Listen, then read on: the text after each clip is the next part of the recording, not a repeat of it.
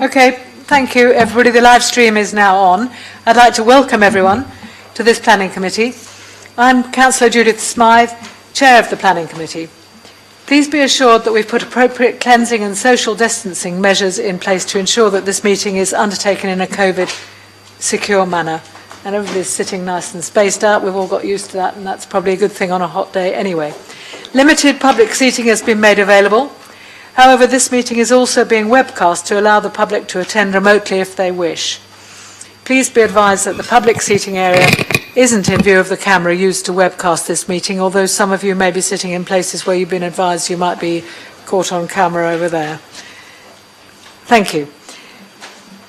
If the continuous fire alarm sounds, please evacuate the room and public gallery by the stairwells. Don't attempt to use the lifts. Please assemble by Queen Victoria's statue in Guildhall Square. In order to comply with the Guildhall Trust fire marshal regulations, anyone who signed in at the Guildhall reception desk should sign out when leaving the building at the end of today's meeting. I'll just draw your attention to the fact that this meeting will be live streamed and everybody speaking via a microphone will be on camera, including those making deputations. Members of the press and public are also permitted to record the meeting on the understanding that it neither disrupts the meeting nor records those stating explicitly that they do not wish to be recorded. Is anybody here present saying they don't want to be recorded? Good. Okay. Please can everyone use the microphones, turning it on here, and remember to switch them off when they've finished, otherwise the camera will remain on you. I'd now like to introduce everybody. Members first, if I can start with John Smith. John Smith, Councillor for Eastern Craneswater.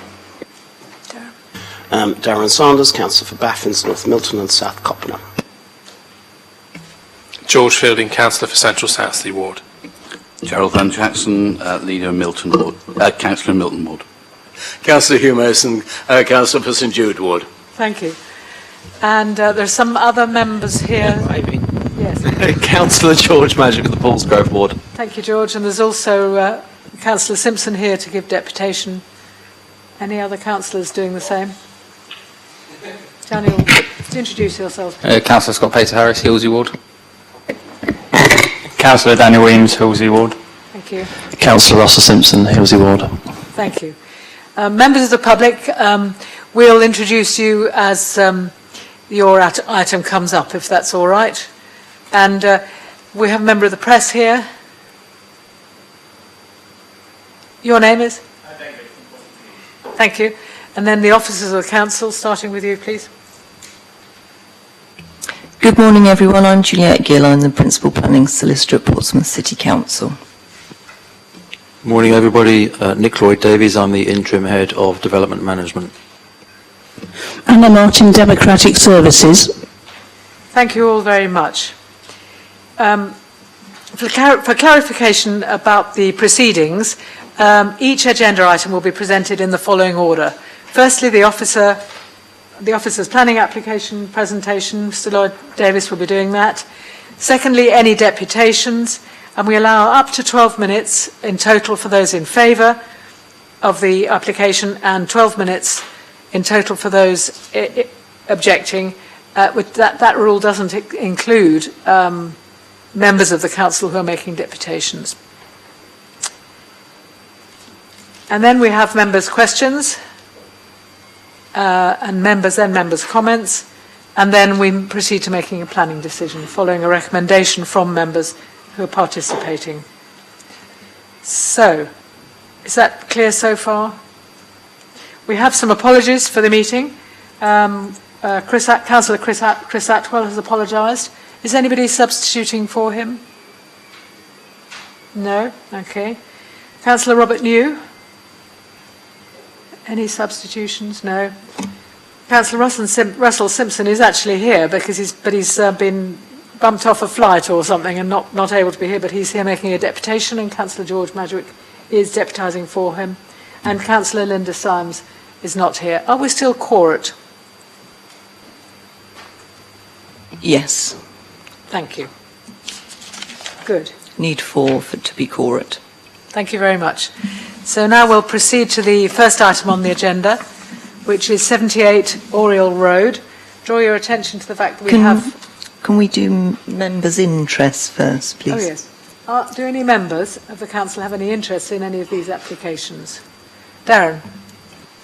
Thanks, Judith. I have a personal but not prejudicial interest in various applications on this agenda as I live in a HMO.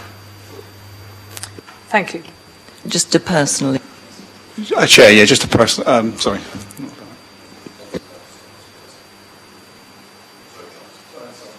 John?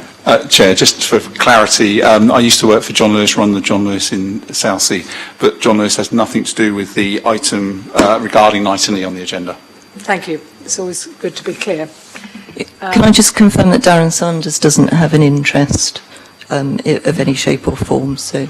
I live in a HMO, so therefore we have 4 HMO applications. So it's on that basis I declare an interest in the interests of transparency and openness. Yeah, but is it? I don't consider it to be any form of interest. I mean, for example, I live in some of these will live in a normal C3 dwelling house, and they won't declare that as an interest. So there's nothing for you to declare. I understand that. I'm doing it in the interests of openness and transparency. It's making a voluntary declaration. Absolutely. Thank you very much. Thank you. Draw your attention to the supplementary data that we've got here to be considered, and on this one there is a short SMAT for 78 Oriole Road. But first of all, then, I will ask... Chair, I think it's traditional to do the minutes of the previous meeting. That's what's on the agenda at item 3. That's right, and I always do the same. Thank you. We have the minutes of the previous meeting held on the 27th of July, and I have a copy here to sign. I'll just go through it page by page in case there's anything that you disagree with. Page 1, 2, 3, 4, 5, 6, 7, 8, 9, 10, 11, 12, and 13. Unless there are any amendments suggested, I will proceed to sign those. Is that okay with everybody?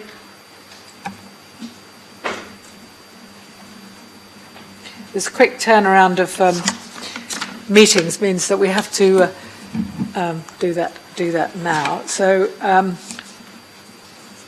we've seen the minutes of the meeting on the 27th of July, and there are no announcements from the planning officer today about policy, which sometimes we have on the agenda at this time. Is that right?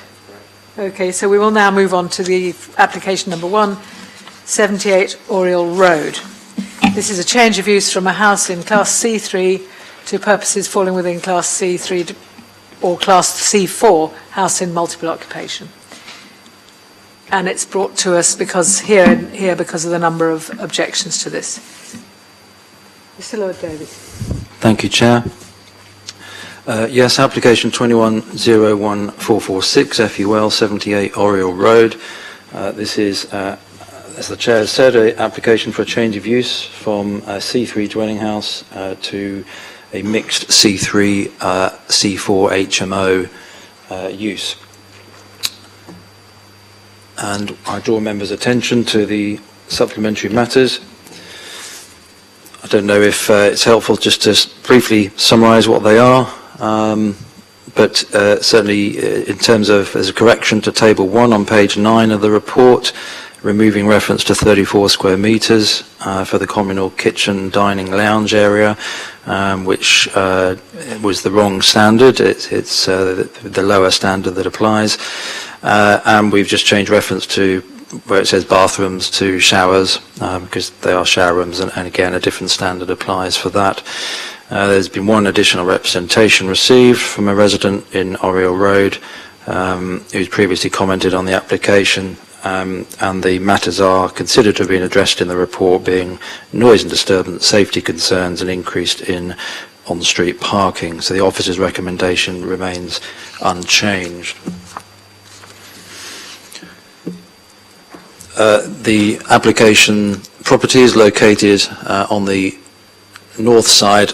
I should actually just draw members' attention, it is subject to a valid appeal on a non-determination appeal, so We won't be making a decision, or we're not the determining authority today. It'll be the recommendation which will be forwarded to the Secretary of State as part of his determination. So the application property is a mid-terraced house on the north side of Oriole Road, as shown in these images. The front of the property shown in the street scene image here. It's a 3-bedroom mid-terrace dwelling house. This image shows the existing ground floor and first floor plans, along with some photographs of the existing arrangement. So the plan is that the ground floor lounge will become a bedroom. The snug shown there will become a home office, and there will be a sort of extension and opening up of the rooms at the rear, which I'll show you on the next slide. This is dependent upon the applicants implementing permitted development rights for various extensions, which we're satisfied would benefit from permitted development rights. There's a single-storey rear extension, and there is a roof extension by way of a dormer and some roof lights. So this enables the provision of the full quantum of bedrooms being sought, but it would still fall within the maximum of 6 unrelated people living together as an HMO, and so they potentially could interchange between C4 and C3. There is an indicated bike store, which provision of that and maintenance of that can be secured through recommended planning condition. This image just shows the extensions to which I've referred just now, but these are not subject to this planning application. The room sizes are satisfied that these comply with the HMO standards, and in addition, in terms of the number of HMOs, there are 2 properties in the 50-metre radius search, identified out of 74 properties, so that's 2.7% of properties within that radius, so falling well within the 10% threshold specified within the policy and the guidance. So that is, in that regard, considered to be acceptable. And the recommendation as set out is to approve that the Secretary of State be advised that the City Council Planning Committee resolves to grant conditional planning permission with the following conditions relating to time, approved plans and the cycle storage. That's it. Thank you. Thank you very much. I'm now going to move on to deputations. I'll do it in order of what we've got on our list here. Councillor Weems.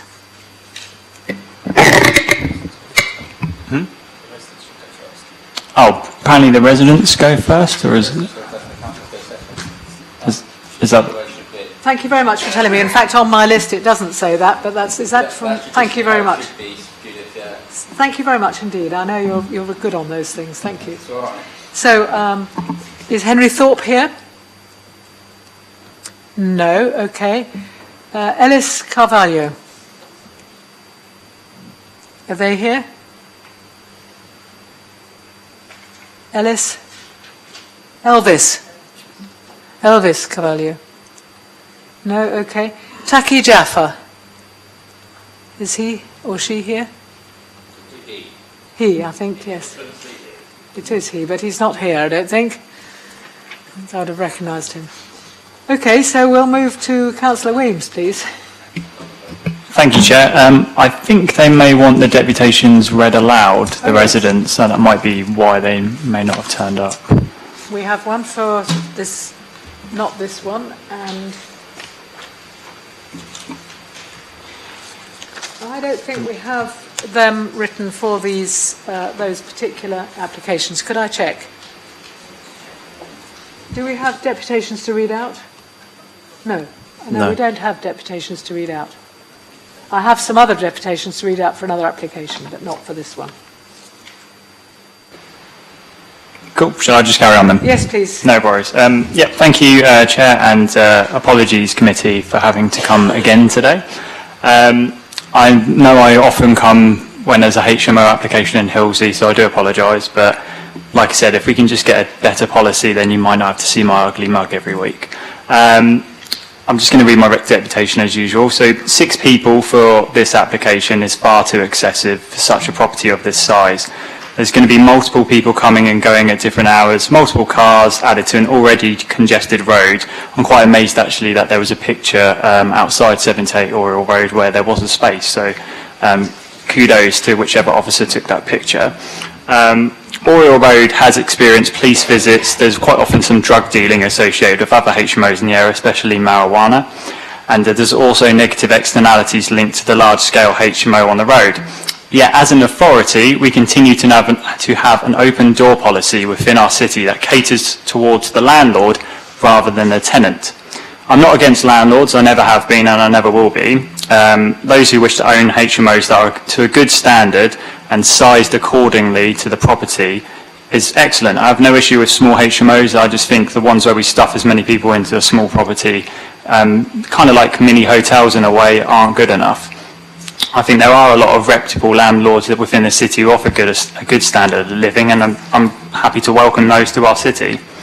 I also agree with several residents I've spoken with that they also believe that the HMO size is the issue, and every time we come to this committee and there's another application where they're saying, well, we can have 7, 8 or 9 people in a property, it just frankly isn't normal.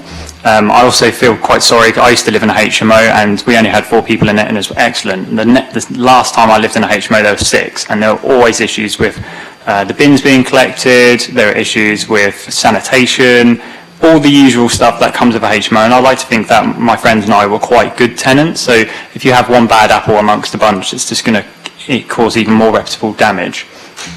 This leads me on to the next, and my favourite paragraph, is section 8.11 states that in terms of the impact on the living conditions of the adjoining occupiers, it is considered that the level of activity that could be associated with the use of any individual property, either as a dwelling class C, C3, which involves occupation by a single family, would be unlikely to be significantly different from the occupation of the property by between 3 and 6 unrelated persons.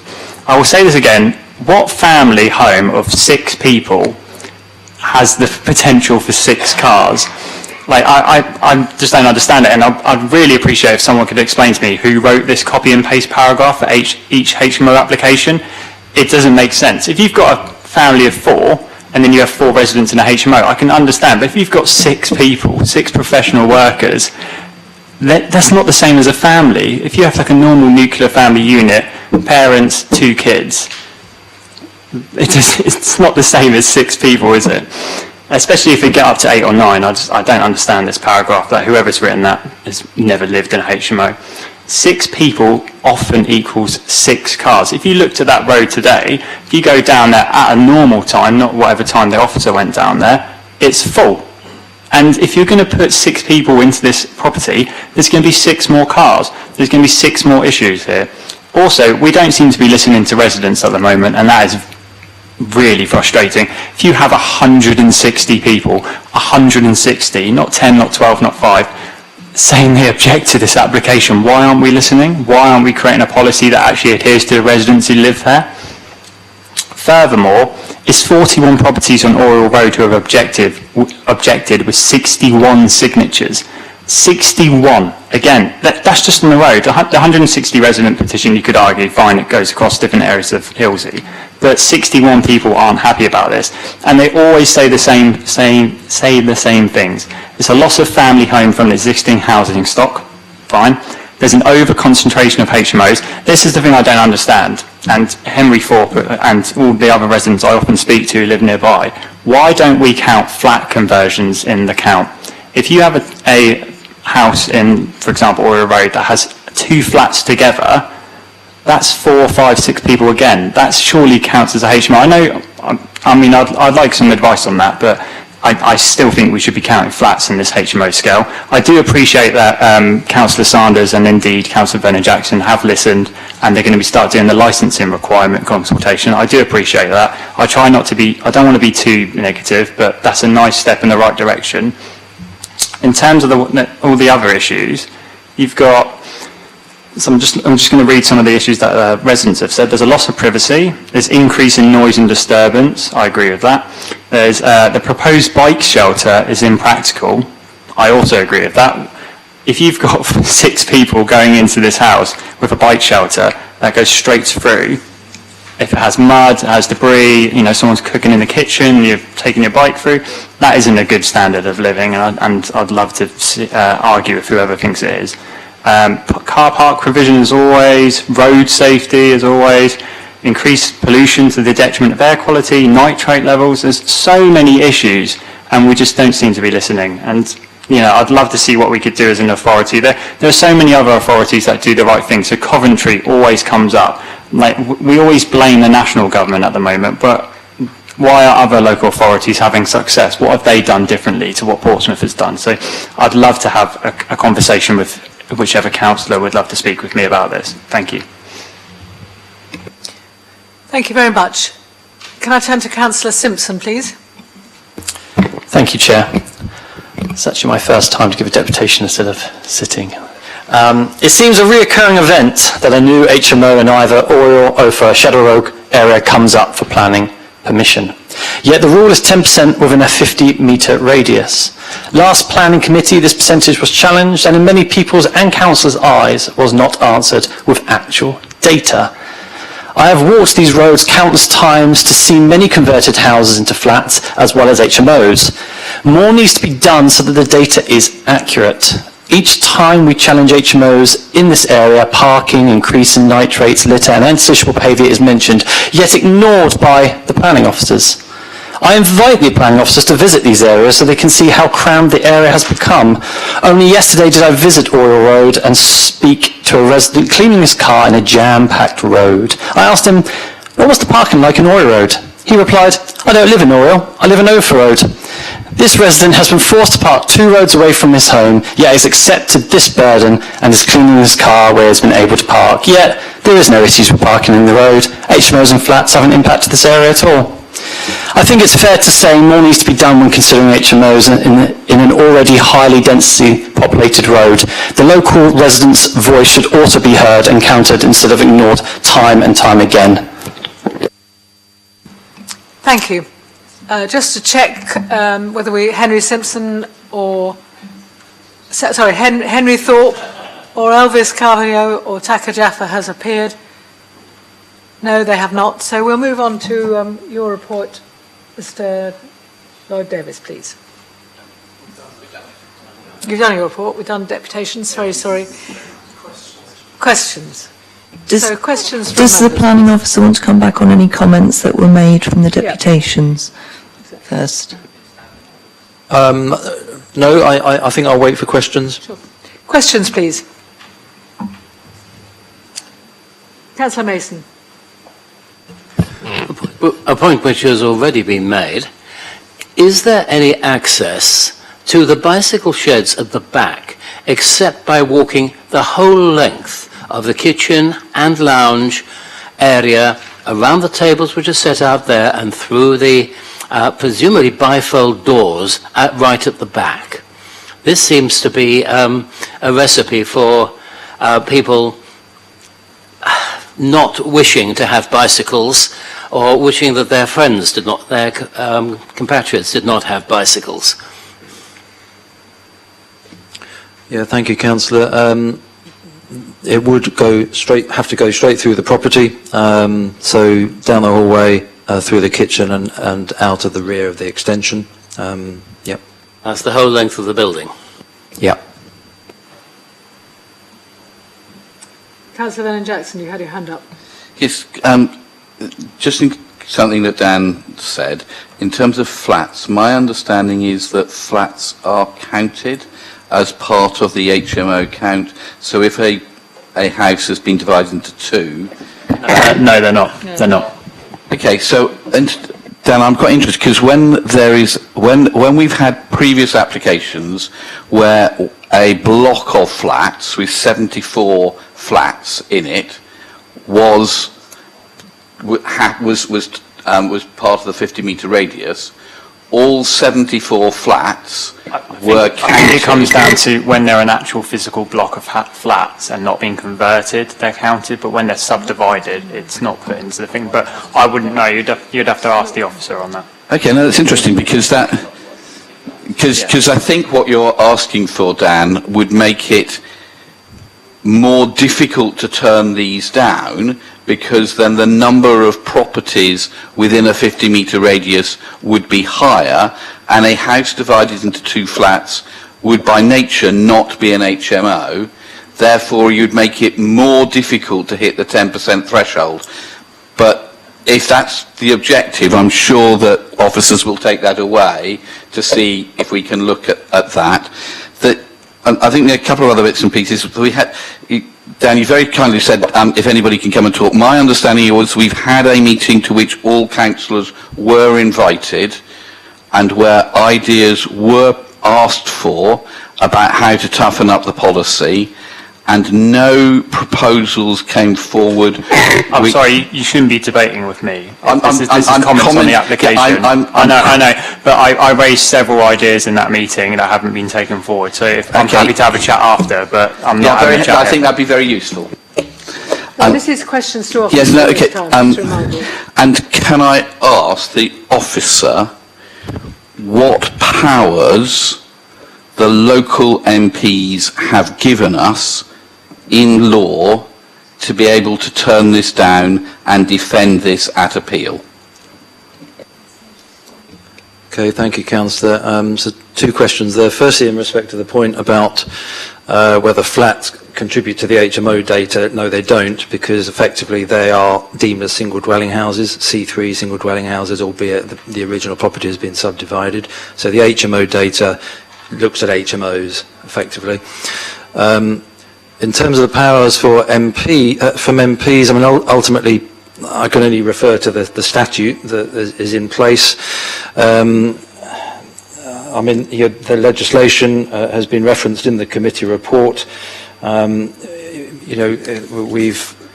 are governed, obviously, under the Town and Country Planning Act, the Use Classes Order, which defines a C3 dwelling house and a C4 HMO, both of which are basically, capable of occupying up to 6 persons. So this is why you get the repeated information, often repeated in the committee report, that from a local planning authority perspective, it's very, very difficult to reject. So potential occupancy remains, up to 6 people, for both uses. So, in terms of reasons for refusal, there's no particular legislation. It's a member's behest ultimately. I mean, the officers have considered the legislation and, given our reasons why it should be recommended for approval. Chair, can I just come in on the point on flats? In the SPD, it says where there's a 50-metre radius captures any part of a building containing residential flats, the council will endeavour to establish a number of flats that fall in part or whole within that 50-metre radius. And then it just says if this proves impossible, then all properties inside of this building will be included in the count.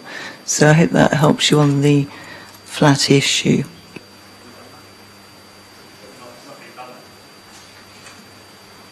Have the flats been considered within this 50-metre radius under that rule? I'll have to double check with the case officer, if you bear with me.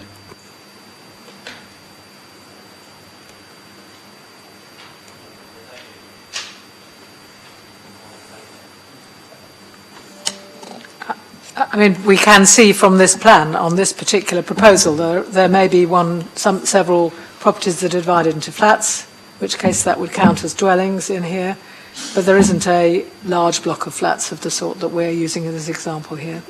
Councillor Vernon Jackson.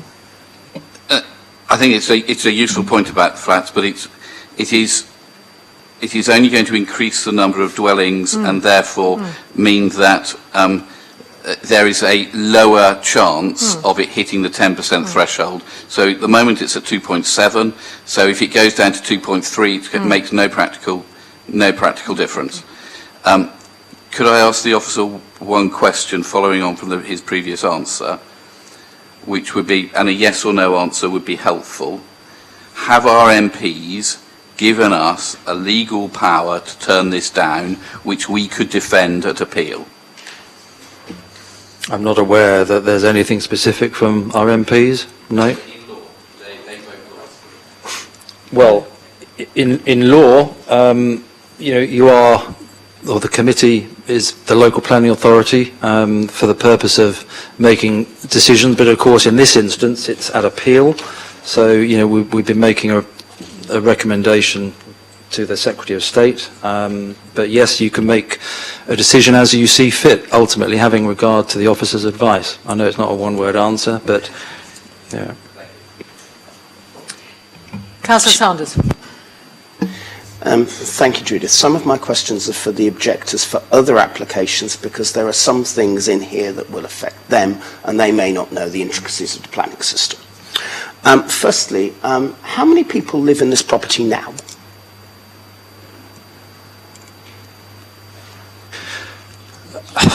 Well, we don't know. It's difficult to say. We don't. It's a single. It's a single dwelling house. Ultimately, from a land use planning perspective, all we want to understand is that is it occupied as a single household, or is it an HMO? Forgive me. How many bedrooms are there currently? Sorry, could you repeat the question? Forgive me. Sorry. How many bedrooms are there currently? I believe it's a 3-bedroom dwelling house. Okay, so 3 bedrooms are being added to this property, correct? Yes, it's a 3-bedroom dwelling house. Okay. So there's significant alterations that are occurring, presumably, yes? Well, yes. The change of use is dependent upon the permitted development rights being built. That's my next question. You talk about permitted development. Now, several of us know what that means, but not everybody does. Permitted development sounds like a resident can actually do what they like within certain limits to a house. Is that correct? Well, yes, it's national legislation that gives householders rights to extend and enhance their properties. I say that because with some HMOs in the city, what's happened is the number of bedrooms has been increased without needing to come back to us because of these permitted development rights, and we know that has occurred elsewhere. What is the Home Office? Again, home and office I understand, but what's the purpose of the Home Office? Well, like many occupiers or many dwellings, people use a study. A lot of people work at home. It's not a separate, land use, as it were. That can still be done within the context of a C3 residential dwelling. You use a room as a home office. More and more people do that. So I expect that the owner of the property will potentially keep that room for his or her personal home office use. Okay. So it's for the owner of the property as opposed to the residents who live there. Is that your understanding? Well, I can't say for sure how that arrangement will take place. Okay, that's fine. So you've not received any information on that. That's okay. Finally, you talk about the role of the Secretary of State here, which is an appeal. So our role is what? Essentially, we are making a decision, well, not actually making a decision, because we're not making a decision. We're effectively advising the Secretary of State on what we might have done if the applicant had decided not to go to appeal. Is that correct? That is correct. It helps to inform the planning inspector acting on behalf of the Secretary of State as to what the local authority would have done if they were the determining authority. Right, so the decision maker is the inspector or the Secretary of State, which one? well, most appeals are handled by inspectors through the planning inspector appointed in the name of the Secretary of State. Okay, that's very kind of you. Thank you for that. Thank you. Are there any more questions? Councillor Mason.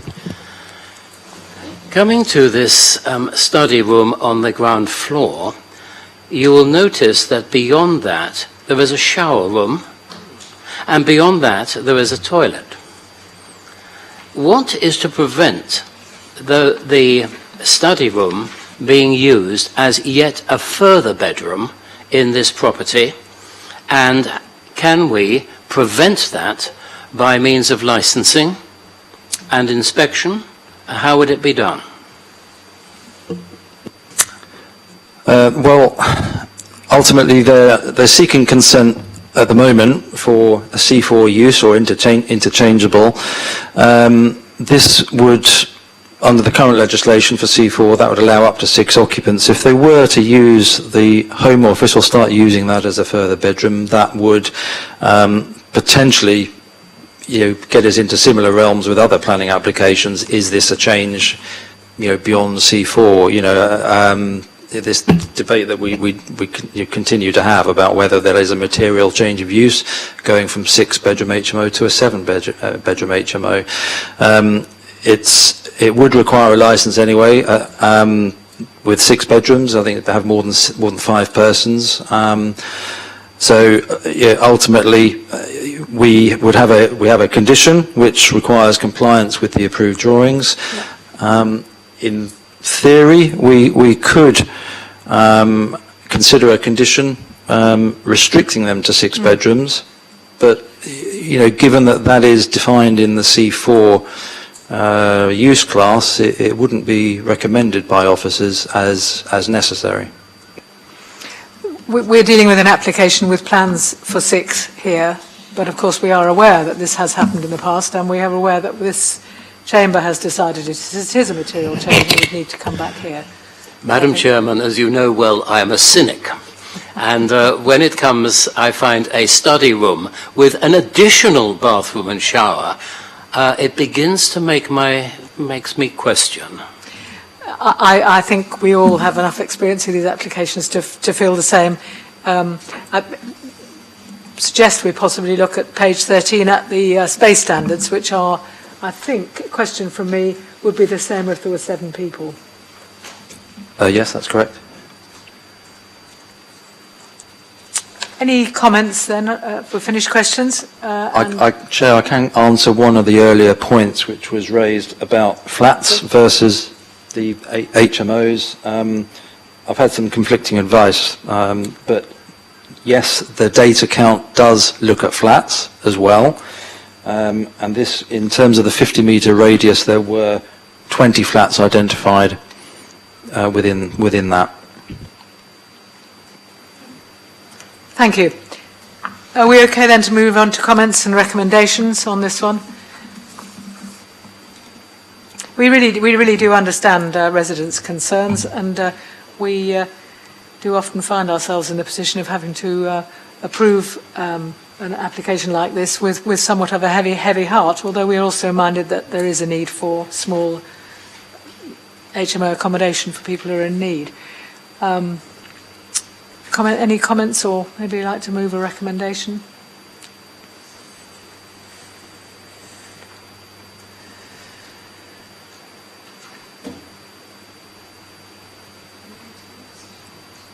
Sorry? Members are here to make decisions.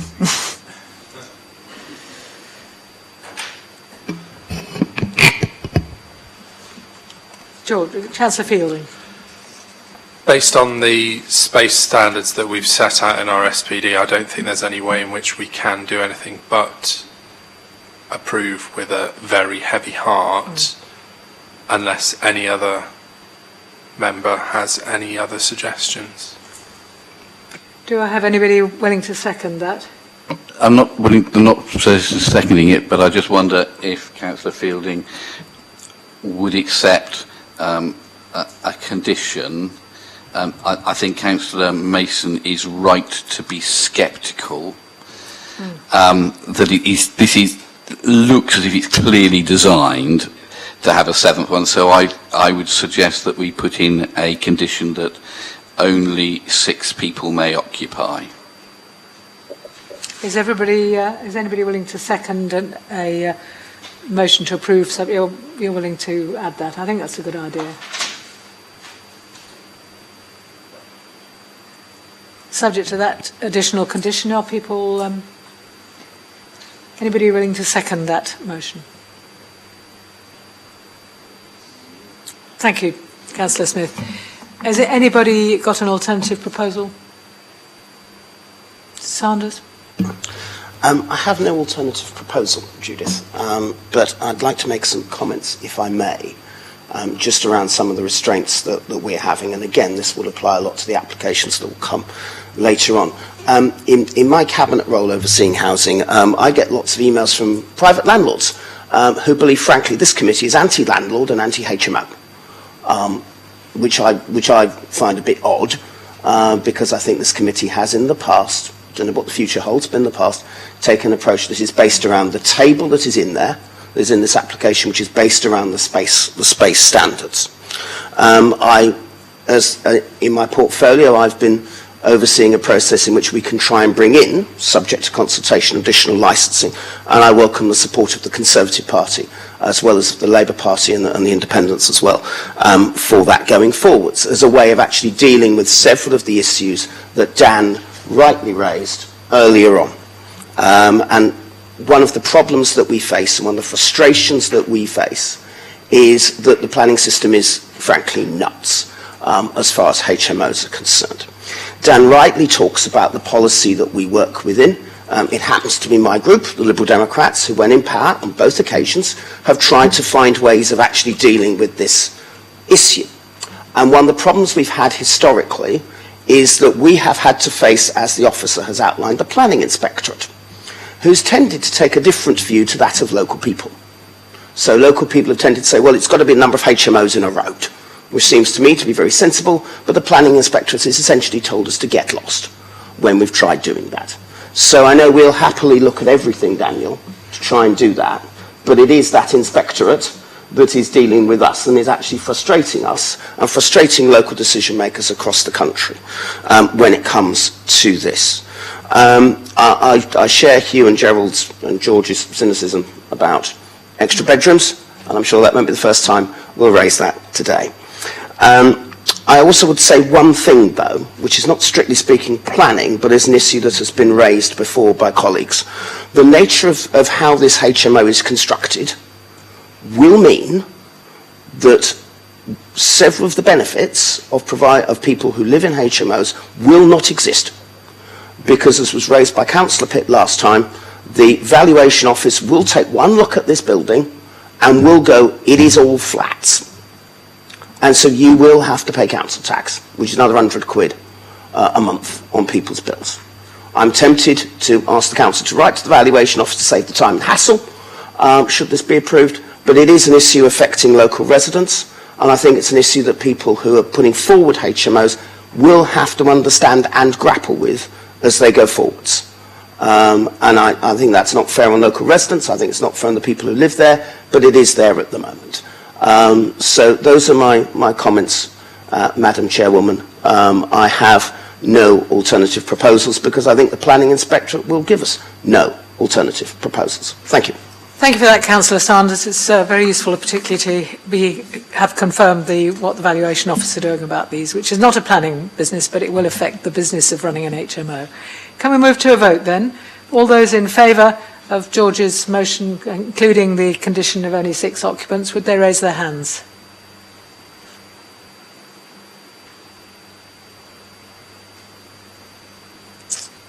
Okay, all those against? All those abstaining? Okay, so we have granted planning permission with a full understanding of all the matters that were very well summed up by Councillor Sanders. Chair, just to clarify that we've agreed a resolution that will refer to the Secretary of State, so we've not granted permission, but we've We indicated would have that we granted would have. permission had we done it in time. Okay, good. Thank you. Well, I'm going to move on to item 2, which is 10 Rampart Gardens. And here we have a number of deputies as well. But if we could start with your presentation, please, Mr. Lloyd Davis.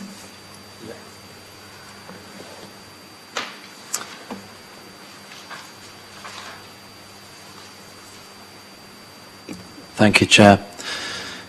This is application 22000810 FUL, 10 Rampart Gardens in Hilsea. This is an application for a change of use from C3 dwelling house to a 4-bed house in multiple occupation, and it is a resubmission of a previously refused application. It's been called in by Councillor Weems and Councillor Peter Harris. There are deputations from, I believe we have 6 deputations, potentially.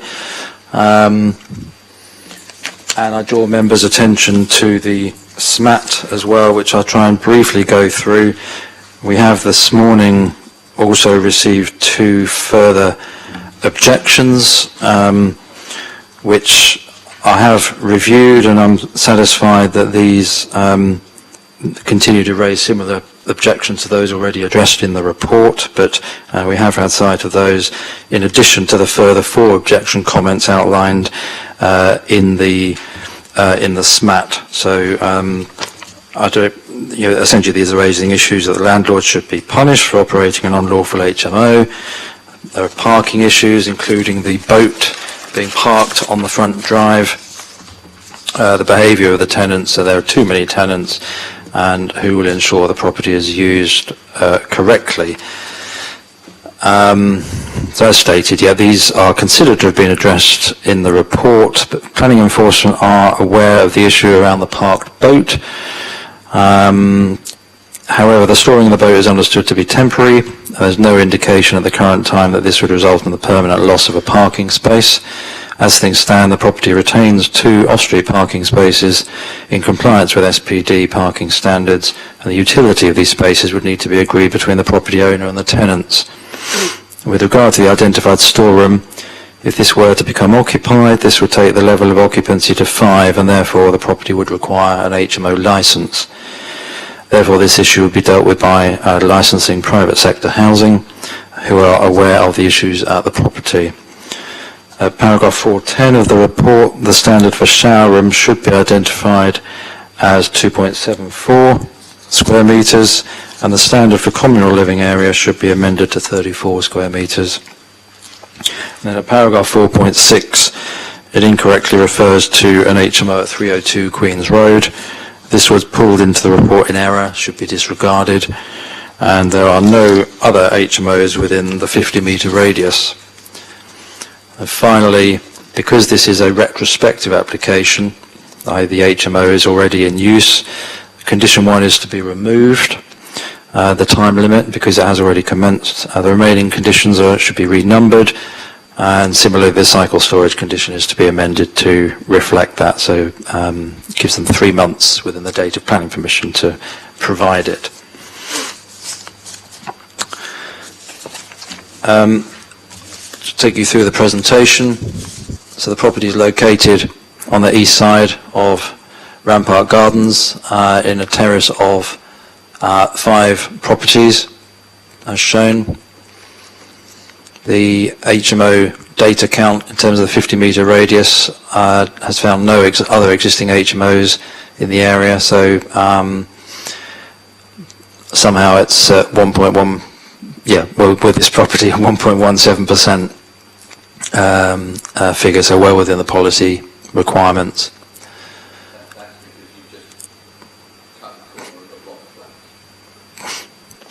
Although the HMO data, the count data does, for the benefit of officers, identify flats, the percentage, as required under the policy, looks at the HMOs.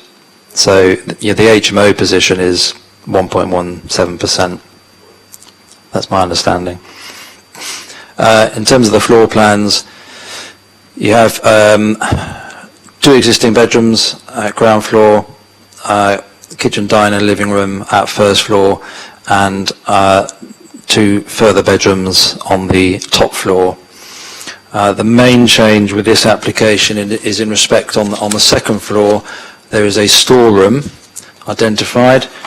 There was a previous application which was refused under officer delegated powers because in that application referenced 22000105, that storeroom was shown as a 5th bedroom.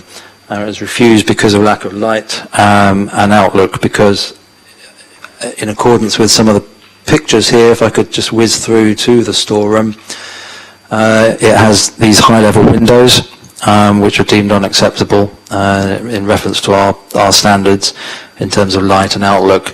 It has also been discussed with licensing that this room would not be licensable.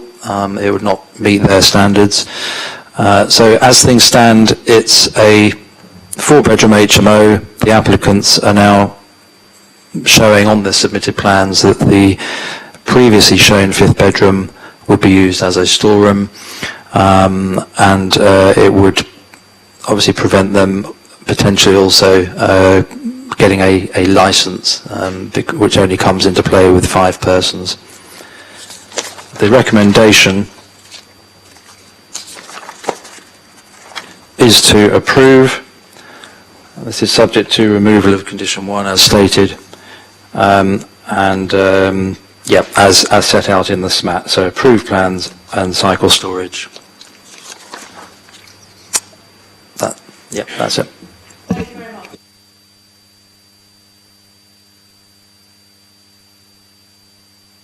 Sorry, just a quick one, Judith. Are we okay to go through the residents' objections first, just because the flat thing has changed my deputation? I would like to quickly edit it. And I know that Councillor Scott Bay-Harris said we usually do the residents' deputations before councillors. Yeah. Okay, thank you. Thanks so much.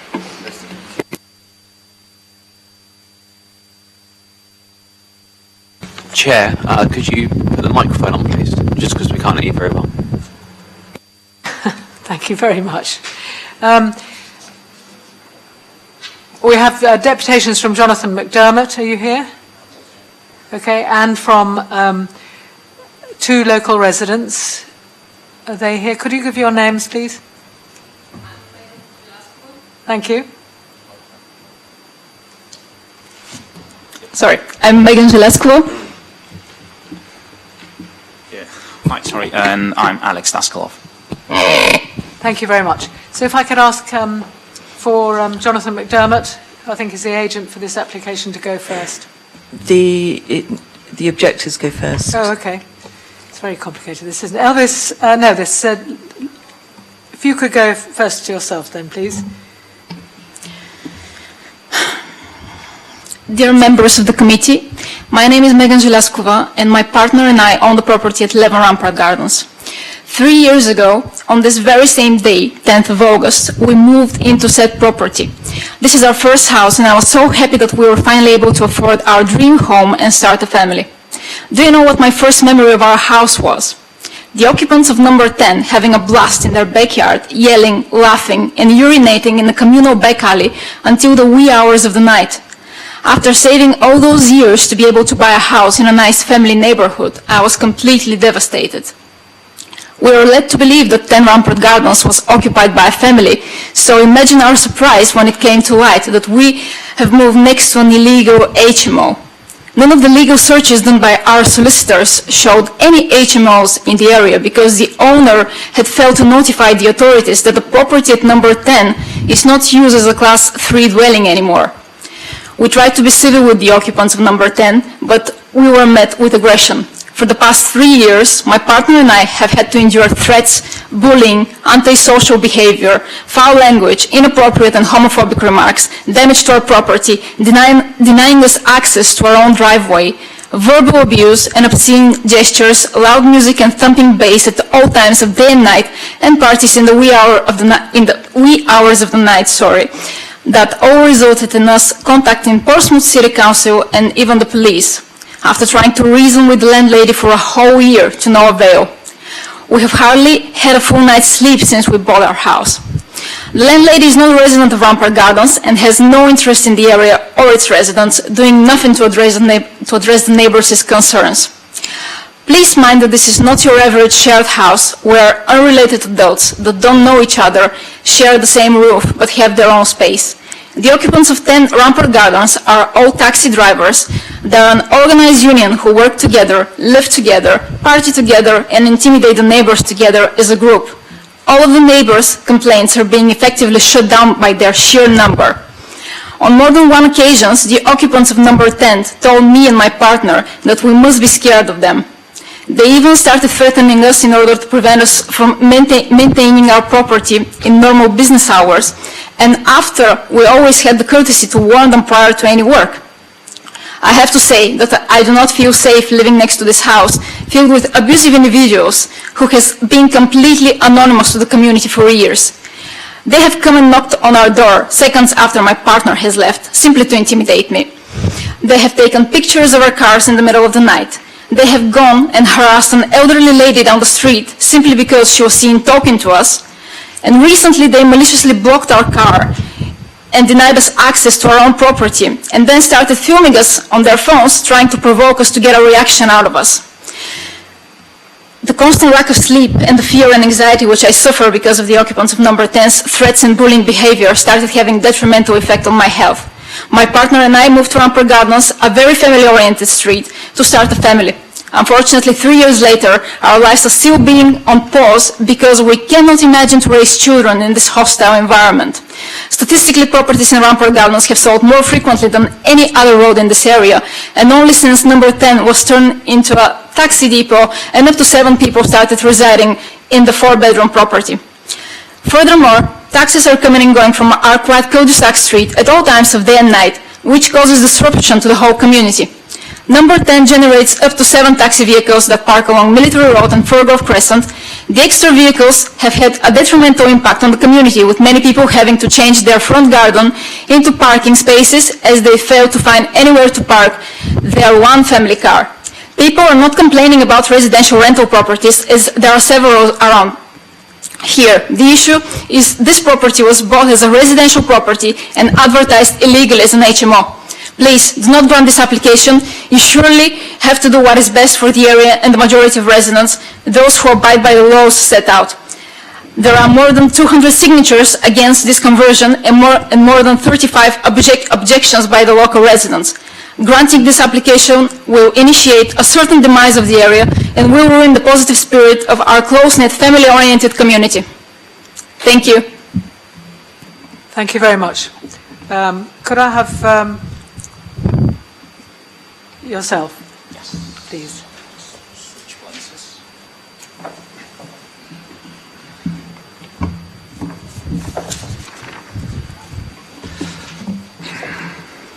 Right. So, here we go. Dear members of the committee, my name is Alex Daskalov, and I live at 11 Rampart Gardens, and I'm directly affected by the antisocial behavior of the occupants of number 10. Now, Rampart Gardens is a family-oriented residential neighborhood made up primarily of families and homeowners. The existence of an illegal HMO has had a very negative impact on the area. Making this an official HMO will only further deepen the existing problems, but moreover, it will introduce a commercial aspect and encourage living at overcapacity in this quiet family neighborhood. Now, the landlady of 10 Rampart Gardens, she's undermining the council's authority by illegally renting out the house as an HMO, and she's been doing this for years, despite not having the necessary approval in place, despite not even seeking approval until now, and despite the previous application being rejected. So this trial period has successfully proven that such a property does not fit well in the neighborhood, and the occupants of said property have no interest to integrate in any way into the local community. Now, they've said numerous times that they do not consider this to be their home. They've actually, in the first weeks after we moved in, they were trying to bond with us over the fact that, in their words, England is a dump, the houses are awful, they would never invest in a property here. So basically, they do not need to live in here. It's just their choice to come, make some money, and just send them back to their families back home, whatever that is. So just the point is you should really not grant this application because this would blatantly reward and encourage illegal behavior on the landlady's side. I mean, this would simply send the message to other prospective landlords that they can run illegal shared houses around the city under the radar, hoping they don't get noticed. But even if they do, they would only just be granted license retrospectively. So this is just, in my opinion, sending out the wrong message. Now, over the past few years, the number of occupants at 10 Rampart Gardens has risen steadily and has long exceeded the capacity of the property. Over the past year alone, at least 6 separate male taxi drivers were continuously residing in the property, each with their own commercial vehicle, plus an additional female occupant. And this is not counting the occasional visitors who would stay for a few weeks and then disappear, never to be seen again, which is to anybody's guess what they were doing at that property. But this is just down to poor management on the landlady's side on the property. So, Portsmouth City Council deems this house is suitable for 4 people, but the property has been overcrowded beyond capacity for many years, and this is likely to continue if a license is granted. Now, the 5th bedroom is currently being labelled as a storeroom in the resubmitted application, but who will monitor the property and prevent that said storeroom being used as a 5th bedroom once the application is granted and the focus is shifted off this property? Because left on their own, the occupants will simply ignore the 4-person limit and continue to abuse the system by overcrowding the property, as this means cheaper rent for them. The more people they get into that property, the better for them. And this again comes down to a poor management from the landlady herself, because she is unaware of how many people reside in that property. The current arrangement has been there's only one person on the tenancy agreement, and he's been left to sublet to as many other people as he wants. So again, this just shows the lack of control exerted on the property by the landlady. Now, furthermore, I would like to add that having looked at the proposed layout, it becomes evident that the property has been extensively modified from the original layout. The original properties on Rampart Gardens, they don't have a capacity for more than 3 bedrooms. So, in order to overcome this limitation, the landlady has moved the kitchen from the ground floor, where it belongs, to the 1st floor, sacrificing some of the living room space in order to be able to use the freed space on the ground floor as an additional bedroom. Now, the design intent in these houses is for the kitchen to be on the ground floor, as otherwise, when moved to the 1st floor, this causes a lot of disturbance. When almost every single night, occupants from number 10, the taxi drivers, they drive odd hours, so they would come in the middle of the night and start cooking dinner. So this, having the kitchen on the 1st floor, that would directly affect us, because cooking smells and cooking noises would directly penetrate our bedrooms, just disturbing our sleep, and this is every single night. So the occupants of number 10 Rampart Gardens, they're all taxi drivers, and they're running their taxi business from the property at all times of day and night, using it as a taxi station. Now, the constant coming and going of taxis from the property, accompanied with the banging of doors at all hours of the night, disrupts the sleep of many of the residents. Lights flashing in bedroom windows, just trying to cram so many vehicles. I'm worried about the time of this. If you Yep, remember, okay. there's only a limited amount of time for... I don't know how much time I've got left, but I'm nearly at the end.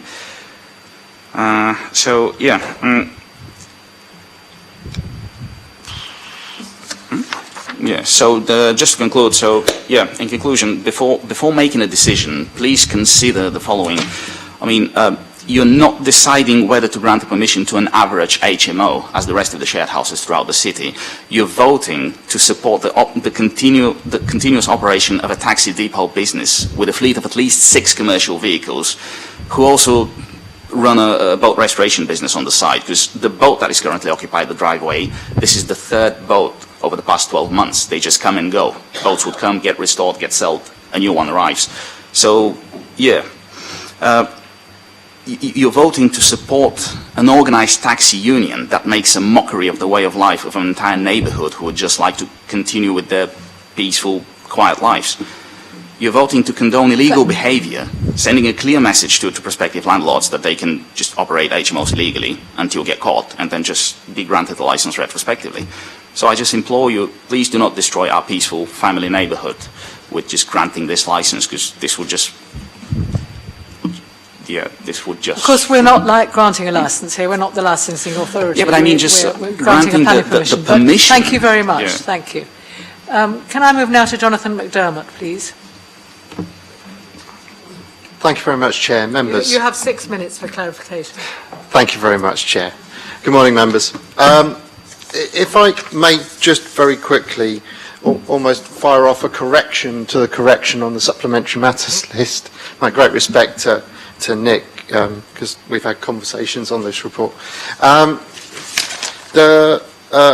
the supplementary matters tries to update the standard for communal living area to 34 square metres, this is technically incorrect. It should be, as published, 24 square metres, primarily because the property can only occupy 4 persons under the licensing thresholds, and therefore you should be looking at this as if it is a 4-person HMO. That being said, I just wanted to sort of touch upon the background behind the application, why we had to make a retrospective application in the first instance, and what has happened since. So the first application was submitted following an enforcement complaint against the property. The enforcement team had detected that the tenants had sublet, unbeknownst to my client. My client is now very much aware, and I have sent a further email to her today reflecting upon the objections received that I have just sat and heard. The application was subsequently made for the property in the configuration that was presented, that is a house of multiple occupation where that storeroom was being utilised as a bedroom. The application was rightly refused by the local planning authority and subsequently amended. Now, the sole reason for refusal of that first application was that storeroom, that bedroom number 5. The decision taken by my client, as advised by us, was to effectively delete that storeroom out of the equation, so to remove that from circulation as a bedroom and to have it as such. That essentially addresses the previous sole reason for refusal, and in part, members, whilst it is completely your decision, you must have regard to that previous decision as a material consideration. In terms of the issues relating to business use being run at the property, I can only assure members that the application before them is for a 4-person HMO, and that is how we see it as planning consultants.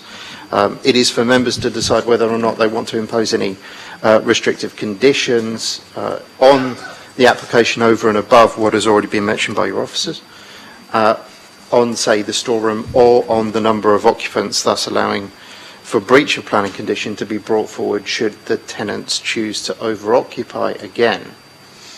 The final comment, just in terms of the mood music in the room, the talent of a planning consultant essentially is to listen, and certainly to listen to comments made by learned councillors.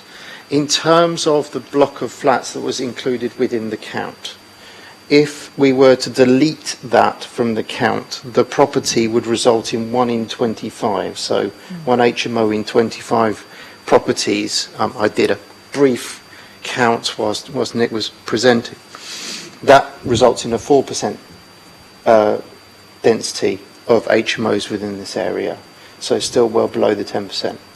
In respect of all of the other standards you have in your HMO SPD, the property would comply, and therefore your officer's recommendation is fundamentally correct on all of the planning issues. I thank you for your attention and wait for the debate. Thank you for your deputation. Thank you. We now have a deputation from Councillor Simpson, please. Oh, okay. Councillor Wims. Sorry, Scott is it not Pater Simpson Harris. first? Sorry?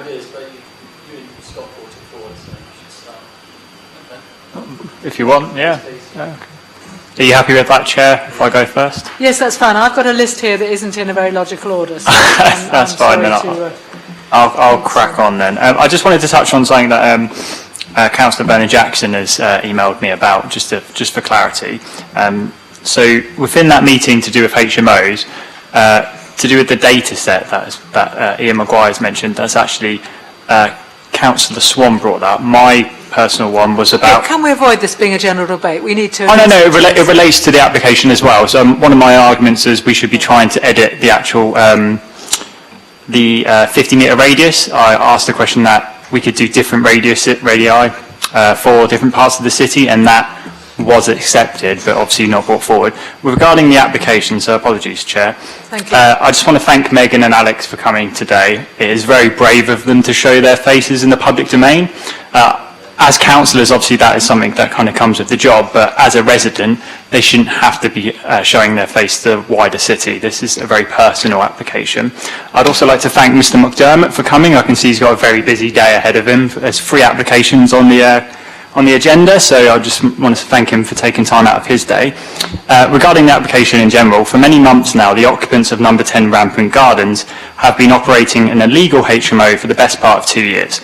The letting agent has advertised the property as a HMO on their website several times, and because of this, I can only assume the owner was aware, and only when neighbours raised concerns about the illegal HMO did the owner make the application. Very happy to take the money for as long as they can, and then obviously when the law came to buck, they had to get an application made. This retrospective action is appalling. What kind of message do we send to landlords? Like, feel free to float the rules as long as you want, but when it comes to the actual crux of the matter, then make the application. There appears to be no communication between council departments either. I raised time and time again the number of licensed taxis at this property, and not once did the licensing manager thought to bring this to the attention of the housing team. I had to do it. The current number of tenants, and I use the words tenants with gritted teeth, is around 6 to 7 persons, all of whom are taxi drivers. This leads me on to the following section of the report.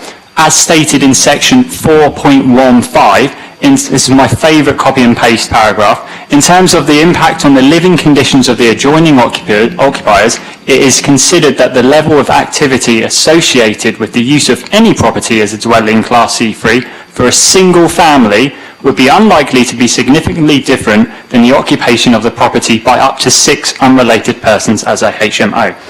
I still don't understand that comment. It's ridiculous, really. I don't know about you, but I've never experienced a typical family operating a business from their home, working all sorts of hours, or indeed having more than 4 cars. Maybe my experience of a family unit is vastly different, but I'm not sure this application can be compared to the average household in Rampant and Military Road. I'm sure Alex and Megan, who came here today, don't operate taxis at all sorts of hours of the evening. Furthermore, section 9.1 to 9.10 of the SPD discusses the negative impacts of HMO concentrations on local communities and points to the environmental effects of HMO concentration. However, given that there is no over-concentration of HMOs within the surrounding area, in this case, it is considered that the impact of one further HMO would not be significantly harmful. That then leads me on to the issue with our data set. We have such poor data at this council, and it is ridiculously outdated. The fact that we don't even include flats, even though we should be, is something I object to this application. Possibly you could even object to it saying that you don't have the data to make a correct decision. That would be something I would recommend. Before the committee today, we have hundreds of objections and signatures against this application because of the current impact of this property on the surrounding neighbourhood. I understand that officers must work around a given policy, but what kind of message are we sending to residents that, as I say again, if you ignore the rules, nothing will happen? The next point I want to address is the number of cars at the property. The City Council's parking standards, SPD, sets the level of off-road parking facilities for new developments within the city and places a requirement of 2 off-road spaces for Class C4 HMOs with 4 bedrooms. This property does have that, I will admit. It has 2 off-road spaces, but if you have 4 taxi drivers in a property, can someone tell me how many taxis and how many cars are going to be at the road? It will be 4. The council also adopts the parking standards and provides space for the storage of 4 bicycles. I'm not sure, but when I get a taxi, I never seem to be on the back of a push bike. I seem to be in a vehicle. So that's another weird requirement I don't understand with this application. I mean, I think cycling should be encouraged, but I don't see it being used in this property. I also have several pictures on my phone showing at least 5 cars operating out of this property, yet we're limiting it to 2 spaces. And not to mention the boat, I understand people have hobbies, but if you're operating another business outside of that property, that's another issue to be discussed. I would also like members just to read this section of the report, if nothing else. Just take 30 seconds now, appreciate the strength of feeling against this application. The evidence is there that they won't adhere to the licence or indeed the application imposed. There are more than 4 people living at this property. That storeroom is going to be used as a bedroom. There's a bloody bed in it now. Like, come on, it's ridiculous. And the only thing I will say to the applicants and indeed the landlord, not threatening in any way, shape or form, is I will make sure that it is looked at weekly to make sure that there isn't more than 4 people living at this property. So if you do want to sublet it, and whoever is going to be in charge of this property, just know I will be looking at it and you will lose money. It will come out of your pocket. You will not be able to rent to more than 4 people. Thank you. Thank you very much. Can I have Councillor Peter Harris, please? Thank you, Chair. Good morning to the Planning Committee. I mean, we're here once again to discuss one of the dreaded HMOs. I mean, it's very unfortunate. I wish for the committee to understand and realise the considerable agitation that has been caused around this application. I mean, personally, I don't think I've had as much engagement in casework with the community like I have within this application. And you already heard some very powerful deputations already, and I wish you'd place significant weight to those. I think it's also telling that you have all 3 ward councillors here together today in unison to back the residents who are widely in the majority that they feel that this is wrong. I'd also like to thank the agent for the application. I think he gave us a bit of revisionist history. Wouldn't be what I would have said, but I think it was a bit revisionist, and I hope you place significant weight to that. This application is based upon certain variables you consider stated in 1.2 of your report. The principle of development, the standard of accommodation, parking, amenity impacts upon neighbouring residents, and impact upon the Solent Special Protection Area and Ramsar sites. I mean, the standard of accommodation is important within this application, as they are in all. We've already noted that on one basis, this application has already been refused on the 5th bedroom. Now, I'm not going to come here and insult you as a committee, and I think that's what the application has actually done. And it's clear that the change from the 5th bedroom to a storeroom is a technical change for you guys today. I don't think it's actually true. It's not a true representation of what is already in practice, in my opinion. There are already multiple people living within the property, more so than the 4 bedrooms which have been proposed. So the applicant has simply changed the wording of bedroom 5 to storeroom to ensure that the recommendation is changed. That's apparent. I mean, that is quite clear. Even the picture shown today to you by our own officers, the storeroom is shown as a room with a bed in. It's there. So you guys have had it already today. The Supplementary Matters report has already said it will be dealt with by private sector housing as this room is occupied. Well, it is occupied, and therefore the property will require a licence. Well, it's going to need to require a licence. That is what's happening. I mean, it's a question, if I was a member of the committee today, the first question I'd ask, how many live in this household now? How many rooms are occupied? And I hope those questions are fleshed out in a moment, and I'm sure Councillor Sanders probably will ask that question. Now, I know that there's more than this, because I know there are at least 5 taxis which are associated with the property, and sometimes there's been even more. Some of these taxis are not registered in Portsmouth. They're actually outside our licensing regime from that perspective about some of the behaviours, though they're registered in Wolverhampton, which would be no surprise to anyone in this chamber. I don't need to explain it any further on that, because you're all quite bright and you can all quite work out what is really happening here, despite what you're being told by the agent. Now let's just move on to amenity, and I think in 4.15 of your report you've heard this statement already about, in terms of the living conditions of the adjoining occupiers, it is considered that the level of activity associated with the use of any property as a dwelling house class C3 for a single family would be unlikely to be significantly different than occupation of a property up to 6 unrelated persons as a HMO. Well, that doesn't stack up, because I don't know any normal family that has 5 or 6 taxi drivers living there. If anyone does, please enlighten me. I would really like to find out, because I don't know anywhere else in the city that has a normal family like that. We've got the Supplementary Matters makes reference to the boat usage. I think the deputation actually really stated that this is the 3rd boat which is being renovated on the drive and then sold, I believe, for a profit. Environmental Health are aware, Planning Enforcement are aware, because I made them aware. They said they're investigating it, but now they say they're not sure, so I don't actually know what's going on. But I think generally when you sell things for a profit, it generally means you're in a business. And when you're on your third boat, I'd probably say it probably is a business that is potentially running from the site. Boats aren't cheap to buy, for one thing, nor are they cheap to restore. It's my belief that it is running from the property and is a removal of the parking space effectively, because that would then be in a breach of the SPD, which states 2 parking spaces must be provided. I think the boat issue has probably raised more questions than answers and probably muddied the waters further, because I don't think the supplementary matters fully covers what is really going on there. Again, I'll leave it up to you guys to come to a conclusion about the comments I've made with regards to the boat. I'm just going to move on to another bit, is 4.26 of the report, and this is really something that has annoyed me, and I don't often get annoyed with stuff like this, but it says there's been much attention to the property through planning enforcement and through the course of both applications from residents, councillors and MPs. This is generally focused on the behaviour of the tenants, and there would appear to be a neighbour dispute with accusations from both parties. The behaviour of tenants is not material planning consideration, but I'll get that. Now I take issue with the paragraph which says about a neighbour dispute, a neighbour on neighbour dispute, because that's not the case. I mean, the strength of feeling from the entire community is apparent within the area. I think that's heavily disrespectful to the residents that live there, to the residents who've objected, in their hundreds, not 10, not 20, but over 200 in the immediate area. It's disrespectful to frame it in that way, and, personally, I don't think that's acceptable, and I think that needs to be clarified very quickly from the officers. I know previously we've had a restriction placed on HMO which limits to 4 people in a recommendation, which was given to officers at this committee. I believe that was put on a different application. I think Councillor Sanders would have put that forward. If I'm incorrect, Councillor Sanders, can you correct me? I do remember one, I think about 18 months ago, where you restricted it to 4 people in Shadwell Road.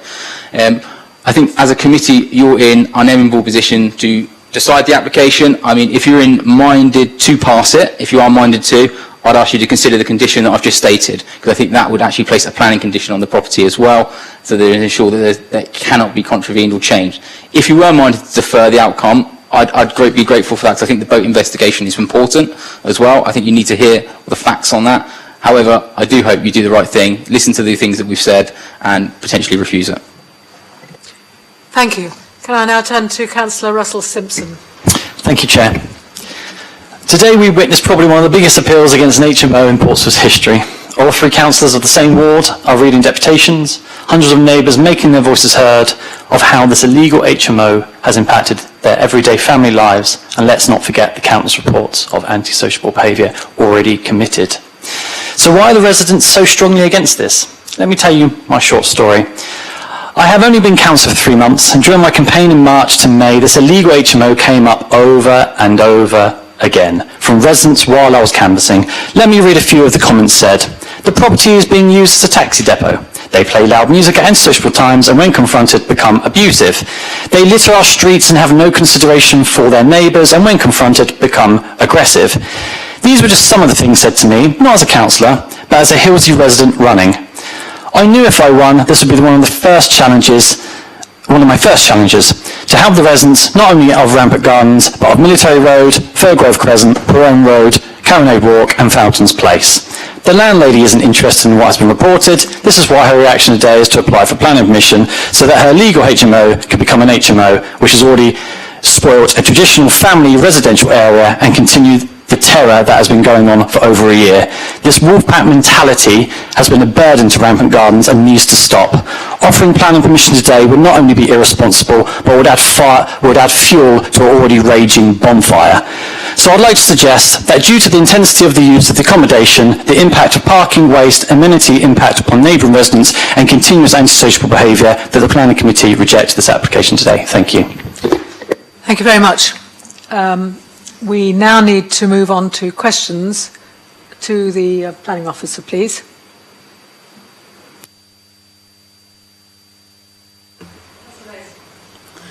Just for clarification, 410, we gather the required standard for the combined living area would be 34 square metres, and it does not quite reach that. Is that correct?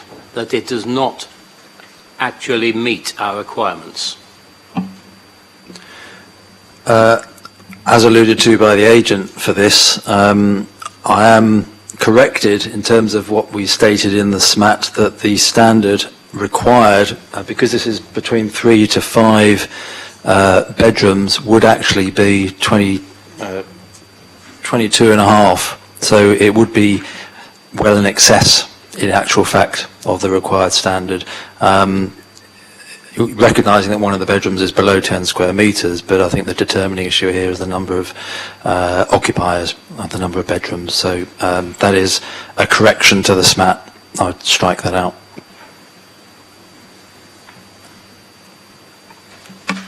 Sorry, that was based on the number of persons. It's 3 to 5 persons or 6 to 10 persons. So 3 to 5 persons, the required standard is 24 metres squared, and 6 to 10 persons is 34 metres squared. Councillor Sanders. Thank you. How long does an application have to be between occupation and application? So how long is a normal retrospective application? Well, or is that as long as a piece of string? Potentially as long as a piece of string. I mean, ultimately, there are cut-off points in law in terms of uses that are not brought to the attention of the planning authority if they are unauthorised in planning terms. You know, in the case of formation of a dwelling house, you know, within 4 years, they become they can argue that they are lawful. Similarly, for other changes of use, after 10 years, they can be deemed lawful in the absence of it being identified or picked up through planning enforcement. So this has already been looked at by the planning enforcement team. So that's the only potential cut-off point, but there's no obligation, there's no other sort of time frame by which a retrospective application would be required, for example. So the accusation made by one of the deputies that this has been a HMO for 3 years, illegally, actually in planning law is not illegal, because there is no cut-off date between it becoming something and people applying for it. Is that correct? Or it hasn't met the cut-off date? Well, they have made a material change of use having regard to the Article 4 direction that we have, which normally allows interchangeable use between C3 and C4 in Portsmouth. So they have made a material change of use that requires planning permission, which they have done now retrospectively following an enforcement investigation. Now, they could, after a period of trying to remember for HMOs, if it's 4 years or 10 years for HMOs, they would need 10 years, of activity without formal enforcement action being taken to be able to argue that that has become lawful. But the fact of the matter is that it has been picked up and we are dealing with it by way of a retrospective application. That was my only question, Judith. Thank you. Any more questions? Councillor Smith. Chair, can I just ask, you say there's been, on 4.26, there's been much attention from the planning, enforcement and others, etc., about it. And there's been mention from several people about the property being used as a business. Where is that data? Have we seen that? Is there, there's been a lot happening. Where is that data?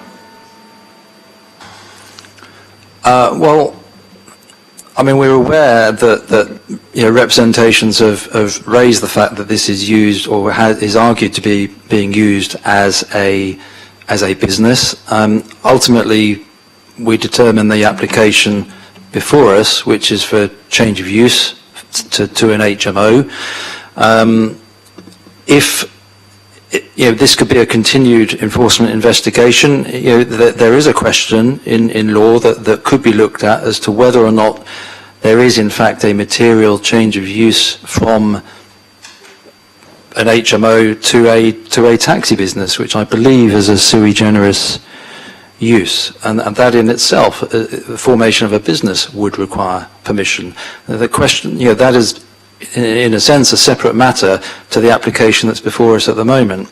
Whether there is a an actual material change of use to a business would need to be separately looked at by planning enforcement and acted upon accordingly. But it's that is separate to the application before us today. Chair, but I would argue, given the amount of information that's come to us from residents and local people, that it is being run as a business, and that would need to be looked at before we make any decision today.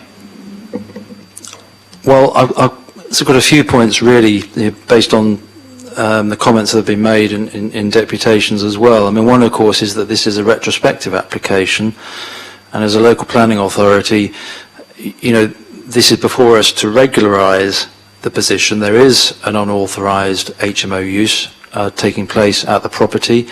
This application has come in to regularise that following investigation by planning enforcement. So in a sense, it is incumbent upon us to bear that in mind. They've now put in an application to correct the fact that they didn't do that in the first place, which is not illegal for them to make a material change of use without planning permission.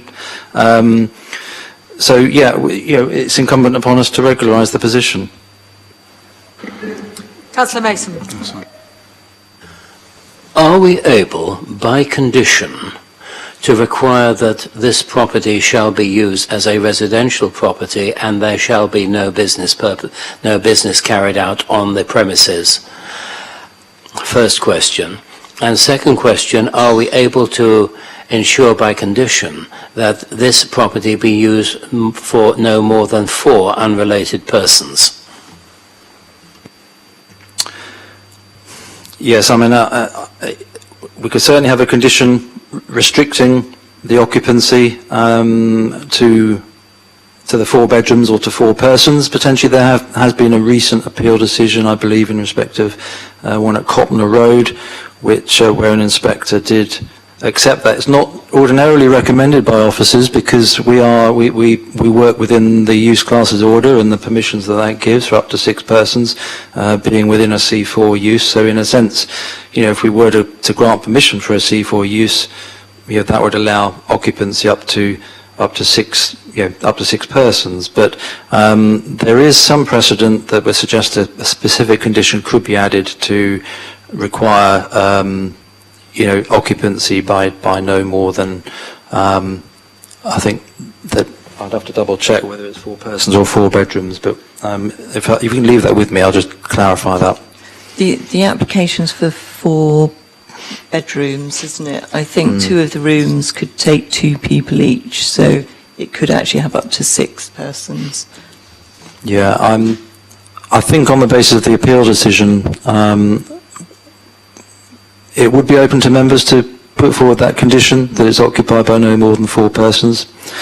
I think the other thing, in terms of business use, again, if this were to be granted, this would be a residential HMO. Any subsequent business use would need to be pursued separately. I mean, I think it's probably unreasonable to impose such a condition, but an informative could be added, and certainly I've no doubt the planning enforcement team would, with councillors monitoring the position, would certainly keep an eye on that. I mean, I think the planning enforcement team could investigate that on an ongoing basis. Councillor Madgwick. Thank you. Could you confirm the timestamp of the photos that you showed us in the report, please?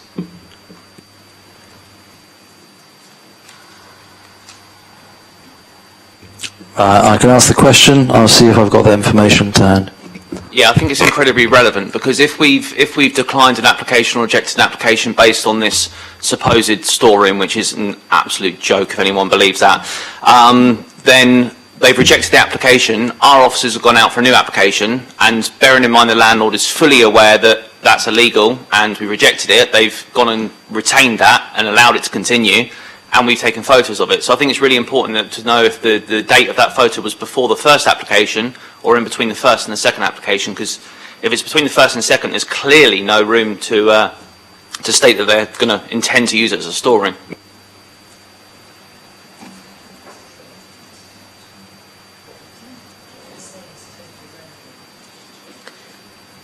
Do you want to... The application, the description of the development is for a 4-bed house in multiple occupation. So they cannot use the 5th room as a bedroom. But they're going to. So We're here to determine the application that's before us. Yeah, with the evidence that's been supplied by the report. So we need to know what the evidence is to report and whether it's factually correct in the date and time. It's not actually relevant whether it was before or after. Of course it's relevant. You've got deputations here today. I'm sorry, no. You've got deputations here today from people that are having stress for years, that have been absolutely criminalised. From a licensing department, we're getting reports of these drivers all the time. It's completely and utterly immoral. I want to know if this landlady is responsible or not, and if she's listened to this committee's guidance on not using it as a storeroom in between the two applications. It is relevant. If I could possibly respond on that. I mean, say, for example, argument's sake, that this is still in current use as a 5th bedroom. This would certainly be in breach of the... I mean, obviously we've previously refused permission on the grounds of the use of that as a bedroom. I mean, you know, in a sense, by granting permission for this HMO, restricting it to a 4-person HMO. Again, I have some reservations about that in terms of the legality or appropriateness of that from a planning perspective, but at least it would provide the local planning authority a basis for continued enforcement investigations. It would set a bar, a benchmark, that it would be 4-person occupancy, and give us a little bit of extra strength in terms of monitoring things going forward, because otherwise it's possible that they will continue to use it without the rigour of a planning permission, defining the terms of their use. So it's an opportunity for us, or for you as members, to perhaps define some of those restrictions, to put some of those down. So whether the... Chair, can I just come in? Let me just... The application is for a 4-bedroomed house in multiple occupation. 2 of the bedrooms fit the standard that 2 people could reside in them. So I wouldn't be advising you to put on a condition limiting it to 4 persons. It would be 6, which is the limit for that use anyway, so I wouldn't advise you to put on a condition for 6 either. Doesn't meet the tests. I'm afraid I can't take further deputations either. I'm sorry. Chair, I could provide one more query just on that. In terms of, we could apply a condition reinforcing the point that the storeroom is not to be used as a bedroom. Right. I get it. Right, but we need to know, as a committee, we need to know if this applicant, landlady, is a responsible person. Everything at the moment is signalling that she's not. How do we know, honestly, if this... Is an officer going to go there every day to check the storeroom? Because I suggested that's what should happen, because it's clearly being used as a bedroom. And the clear intention is to be used as a bedroom. We've got to judge it, as the legal advisor says, on the application today, but as a committee we've got to make a judged, balanced decision on whether, beyond a reasonable doubt, this applicant, landlady, is a responsible applicant. I think we really have to remember what the difference is between planning and licensing. Licensing will have a big job keeping this done, and that is exactly the job they need to do. And I know Councillor Sanders has been trying to support the licensing department to do its job better and more often, and so on and so forth. But I mean, this could conceivably be an application being made by somebody who wanted to purchase the property, nothing to do with the existing occupant, and for that reason planning law doesn't extend to making decisions based on the person who's applied for it. Okay, maybe I've got a simpler question then. It says in the report that the storing of the boat is understood to be temporary, and there's no indication at current time that it would result in a permanent loss of parking space. How can that be justifiable when there's a repeated boat non-stop there for years? Clearly that's a loss of a parking space. That's a good question, and that would be useful to know. Well, again, in planning terms, in land use planning terms, unless that is a sort of permanent structure, as far as we're concerned, that there are 2 parking spaces there, and it is a matter between the the tenants and the owner of the property to regularise the use of those spaces. But the local highway authority are satisfied. Councillor Fielding. I think we've covered what I was going to discuss, which is more on the basis that we put a condition on the... I'll pose it as a question. Are we able to put a condition on there restricting the use of the storeroom as that, and it cannot be used as a further bedroom? And also, because we're aware of the continued business use of the premises, that we put a condition saying that it can be only used for residential purposes, and that would in effect apply to it being used as a taxi business or the renovation of boats, because as long as we're saying the land use is there for residential purposes only and it cannot be used for business use. Firstly, yes, in respect to the storeroom, adding a condition to state that it is not used as a bedroom at any time, that could be added. In terms of potential business use, again, the application is clearly for a house in multiple occupation. Any permission granted would be made on that basis. No, I would be advising you not to put one on because it doesn't meet the test. We're permitting a C4, C3 use here. That does not allow you to run a business from your property. So therefore, the use itself restricts the business use as such. In which case, can we put in an advisory that we're aware of the pre-existing use of the land for business purposes? Nick suggested, the planning officer, Nick Lloyd-Davies, suggested putting on an informative that it would not be used for business use, which would be acceptable. Are we at the point, do you think we can move beyond questions towards comments and recommendations? Do we have any knowledge of exactly? Thank you very much. Do we have any knowledge about how many people actually live there at the moment and how many bedrooms are actually in use at this moment in time? I think we're going to be told that's irrelevant again, sadly. It's everything's irrelevant, isn't it? We're looking at the use of the building, not the users. Well, yeah, what's the definition of a store cupboard then? Councillor Sanders. I shall wait until we move to comments. Are we going to move to comments now? Comments? Okay, Councillor Sanders. Thank you, Judith. Firstly, I'd like to thank the planning enforcement team for actually doing something, because without that, this would not be here. This is a retrospective application, which for those people who don't know what that means that essentially the applicant knows what's going on and has done it already and is applying for planning permission to make it legal.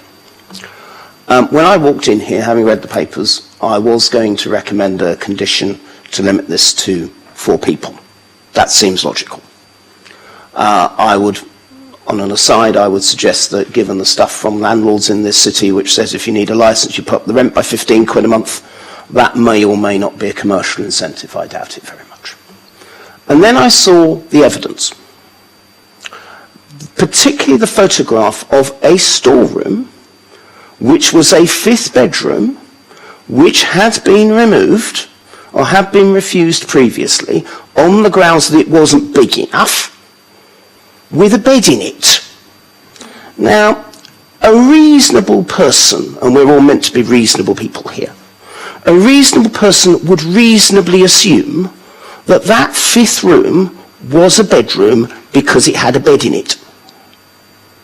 That, on the basis of the evidence that we've seen, goes against the previous refusal, which was for the bedroom, and Mr. Lloyd-Davies outlined that that was the bedroom that was the source of the refusal. It having a bed in it indicates that it is a bedroom and not a storeroom. Therefore, in my view, the applicant has broken the previous planning permission.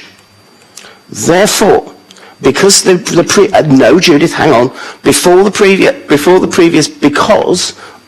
the previous planning permission has been broken, and we have visual evidence of it being broken, they can hardly deny there's a bed in it. I would argue that we should refuse the application on the grounds that it would affect the amenity of the individuals who are living in there, as well as the amenity of the neighbours through over-intensive development, and as such defies PCS 23, which is a mixed and balanced community. I believe that with those photographs that Mr. Lloyd Davis has kindly shown us, that may have more than a chance of being sustained at appeal. I'd like to see the developers try it on. So I'm proposing a refusal of this application on the grounds that it defies PCS 23, on the grounds of the evidence that we have seen indicates that there is insufficient amenity for the future residents as well as the neighbours. Just to correct the fact that there wasn't a planning application, it was refused before. There is no planning application on this. There's a planning application number which is connected to the relevant paragraph of the refusal. No planning permission. It was refused. Yes, it was refused. Yes, that's what I'm saying. Yes, Judith. Yeah, it was. Councillor Smith. I'd second that. Councillor Vernon Jackson. Thank you. This is a strange one, and I think to thank people who've come to speak. Can I suggest if there are problems, and this is advice to everybody in the city, with noise late at night, antisocial behaviour, that people always phone the police. Even if you don't get through on 99, phone, but log it with 111, and phone the City Council every single time, because we have a night noise service, because that develops a record that we're able to look at, so that it's not just a one-off, there's a pattern of behaviour, which I would suggest to everybody. So thank you for coming. I completely support the idea of refusing this. It seems to me that PCS 23 says that we want to create an attractive living environment. Clearly what we've heard that's going on here breaks PCS 23. So we have absolutely clear grounds for refusal. And actually, in some ways, it's been helpful that this is a retrospective planning application, because we've got the record of antisocial behaviour from how it is being currently used. If somebody come up with an ordinary house and wanted to convert it, we wouldn't have that. But we do have absolutely clear grounds, and it seems to me this is a completely open and shut case, and there should be no even hint that we would have given planning permission for this. So we have a proposal and we have a seconder. Chair, if I could just make a brief point on that. Just members need to be aware that in making a proposal to refuse on the grounds raised, the council has previously made a refusal on the one ground, which was in respect of the poor light conditions of bedroom, where it's bedroom 4 at that time, what is now proposed to be a storeroom. We did not refuse on any other issue. So it would be very, very difficult to, I would recommend, advise you against refusing on other issues, because it would be very difficult to sustain that on appeal and would put us at risk of costs. Sorry. Judith, if I may, that is one of the reasons why I'm proposing a refusal, because the evidence before us, a reasonable person would detect, is that there is a fifth bedroom in there, and as such, the previous reason for refusal has not been satisfied according to the evidence that we have seen. And so therefore it is a very reasonable ground to do it. And also, I did mention the impact of on the amenity of the residents, particularly the poor person who has to live there, because that is that is not a big enough building. So I'm happy to take that, but it is the impact on the amenity of the people who are living there which results from that, which is important. Chair, if I just make one point in response that, as I said earlier, that by taking this opportunity to grant with the condition to prevent the use of that storeroom, to set that down in a planning permission. It strengthens the arm in terms of planning enforcement, and for the LPA to monitor that position. So this is the opportunity to to sort of set down those markers. Councillor Vernon-Jackson.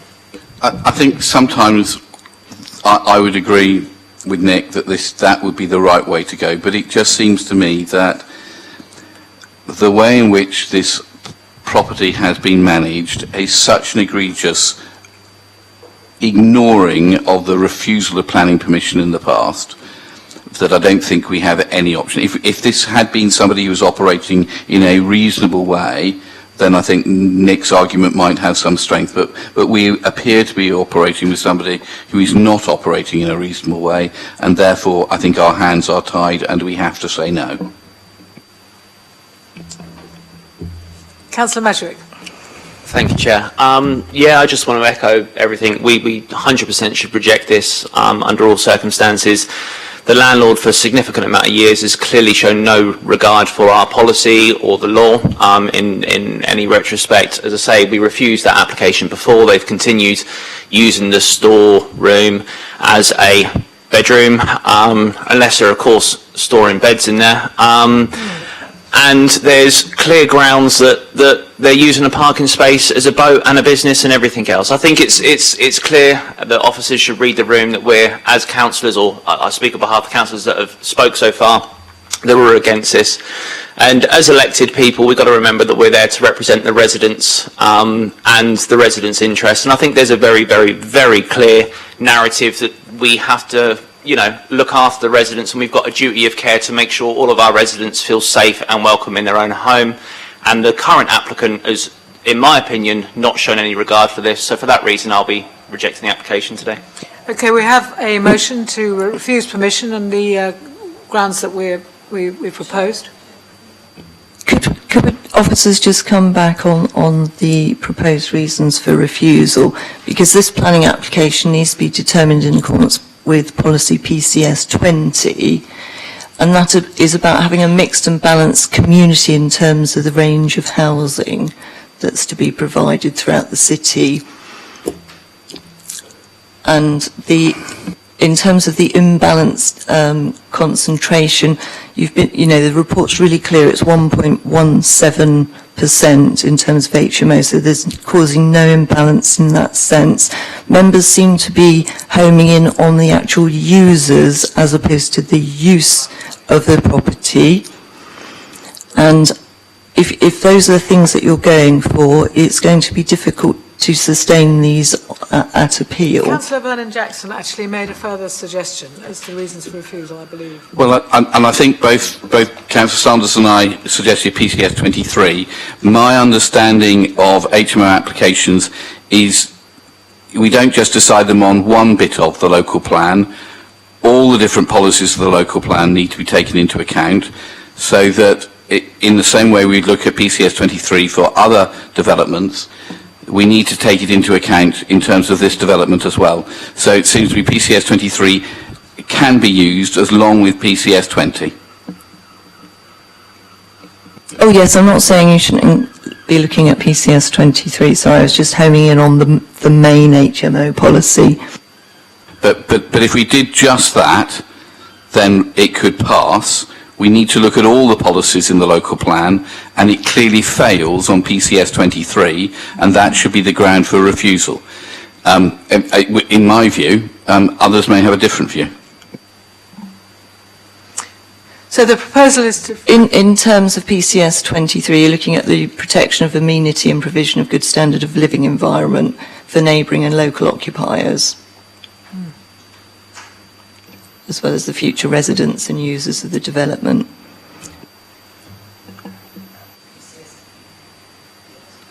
Chair, can we clarify the reasons for refusal in that case specifically? Yeah, that's what I'm hoping to do. So the reasons for refusal being given are PCS 23, which is about the amenity of the area and living conditions. That's just one part of PCS. But also, in terms of the refusal last time was over this extra bedroom, which looks as if it's clearly continues to be used as a bedroom in contravention of the refusal of planning permission, and it doesn't hurt to put that in. That's not relevant. What we're here is we're determining a planning application that's before us, not what is going on there. Okay, so Darren may have better words, but I think it is absolutely right that we refer to the refusal of planning permission by officers and the way in which that has been ignored in terms of the current usage. No, officers have already advised you that you can put a condition on to limit the use of that fifth bedroom, that fifth room not to be used as a bedroom. So the condition is a way of overcoming that objection. I'm terribly... We can probably mention that previous refusal. If we're going to refuse it again, we can probably mention that previous refusal in an advisory note. I think that would be relevant. That point was raised if it was going to be a condition on us approving a planning application. So we have to be clear in our thinking about this. So PCS 23 plus an advisory about the previous refusal, specifically ruling out the use of that storeroom as a bedroom in which somebody would sleep. I don't think the evidence of a bed is necessarily what we should be looking at. And limiting, even then, we are wanting to refuse it because of PCS 23. Can we do something like that, please? Yeah, so I think it would be... Phrase this, and then we'll go and see if there are alternative views in the room. So I would suggest if members want to do this, that it would be, the proposed change of use would give rise to unacceptable levels of, or would give rise to harm to residential amenity in the vicinity of the property by reason of noise and disturbance, contrary to policy PCS 23. I don't know what the solicitor thinks.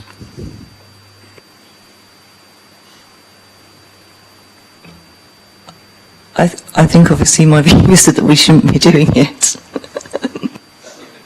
I was going to say you shouldn't give an opinion as an officer. Well, it is a professional opinion which we should... It's based on what you're considering. It's not my personal opinion. It's looking at the policies. My advice has been in relation to the policies that you need to be considering before you. I've advised you that the use of the building is what you need to be considering, not the users. I agree, but when you state I, you're giving an opinion. That's, well, I've advised that it's contrary to... Now because we have professional advisors which we are obliged to take into account. If we don't take into account, the risk of having an appeal against us is greater. Now, we do take that risk sometimes, and I can see, because we've looked at the room here, that it is very likely that we are going to... So I'm going to go on with the process here. Do I have support for a refusal based on the reasons that have been outlined by Nick Lloyd-Davis just now? Excuse me. Given that I proposed the original refusal, I'm happy to accept what Mr. Lloyd-Davis has said. And on that basis, my proposal stands. Thank you. And I'm just about to say it's been seconded by John Smith, and I can see in the room it's going to be supported by others, but I need to ask now, are there any people who wish to approve the application on the grounds of the conditions that we have already agreed, which include limiting it to 4 bedrooms occupied? Do I see anybody in favour of that? No, so we have one proposal, which is to refuse the application. Would you raise your hands if you want to refuse the applications on the new grounds now agreed by Councillor Sanders? Good. Chair, can I just clarify the precise wording of the refusal reason? I know I've mentioned it, but just to clarify that again. You did say before, and it sounded very good. Yeah, I think I've had some further advice here, but the property by virtue of noise and disturbance would result in an inadequate standard of accommodation, detrimental to neighbouring residents, and contrary to policy PCS 23. Correct, and to the occupiers of the building. I don't think that's what we're talking about. I'm going to quote you the Ministry of Sound Judgment if you really want me to go that way. But, PCT 23 was what yes. we're talking about. Yes, Members, you've already voted. I don't think we can be adding extra reasons in, Councillor Sanders. Yep. I think we know what we mean to have done here, and we should move on to the next item, probably. Thank you all very much. We know how difficult it is coming to a planning committee, and we have refused this with reasons of PC 23, and we will have to wait and see what happens next. And I do think we should minute our approval of the actions of the enforcement officers, and of course the licensing of the property will also require some action there if that is the way they choose to proceed. So we've got item 4, Knight and Lee, 53 to 50, item 3, I'm sorry, Unit 14 Fitzherbert Spur. And we have here 2 deputies, but I'd like to start the application by asking Nick Lloyd-Davis to introduce it to us, please. Thank you, Chair. Application This is on page 24.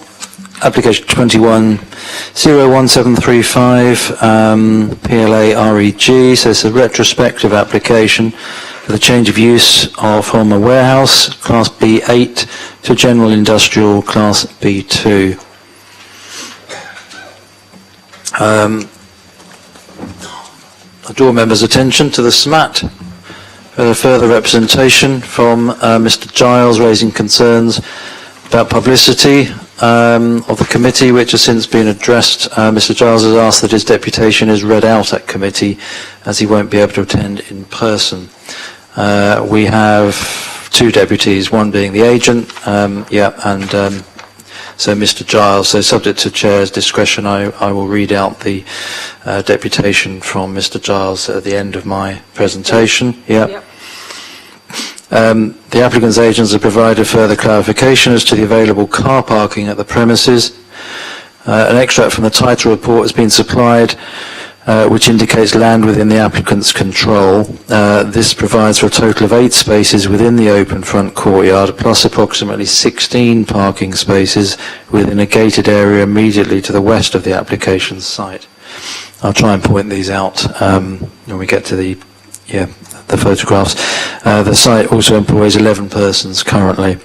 It's noted that these additional parking spaces relate to land outside the application site and should either have been included within the red line boundary or otherwise identified as blue land within the applicant's control.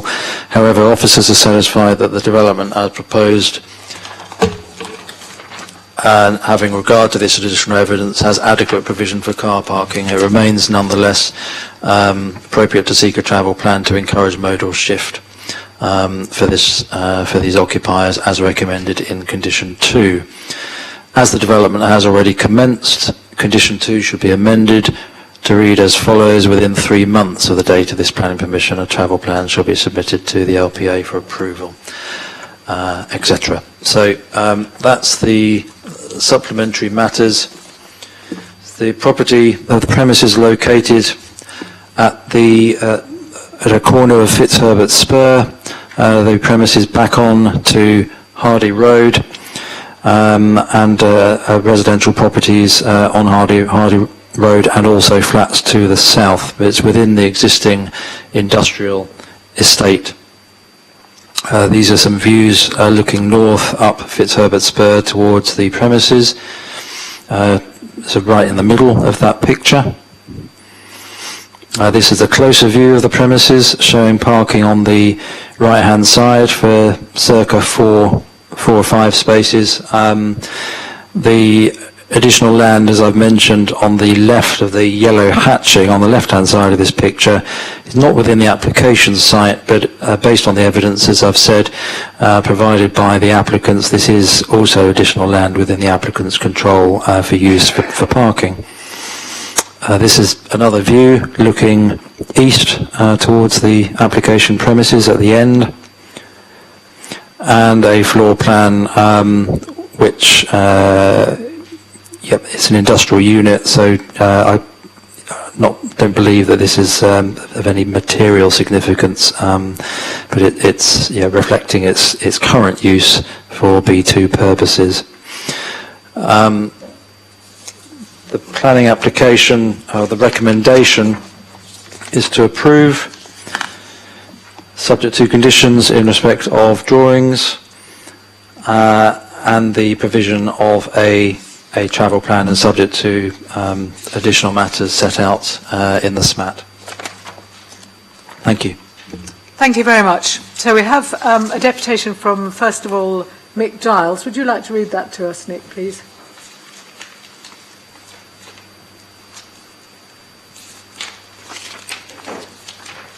Do you want a copy of it?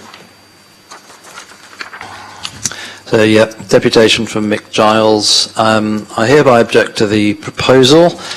In the past 40 years, residents have had problems with the occupants of Unit 14. PCC have been next to useless, managing bad behaviour. This company moved in knowing it was classed as a warehouse. Despite this, they adapted it for other uses as soon as they moved in, getting on for 2 years ago now. Planning officers were made aware of this in 2020, and still the alterations remained. On the application form, the applicant was officially asked about trade waste and hazardous materials as part of their operation, so it must be creating waste. They have a wash bay and an area with a huge fan and filter extraction. Surely there has to be waste from this operation. The statement also says no advice has been sought from PCC pre-application, yet planning officers were told of noise from working inside the warehouse and noise from an externally fitted vent through the roof along the residential boundary over a year ago. And was there planning permission sought for this roof vent? Previous occupants of Unit 14 have abused the rules on many occasions, and therefore this application should be rejected for the benefit of residents. In the past, an appeal officer from the Bristol Inspectorate commented that there was to be no industrial nuisance from this unit. Companies are renowned to push the boundaries, i.e. this company moved in and immediately converted to more than a warehouse, case in point, so light industry then steps up one more gear, and so the residents have to put up with noise and nuisance because PCC don't have the guts or will to enforce the rules. Up until early 2021, we could hear on a regular basis a noise like a huge impact driver echoing around between the houses, sounding like an enormous woodpecker. It makes you jump when it starts. Also, the noise from the fan could be heard clearly in our gardens. There are a number of residents that are retired or work from home permanently at home, and this noise is disturbing our home life. One person in Hardy Road works nights, so factory noise during the day is not acceptable. You have a long history of not enforcing rules, so don't grant permission. Remember, conditions are there to manage for both companies and residents. Also remember, the next company to move in will more than likely be a lot noisier than this one if it's got light industrial status already. So they then go up a gear, as did this company. It's a warehouse because it's 3 close boundaries alongside the residential area. The block of flats is only 4 metres away. PCC has a long history of poor support for residents' complaints regarding Unit 14. And where are the notices on the lampposts, and why, when I have the longest boundary exposed to this unit as shown on the map, wasn't I notified? This company will use employment as a lever to get permission. They've been operating quietly for the last part of 2021, thank goodness, so obviously manage with warehouse status. Don't be bullied into granting permission. Have some guts and stand your ground for our benefit. We have to live with the noise, you don't. We then have a deputation from John McDermott, who is the agent. Is John McDermott here? Yes, thank you. Thank you, Chair. Good afternoon. Well, it is now afternoon. Good afternoon again, members. Right. Policy in the local plan identifies industrial estates. That is the purpose of that policy. And inside of those industrial estates, class B2, B8, and what was left off or left over from the amalgamation of uses into class E is permitted. The proposal before you effectively comes as a result of intensification of use. My clients moved into the property under a light industrial provision that's allowed for under Part I of Schedule Class I, Part 3, Schedule 2, the General Permitted Development Order, and are allowed inside of industrial estates. And their use has intensified. And when they came to us, we advised them that they require planning permission for that intensification. Hence, this application is before you. The use itself has been assessed by your regulatory services departments. They've looked at the noise being generated as now, and as has been over the last 8 months, which is essentially the level that my clients are going to be operating at. And they conclude that there is no statutory noise, pollution or contamination issues around the proposed use. Were members so minded, you could defer the matter to Head of Service for a suitable condition to otherwise control the emission of noise if that was a concern. The only item that I would raise as a planning consultant here, and the only thing that we're otherwise just questioning, is Condition 2.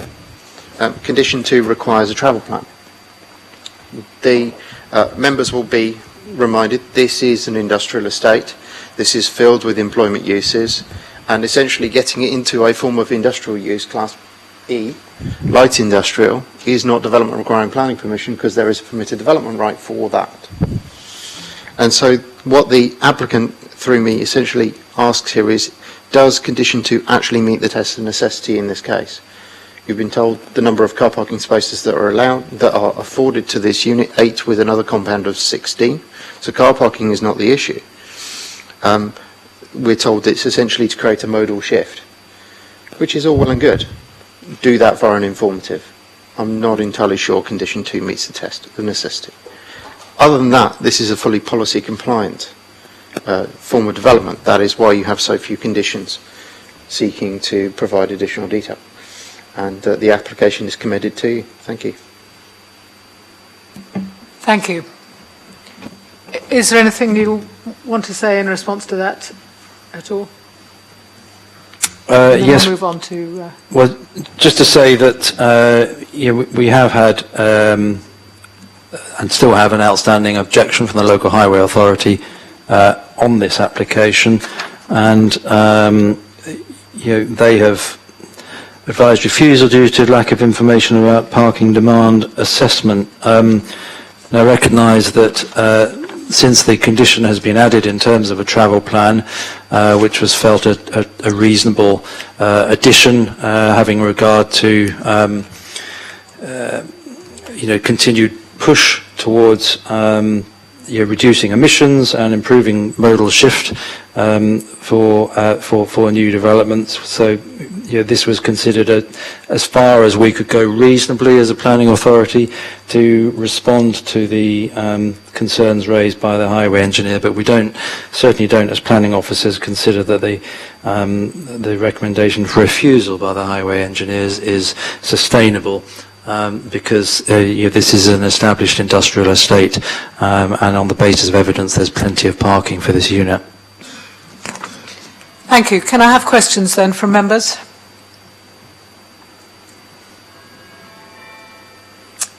Councillor Mason and then Councillor Sanders.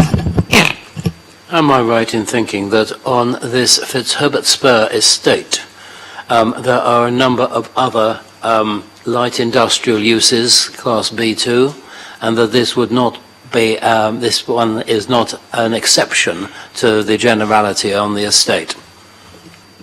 Yes, that is correct. The employment zone, employment site designation gives strong support for B1, B2 or B8 uses or employment uses, so this would be in line with that. Thank you. Councillor Sanders. Thank you very much. Firstly, a question. This Mr. Giles is on the paper as Councillor Giles. Where is he a councillor for? Yes, it's noted that he's no longer a councillor, I believe. If he was, it's not in this authority, my friend. I mean, it's called in because it's an objection from Councillor Mick Giles, and objections from a councillor is a valid ground for having this. but it is basically the reason we're here. So I'm assuming his accounts of, not here, but where? And do we allow objections from councillors from other authorities? No, that's not the case. I can help you. Sorry, I'm only doing it because it is in the report as stated. Yes. If it was just this guy objected, that's absolutely fine, but I just want some clarity on that, please. Mr. Lloyd-Davis.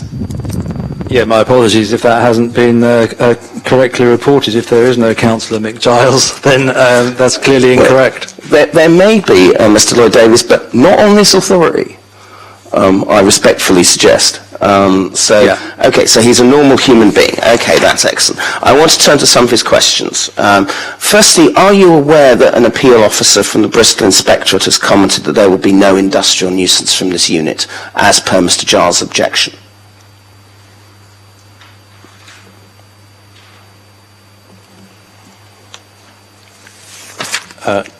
No, I'm not aware of that. I'm not aware of an appeal decision. So, no. Okay, that's very, very helpful. Did Mr. Giles get a consultation letter?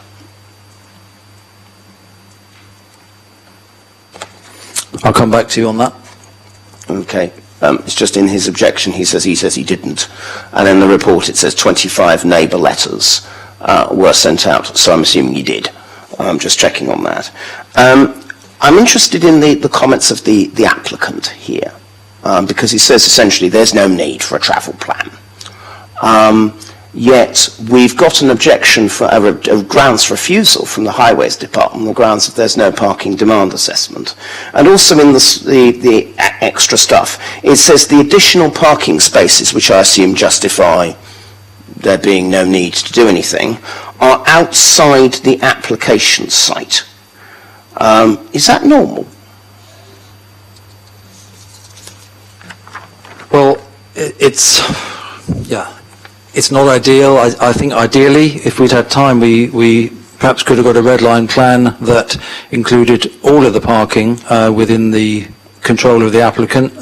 But as things are, this has been identified fairly late in the day. It's not fatal to the determination of us having regard to the control of the applicant of this additional land, of this additional parking, serving the unit. And I think on the basis of the evidence given to us, it's clear that they do have control over additional land, providing additional parking. Okay, so it may not be within the site, but it's land they basically have anyway, yes? Correct. But it is not within the site? It's not within the application site, and I think probably that is something that has been done in error. And that ideally that would have been included in the application site. But for the purposes of the change of use application, I don't think it's fatal to the decision going forward. Okay. But we're satisfied they have control over additional land for parking. I'm grateful to you for that, Mr. Lloyd-Davis. Thank you very much. Any further questions? Shall we move then towards comments and recommendation? Anybody want to recommend or... Chair, I'll just say I don't yet have an answer on the question as to whether or not Mr. Giles specifically received a letter. If I do hear that, I will advise, but I'm satisfied that we would have notified in accordance with our statement of community involvement, and clearly he has become aware of the application, and obviously we've read out his deputation, so I'm satisfied that he's had sufficient involvement in this case and had a chance to make his case. Okay, thank you. Councillor Van Jackson. My understanding is that the neighbour notification that we do is over and above what is legally required, and therefore that's useful. I'm happy to recommend approval with the conditions as recommended by the officers. Councillor Mason. I would like to second that. If we look at the relevant history, this property has gone backwards and forwards from being warehouse to from light industrial to warehouse, and then back to warehouse. It's going, and it is on an industrial estate. It is quite sensible that it should get planning permission to revert to being a general industrial class B2. Thank you. Councillor Sanders. Thank you. I would support that. But I wanted to focus on one particular thing, which is the travel plan. It seems clear to me from the applicant that he's quite happy to appeal the need for the travel plan, which I disagree with. For two reasons. Firstly, as Mr. Lloyd Davis has confirmed, the parking spaces are outside the application site. So therefore, they're outside the actual jurisdiction. So therefore, we need to have some further clarification and security to make sure that they are used properly. Secondly, I note the refusal of the Highways Authority to have a parking demand assessment, which frankly they may think is reasonable grounds for refusal. Personally, I'd like to bung it in there as a condition, but I think frankly the officers have been nice and have decided to compromise with a travel plan. I fully understand that. And I think that, frankly, if an informative can be added, that is our preference, the parking demand assessment is added as well. That should give the applicant sufficient notice of the seriousness with which we take the fact that they're using land that is outside of the site but is under their control to deal with travel. Thank you very much. And we have a policy to encourage people to use alternative forms of transport as well, of course. So, are there any alternative proposals to the recommendation being accepted with the condition on the travel plan? Any? So can I move for a vote and ask for a show of hands of those who support this application? Fine, you have your permission, but with the additional condition. I'm proposing we have a 10-minute comfort break and then come back and finish this agenda. Judith, Chair, could I just ask, did this come to us because we thought it was a councillor objecting? Because it... I think do take this up while we're having a comfort okay, that's break. There's an objection from the local highway authority. Fine, okay, lovely, thank you. Yeah. So 10 minutes, I'd like you all back here at past, please, because we've still got quite an agenda to go through. See you at past, thank you.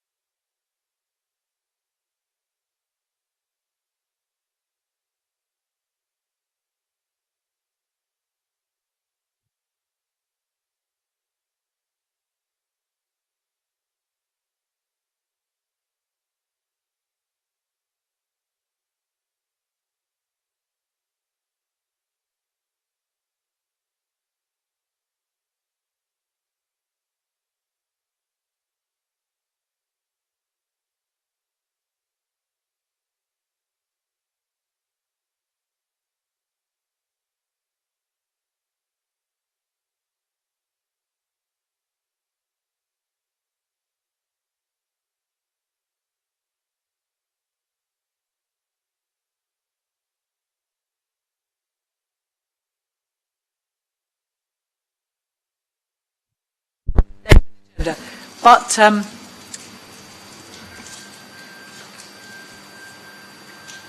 so welcome back after a short break, colleagues. Thank you. We're going to item 4, which is the an application to make some amendments to the planning permission we've already granted to Knighton Lee 53 to 57 Palmerston Road.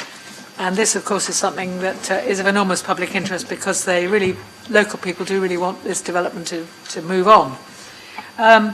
We have Deputy Martin Meadows. Are you here?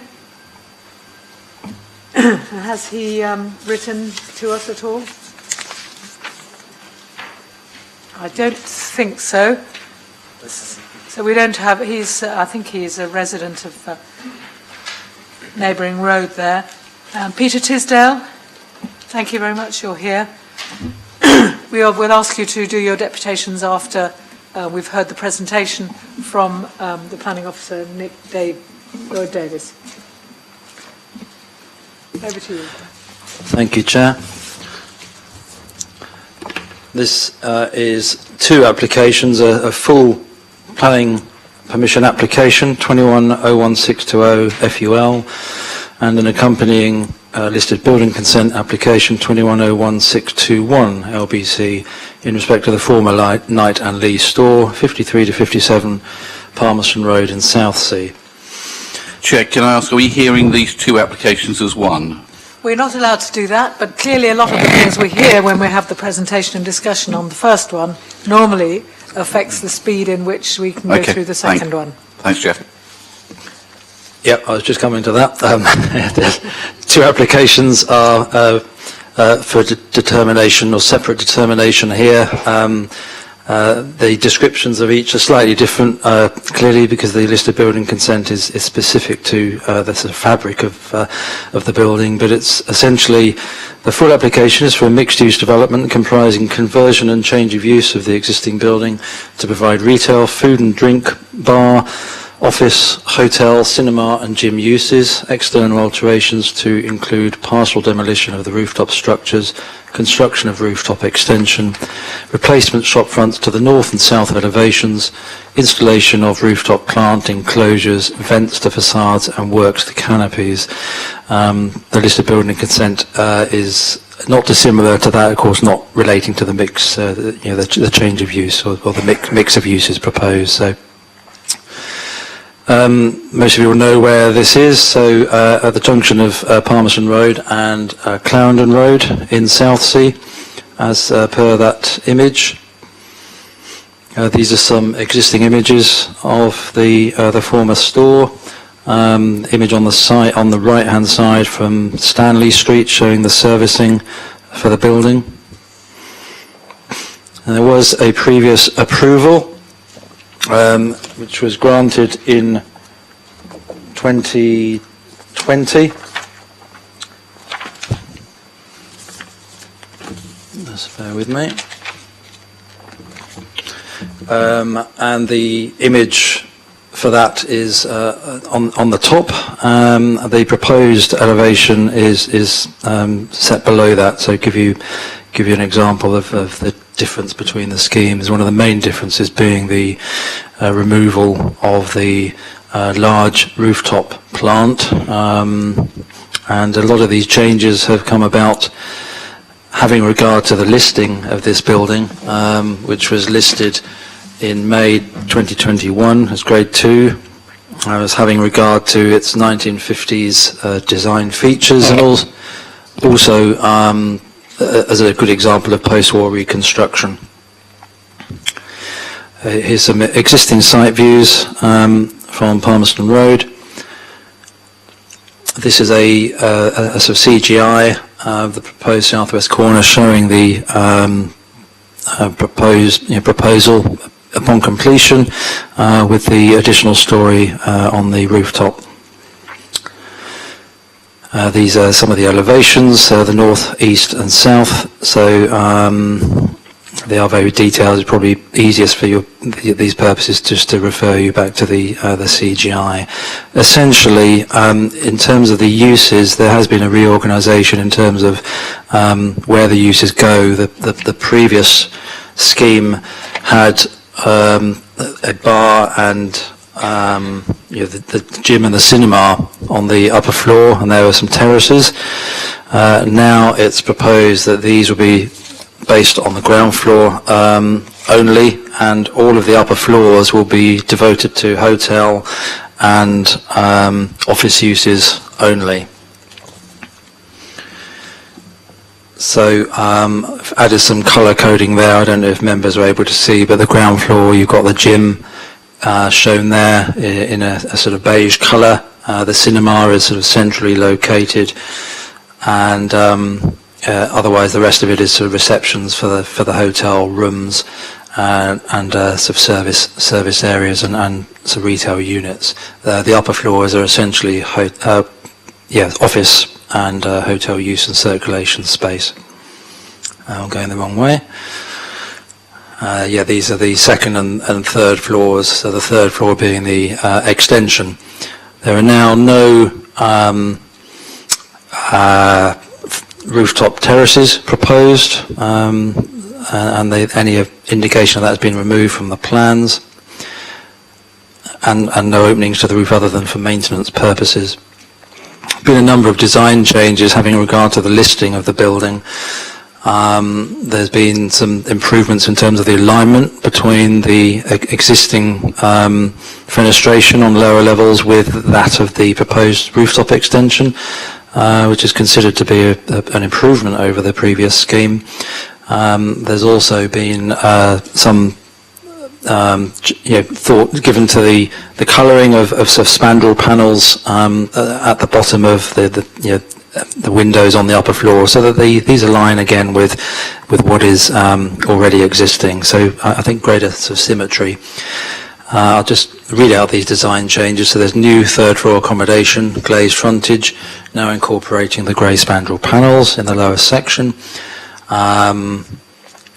You have talked about the alignment of mullions and the primary framing with the floors below.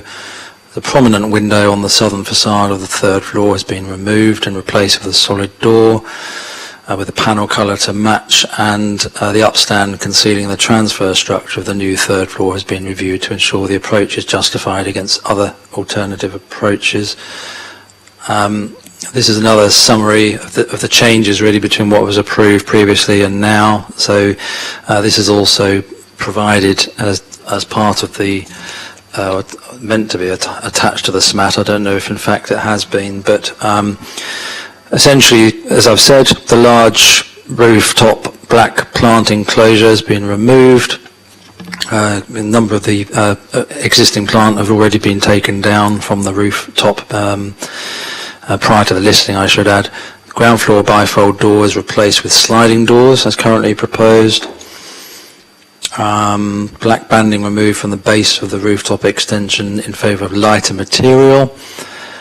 The ground floor of the approved scheme was 4 retail units, food and beverage, 2 cinema screens and back of house servicing facilities. As currently proposed, this is essentially 2 retail units, food and beverage, retail, bar and restaurant, 2 cinema screens and back of house facilities. And the first floor, originally it was 18 hotel rooms, with office now it's 19 with the office space. Second floor was 18 hotel rooms, and now they got 24. This is through just gaining simplification in terms of the hotel room types, I understand. So rationalising that space. And then on the third floor previously, there was a gym with gym terrace and a bar, and 6 hotel rooms. Now this is purely 24 hotel rooms, and the outdoor terrace is omitted. So the recommendation is to approve subject to conditions and items set out in the SMAT. I think that's probably it.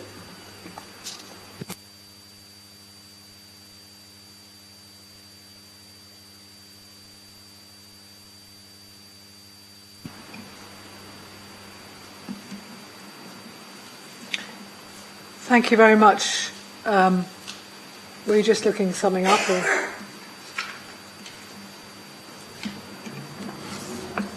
Thank you very much. This is one now for the deputation from Peter Tisdale, please. Nice to see you again. Thank you. Likewise, thank you.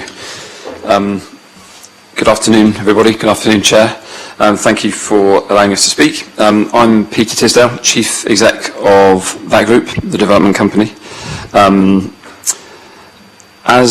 As one of the South Coast's leading hotel and office developers, the past couple of years have been pretty tough.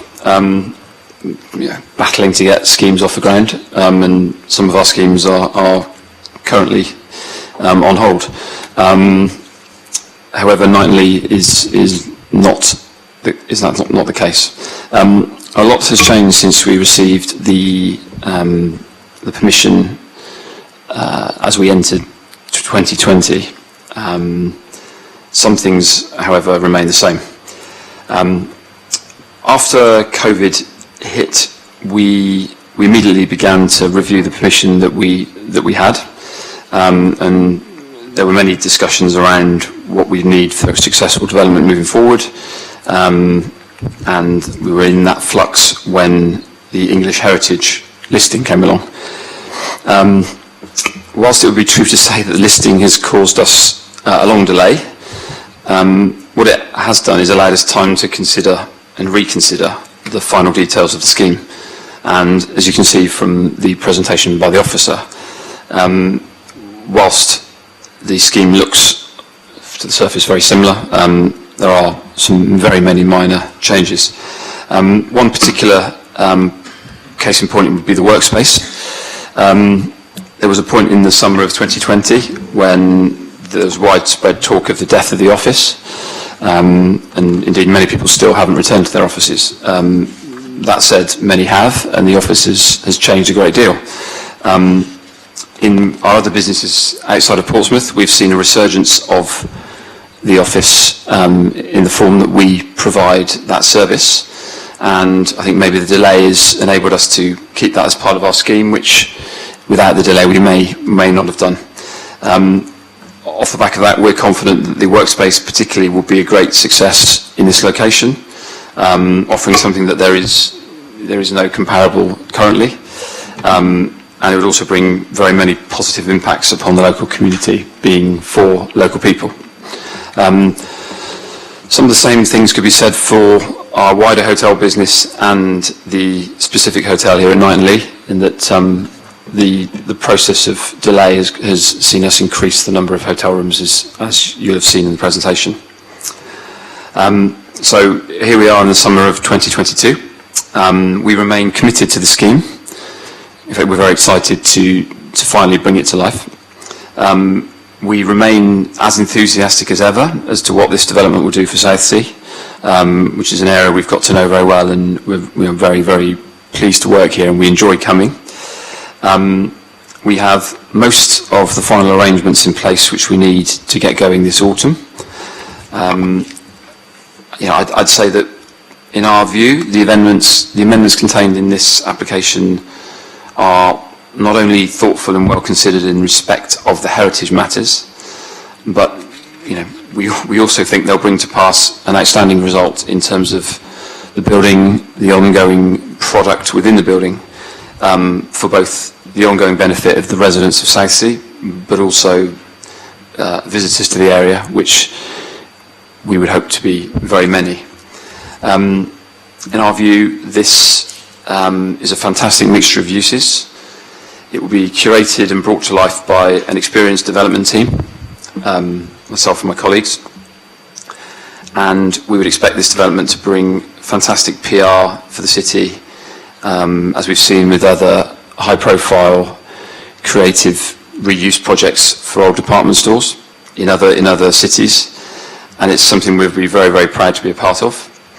Our business is just about to pass its 10-year anniversary, and we would love this to be the first project of the next 10 years. Thank you very much. Thank you. Are there any questions then for Councillor Mason? think Councillor Sanders had his hand up before me. Sorry, Councillor Sanders, I was if you like. Okay, right. Just for clarification, on page 33, ground floor, there is a reference to 247 square metres of public food hall. I don't see that on the proposed ground floor plan on 31. Instead, I see a bar, a reception bar there, which is in pink, and this would appear to be in the northern part, the lighter grey in the northern part of the building.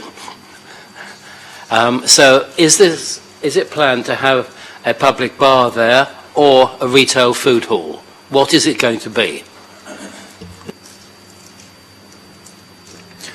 The uses specified on the application on this drawing are a restaurant, food court, dining area. So a restaurant, but there is also a different pink colour in terms of a bar, which is, I believe, more centrally located. It's difficult to distinguish between these two colours, but so there would be a restaurant, sort of stroke food court in the northern part of the ground floor, with the restaurant check-in and bar is more sort of centrally located. It's a slightly different shade of pink. I'm just trying to find out exactly what this northern section, this rather large northern section, is, because we'll need to decide whether this is acceptable to us as a use of the property. So is it a food hall or is it a bar? Is it public or is it part of the hotel? Yes, I understand from the report public food hall is specified 247 square metres on the ground floor, so it would be public.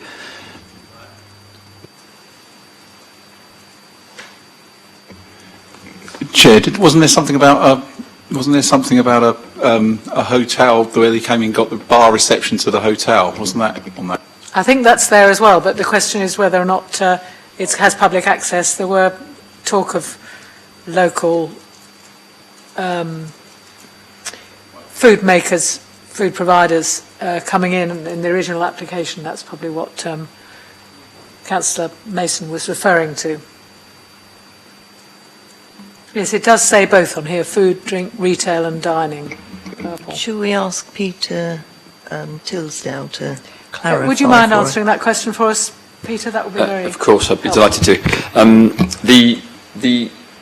The central area, which appears pink, but when you really zoom in, it's more of a dusty orange, is effectively the hotel lobby.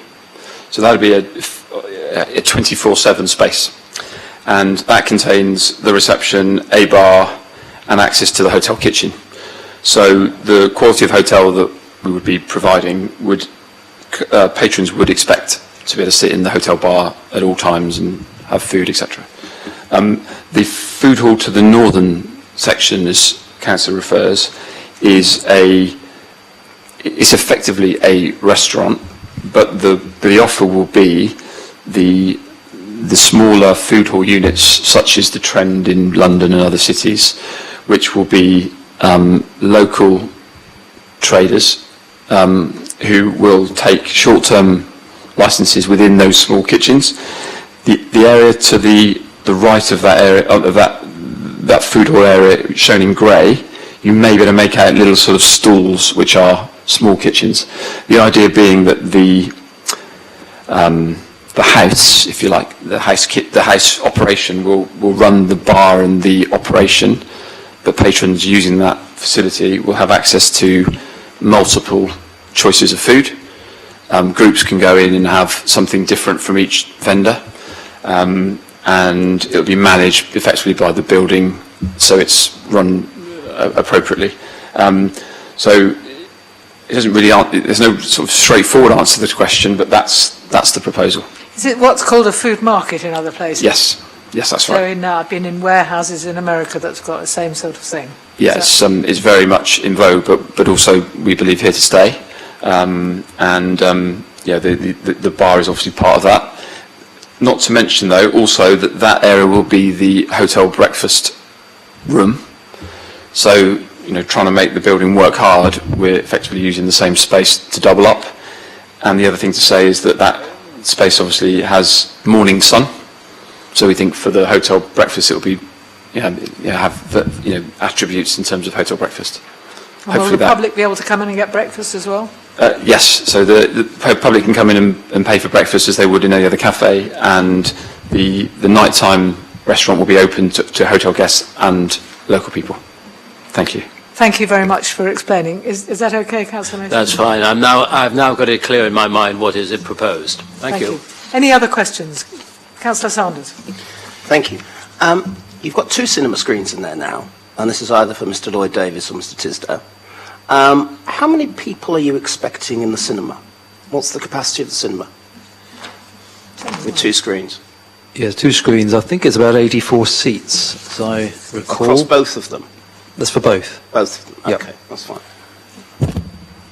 That was my sole question. Thank you. Councillor Smith. Thank you, Chair. I certainly think that the scheme looks really, really good, and I think, as Peter already said, the consideration and reconsideration at time to hone the scheme has been really good. I think the balance of the hotel now and the workspace is better. Thank you. It was good to see the north and south elevations, which I hadn't seen before. We're up on the screen there in detail, and that mullion's making that top run down makes it look much, much better and sharper. So I think that's really good. I'd just like to ask the questions around glazing. I see lots of talk about secondary glazing. Are all the critical windows staying? Was my first question. This might actually be a question, I don't know off the top of my head, perhaps I would direct that to the applicant, they might be able to answer. The proposal is to renew, make good and repaint the existing, and then secondary glaze on the inside to keep the balance between heritage and the user. Thank you. Just a couple of others. In the point 2.7, there's mention of the basement and excavation of the basement, and in the scheme, as it were, in the words, but then there's no reference to it in the drawings. Yes, there is a basement drawing, but as far as I understand, there really is nothing but provision for plant down there. There isn't much. There's no active uses. And does that allow for the sub-main that's down there as well, which the SEB need access to? Again, maybe a question for the applicant. Yes. So 2 points. The reference to excavation was, I believe, a hangover from the previous scheme where we were excavating part of the ground floor to create a larger cinema floor-to-ceiling height to get a longer rake of seats. That was deemed to be non-viable. So apologies, that's still, I don't know whether that's still in there. And in terms of the sub-main, yes, the access to the sub-main will be maintained, and obviously we'll be upgrading the supply in that location. So the basement effectively remains as electric only. John? Sorry, Chair, and just last 2 points. One was on parking. I've read all the stuff about, provision on the seafront and around the area, but people will come and drop off. Is the loading bay that proposition? I didn't really pick that up from the words. Well, the loading bay is for servicing purposes only. It's expected that yes, if people drop off, they'll do so within the existing highway network. There's plenty of public car parking around there, which has been identified by the local highway authority. I think there's a public car park to the north and to the southwest. So, yes, I think there'll be all sorts of drop-offs happening, but there's clearly got to be a strong reliance upon people attending the premises by foot. And last at this point, sorry, I know it is hard up against residential property to the back, Thomas Owen, that sort of thing. So waste and wastage, could I just see the position of that? Because I know there was problems in the past with that. Paragraph 426, it says no comments received. previous concerns regarding the loading bay have been addressed with the loading bay now coming straight onto Stanley Street. Well, I'm sure that Stanley Street residents are concerned about some of those things, but do you recall what the change was there?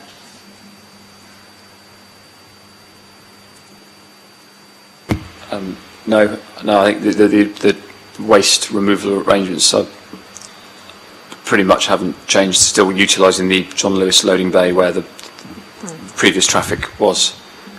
Yeah. There is a condition number 11 recommended which deals with sort of delivery and servicing strategy for refuse and recycling materials, so that would be address that point, I think.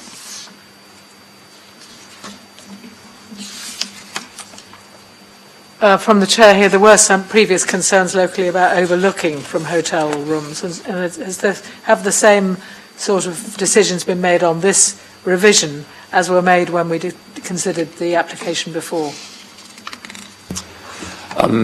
Given that I don't think it's come up in this application, then I can only assume that we've provided the same as before and it hasn't been mentioned since. So apologies for the slightly elusive answer, but it's not been discussed in the last 12 months as far as I can recall.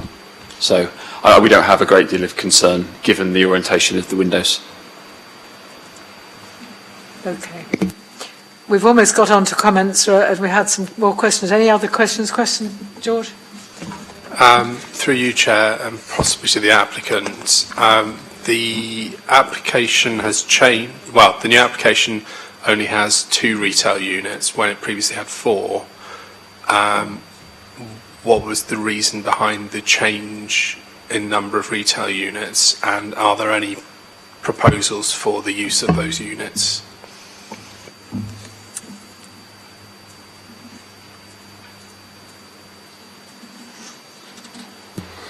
So I guess the ground floor has evolved quite a bit, and we've, by bringing the gym to the ground floor, we think that's helped with active frontage, certainly on the Clarendon Road side. The retail frontage is not dissimilar in terms of the meterage, but it's now one larger unit on the corner of the precinct. We do have retailers outlined for those 2 units, but I have to be honest, given the delay in getting going, we weren't able to sign anything because of uncertainty. We don't believe it'll be too much of a problem to let those units. I guess in terms of the move away from retail per se, with the introduction of Class E, that's obviously changed things dramatically. But also, our view would be the amount of footfall generating uses in the building is certainly makes up for the retail that's been lost, and it's incumbent upon us to provide something we think will be viable. So, hence the mixture as we have it. Okay. Right. Can we move on to comments and proposals at this stage? Councillor Sanders. Thank you very much. I would like to propose moving the officer recommendations with the changes outlined in the supplementary matters. Do I have a seconder for that? I've got second, thirds and fourths, I think. Good. Shall we then move to... We'll need to vote separately on the... Yes. This is only for this application. I propose to make no comments about the listed building consent. Shall we move on to making a decision then? I want to explain why, if that's okay. Firstly, I think that this is a vote of confidence in our city and in Southsea. It's pretty clear, if you talk to anybody, not even in Southsea, across the whole city, that the loss of Knightonley and Debenhams basically knocked the 2 front teeth out of Palmerston Road. And it seems if one of them may be coming back, which is hugely, hugely helpful. I think the scheme as a whole is a very good response, as has been outlined, both to the current retail issues post-pandemic and also to the opportunities of actually making Southsea even more vibrant and more exciting than exists at the moment. I know when we, as Liberal Democrats, first brought in Southsea Library to Palmerston Road, that was seen as quite radical and very different, because normally shops are anchors, but thankfully we proved them wrong. And I think given the pandemic, this development has the capacity to do so as well. There are a couple of things I would like to add as informatives, if I may, because I think there are some guidance that I think committee members may want to do. I think the first thing is to encourage the developers to use independent and local food providers in their retail halls. I think it's important that we encourage local businesses as we emerge from the pandemic. And I think that would just be very helpful and very useful. There's a huge amount of choice knocking around Southsea at the moment. And I think that will be helpful in attracting people. I'm intrigued that there are only 84 seats for 2 cinema screens, which I think is one of the reasons why I think this is going to be increasingly acceptable. But I do think in terms of the food offer and the retail offer, the applicants should be encouraged to work with local colleges such as Highbury College and Portsmouth College in order to encourage food tastes, cooking facilities and those cooking sessions and those sorts of things. And my final suggestion for an informative, Madam Chairwoman, is that we encourage the developer to use local labour. We're facing a cost of living crisis. This is going to last probably 2 years. And I think if we're able to help local people actually get jobs, and I suspect these will be reasonably well-paid jobs, both in terms of construction and in terms of when this hopefully goes up, that will go some way towards helping local people not just deal with the cost of living crisis, but have something to be proud of when they walk down Palmerston Road in future. Thank you very much, Madam Chairwoman. Thank you. I'm sure we absolutely endorse that. Whether we should do that in terms of a written informative on the planning permission, it's certainly on public record now, and we've noticed Peter Tisdale not seeming to disagree at the back there, but it's on public record through our live stream and so forth. I think they're all very important points. What's the sort of status of these informatives? Is it worth putting that on? They seem to me a bit too, and they're great, but it seems to me possibly not, that the planning permission isn't a vehicle for it.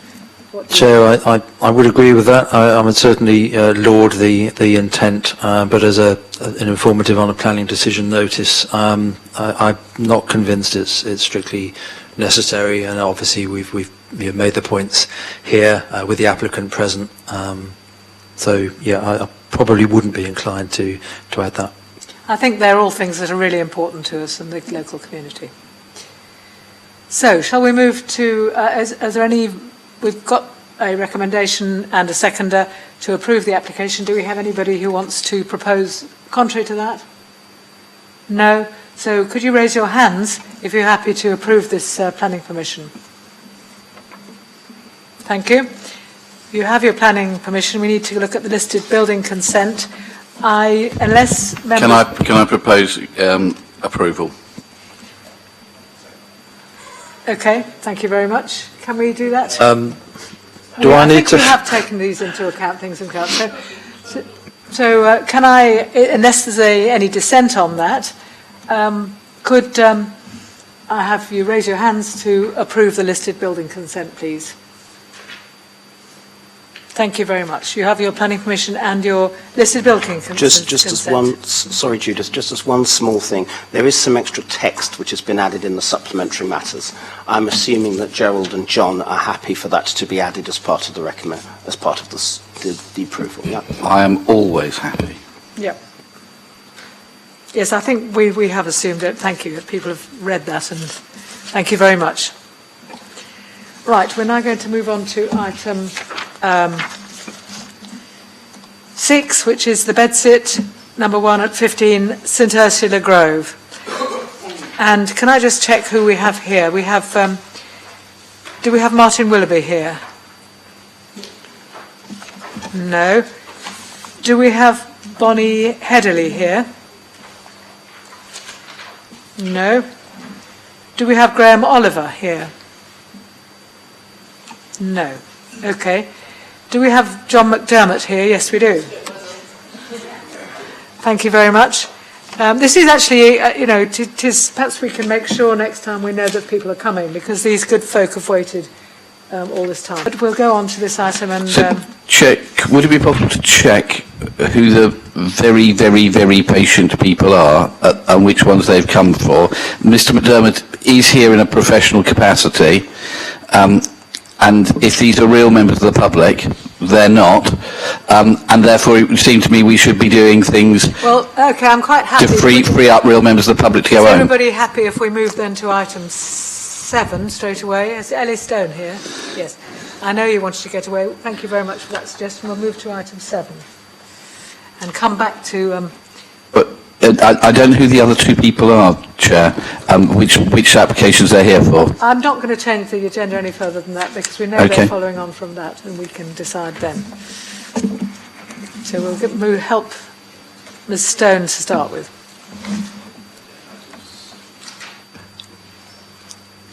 So 11 Princess Crescent, yeah. Application 22-00164 FUL, 11 Princess Crescent, construction of a 3-bedroom dwelling. And yes, we have a deputy as the applicant. This is for a single-storey rear extension. This was called in by former Councillor Wood, and my understanding is that that is sufficient for the purposes for this to be considered by committee. No, it's not. Princeton Crescent is not in Rob's ward. St Ursula Grove is, but Princeton Crescent is not.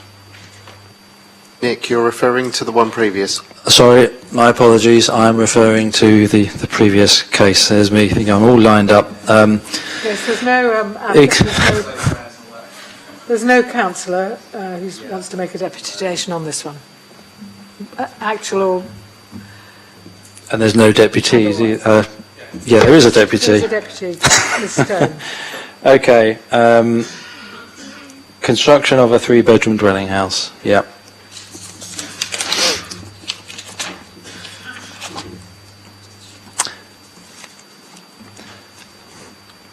So this is the red line, the application site, showing it's a semi-detached property on the east side of on the west side of Princess Crescent. There's obviously properties in Nutbourne Road, so you've got 13 Prinstead to the north, 28 Nutbourne Road to the west.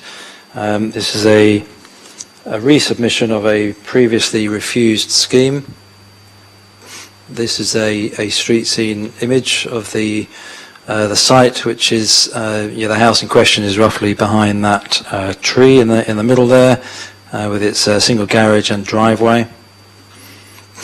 Some images here, aerial images showing the location of the site marked with a cross. Existing property, a semi-detached house, which comprises 3 bedrooms. This is the existing floor layout. The proposed elevations, so it has been subject to amendment following the previous refusal. The previous refusal was partly on grounds of a failure to address the issue of SPA mitigation in terms of bird aware and nutrient neutrality, but also by reason of its scale, mass and proximity being harmful to the spacious character of the street scene and result in a material loss of amenity to 28 Nutbourne Road by reason of loss of privacy and overbearing impact. So that was the previous scheme. I do have a slide which shows the previous image. This would create a dwelling of similar width to the existing dwelling. It has been reduced by 0.5 metres, so pulled inwards from its northern boundary. It's also been partly set back, or marginally, by about 0.5 metres from the front and rear, at sort of 2-storey level at the front and first floor level at the rear, just to ensure that it appears as a little bit more subservient to the host property. The single-storey extension also forms part of this proposal to align with that being pursued at number 11. The extension at number 11, in its current form, they want to pursue that by way of permitted development rights, but the plan is they would align. This image shows the previous refused scheme in the top left corner, so it's slightly wider There's been some improvements, I think, in the latest design by way of positioning of doors and windows, so it's a bit more better aligned to the existing host property. Critically at first floor level, the windows are identified on the drawings as being obscure glazed and non-opening, and that's clearly marked on the drawings. These are some images showing views from the garden. This is from the garden of the top left image. This is from within the site. You're looking at where the building would be going. There are some views from 28's upstairs window, also looking towards the application property. That's the top image, top right and bottom right. And there's some further images here this is from the rear garden of the application site towards number 28, Nutbourne.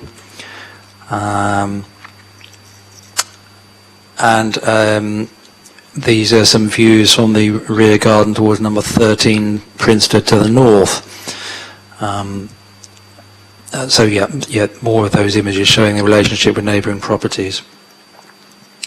And this is a street scene image of the proposal as amended, so it's been made a little bit more symmetrical with the original, with the host property. So there's a number of items in the SMAT in relation to housing land supply which have been added. I don't know whether it's necessary to read this out, but it's essentially that in weighing the balance of the decision we reach on this, because it's a new residential dwelling, we have to very carefully weigh the fact that we have less than 5 years housing land supply in reaching a decision, recognising that this is proposing a new residential dwelling, so contributing to our housing supply. The existing I've mentioned already, number 11 is constructing a matching single-storey extension to be pursued by permitted development rights. There was an error in the report at paragraph 5.45 in terms of the nutrient neutrality payment, which will be 2,175, and the condition 1 time limit would be 3 years instead of the 1, and a further condition is proposed in terms of landscaping.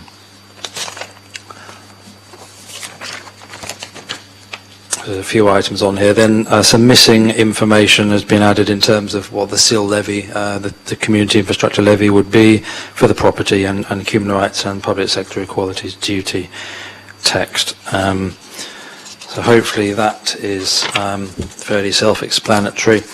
The recommendation: officers are satisfied that the amendments have improved upon the previous refusal, and we recommend approval, subject to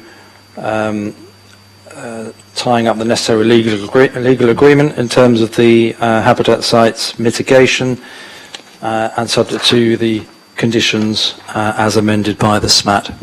Thank you. Thank you. Can I ask for the deputation from Ms. Stone, please? Firstly, thank you for bringing me forward on the agenda. My manager will be delighted that I'm back before the end of the working day. So with reference to 11 Princeton Crescent, my name's Elle Stone and I'm the applicant. So firstly, we're delighted that the proposal for the erection of a high-quality residential dwelling at 11 Princeton Crescent, Farlington, has been recommended for approval. This positive recommendation follows a period of consultation earlier this year with relevant consultees, neighbours and extensive discussions with your officers, which has led to a number of positive amendments. The result is a scheme that responds well to the character of the local area through appropriate scale and design, whilst responding to the previous reasons for refusal. This proposal has evolved in response to ongoing conversations with your officers and previous feedback from the first application submission and the pre-application inquiry. We've worked hard to ensure that the proposals are of a high quality that fits well within its surrounding context. The proposed layout sites well in relation to the surrounding built-up environment and responds positively to the surrounding locality of the area through careful consideration of architectural form, scale, character and materials. We've also carefully considered the comments of both the case officer and other relevant consultees. In response, we've been able to incorporate a number of improvements to the design, including an obscure glazed rear bedroom window, which will be non-opening below 1.7 metres, rotation of the car parking arrangement, correct placement of a street tree to the site's frontage, and a side-facing first floor window. As acknowledged by your officers, the proposals are consequently appropriate for the site and its surroundings and will represent a high-quality addition to the area. The site is sufficiently large as to accommodate the dwelling without appearing overly cramped, retaining 2.4 metres of undeveloped land between the new building and the adjoining site to the north, number 13 Princeton Crescent, at its narrowest point and a respective 3.4 metre separation at the frontage of the new dwelling. The proposal represents an appropriate and legible layout that has been designed around a layout framework. This has been acknowledged by your officers, who have recommended this proposal for approval and state that the proposal would mirror the existing dwelling and is considered to be acceptable in design terms. We're sympathetic to the comments raised by local residents about highways and in particular parking. However, we are pleased to note that your highways officers raises no highway objections to this application. We have also engaged positively with your highways officers throughout this application process. This has resulted in the proposed parking space being rotated. Whilst it is acknowledged that electric vehicle charging points and cycle parking provision will be required, we are happy to accept a condition on this basis. The design has been developed to sit comfortably within its context in compliance with adopted design policies. The built form of the site has been significantly pulled back from the site's boundaries. It should also be noted that the proposed new dwelling would be situated approximately 7 metres away from number 13 Princeton Crescent and 7.7 metres from number 28 Nutbourne Road. This, combined with the amendments made, would not result in a significant level of overlooking or sense of enclosure, nor a material loss of privacy.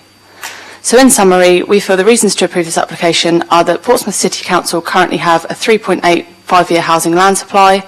The proposal has evolved and has made significant amendments in response to feedback to make the proposals acceptable in the local context. The proposal is acceptable in design terms. The issue of loss of privacy has now been addressed.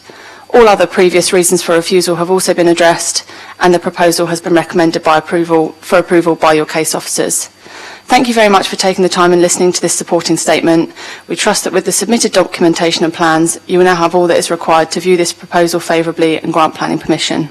Thank you. Thank you very much. I must ask the other two people, because you're not on my list, whether you wanted to speak to this application or another one. Thank you. Thing you need to say about that? No, I'm happy to take questions, Chair. Good. Now we'll move on to the committee to take questions. Does anybody have any questions? Okay. I'm seeing you don't. Comments and recommendation. Councillor Leonard-Jackson. Thanks. I'm happy to propose the officer's recommendations. Do I have a seconder? I will second this with the comment that having looked at the site, I went up and had a look at it. I'm surprised we haven't had a building there before. It is the obvious site to put a building. Thank you. Are there any proposals to the contrary? In which case, if you could, you raise your hands to approve the application with the conditions on the report. Thank you very much. You have the permission. Thank you. Now, may I ask which application you're here to talk to, please? It's 1 to 40 Lombard Court, Lombard Street, Old Portsmouth. Okay, well, if we're all happy to move that one forward in the agenda now. Chair, I think I need to declare an interest and leave for this application. I know too many people well who live in the block. So would you prefer it if I left it so that you... No, because George has got to go, and you might not be quorate in a minute. You need to come back. So Yeah, I'm just loitering outside. As long as you come back, that's fine. Thank you. Well, then we'll proceed with 1 to 40 Lombard Court, and Councillor Vernon-Jackson will come back in a second, as soon as we've finished. Is that okay if we move that, Nick? Yes, it's fine by me. The last paper on here.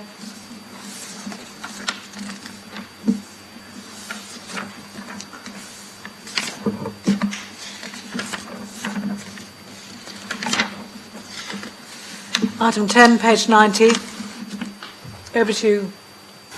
Thank you, Chair. Application 22000502 FUL, 1 to 40 Lombard Court, Lombard Street.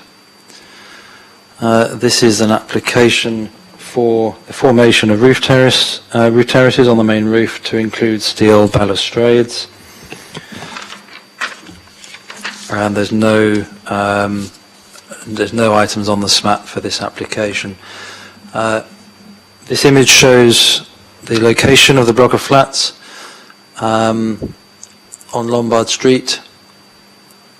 This slightly zoomed in aerial shot shows the location of the proposed terracing, which will be, I think there's another slide here which is slightly easier to see. The image to the at the bottom there shows the areas of enclosed roof terracing at either end of the building, not across the full extent of it.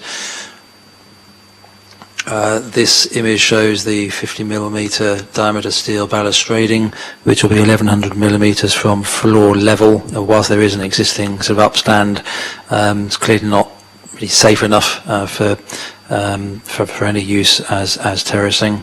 So this has been added. As is a block of flats, this is why it needs permission, because of the material effect on external appearance.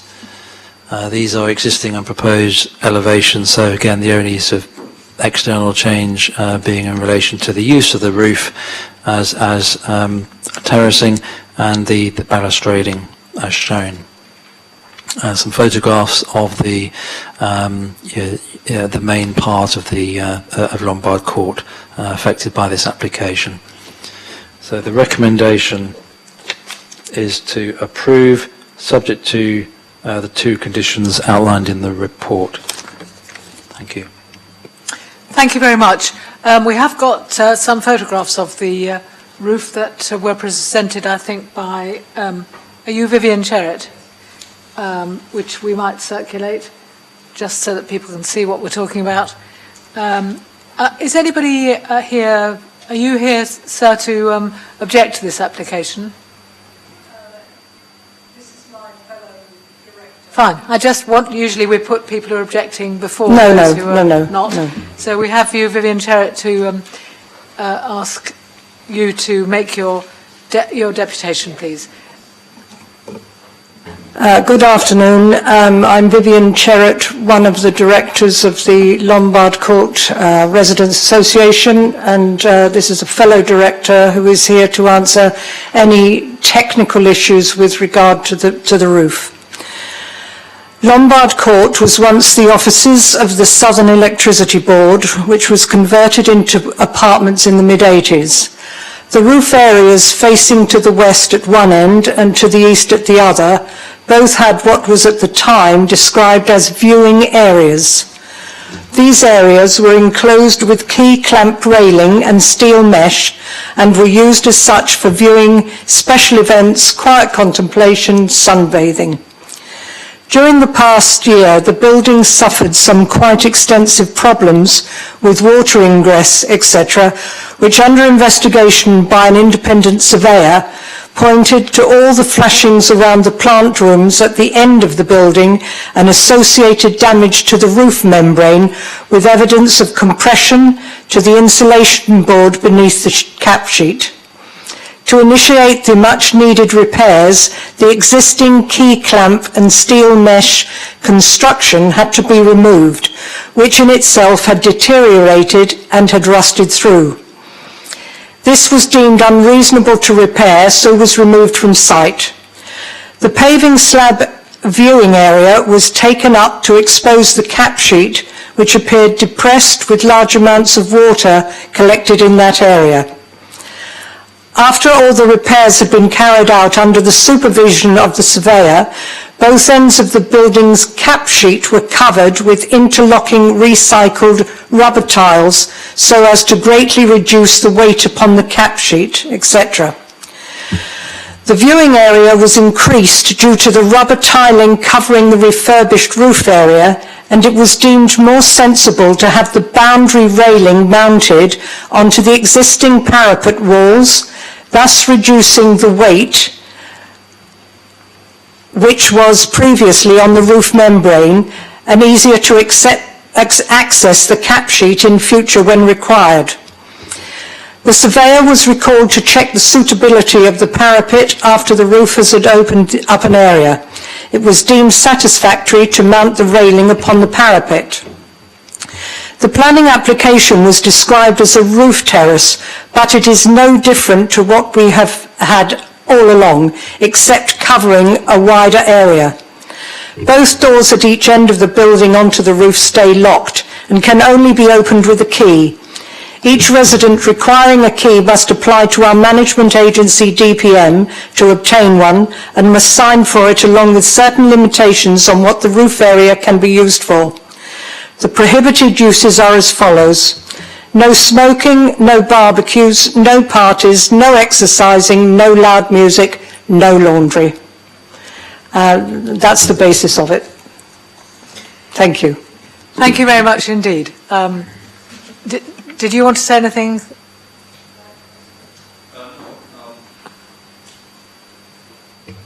No, I was just in attendance in case anyone had any questions regarding the makeup of the roof and what was proposed and how it was going to be manufactured, etc. Thank you very much indeed.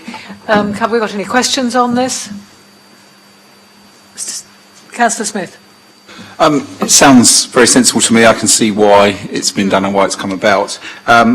Just from the mounting of the railing onto the roof terrace rather than before it was set back, is there any sort of overlooking concerns though? Because now you'll be able to look down onto the properties below. I know there's a lot of roads around it, but you might be able to look into people's gardens more. Originally it was set back and from the actual parapet itself. Well, I think officers are satisfied, as they said in their report, that given the distance and the relative height, that it's such that it wouldn't give rise to a sort of direct, intrusive sense of overlooking. I mean, the applicant has also drawn attention to measures put in place to ensure appropriate behaviour and activities on the terrace. But I think in view of the intervening distance and relative height, I think any views would be sort of oversailing neighbouring properties. So, yeah, officers are satisfied. Thank you. Any other questions? Councillor Fielding. In the objections that were received, there was mention of access to the terraces will be limited to only some residents, but my understanding is that it's accessible to all owners and occupiers of Lombard Court. Is that the case? If so, where did the objection come from? My understanding is from the applicants that the roof is intended as a viewing platform only. There'll be strict rules. This is paragraph 1.9 of the report. Strict rules prohibiting parties, barbecue, etc. And there'll be residents would need to sign terms and conditions for using it. So my expectation, unless the applicant has any further advice to the contrary, would be that all the residents would potentially have rights to use it, but under conditions, under strict terms. As you're here, could you confirm that that's the case? Yes, that's correct. We have quite a large proportion of transient renters, tenants, and the only problem we would have is if the keys are passed on to the next tenant who hasn't been made aware of the restrictions. So that's a sort of an internal thing we're working with our management agents for, to make sure that they are, each new tenant is absolutely aware of the restrictions of the roof. Anyone can use it, but it probably shouldn't have been worded that way, but anyone can use it, but we're highly aware of the permanent residents' right to live there in relative peace and quiet whilst enjoying the views. And as with regard to the viewing, the houses in front of us are much lower than even the third floor. So it's not, you'd have to sort of look out of your window and look up like that before you would see the railings. But as far as usage concerns, anyone can use it, but under those strict conditions. Thank you, that's fine. We don't need any further reassurance on that unless it's... I just wanted to add that the access to the roofs are only gained through blocks 1 and block 3. Some residents in block 2 and block 4 have to move on to gain access to block 1 and 3 to get to the roof. These are the residents that feel that they're being misserved in the fact they can't get to the roof when they can, as has been the case since they purchased that property. So there's no restrictions for anyone living at Lombard Court. Okay, thank you. You're right about that, George. Councillor Mason. The steel balustrading, will this be painted steel, or will it be highly visible, shiny steel? Might I answer that, or? Well, we've got a requirement in terms of compliance with the approved plans. I can check with the case officer in terms of the detail that's added on that. In the meantime, whilst the applicant provides a further comment on that, the other alternative might be to add a further condition in terms of making sure that it's painted at a suitable colour. Yeah, my reason for this is that were it not so, it could look, if it were just stainless steel, it could look obtrusive. Mm. I suggest we put a condition on to put black or dark grey paint on that. I think it would be something like, the proposed balustrading will be finished with a suitable black paint with reference to the relevant RAL number. Yep. Could my colleague just speak on the fabric of the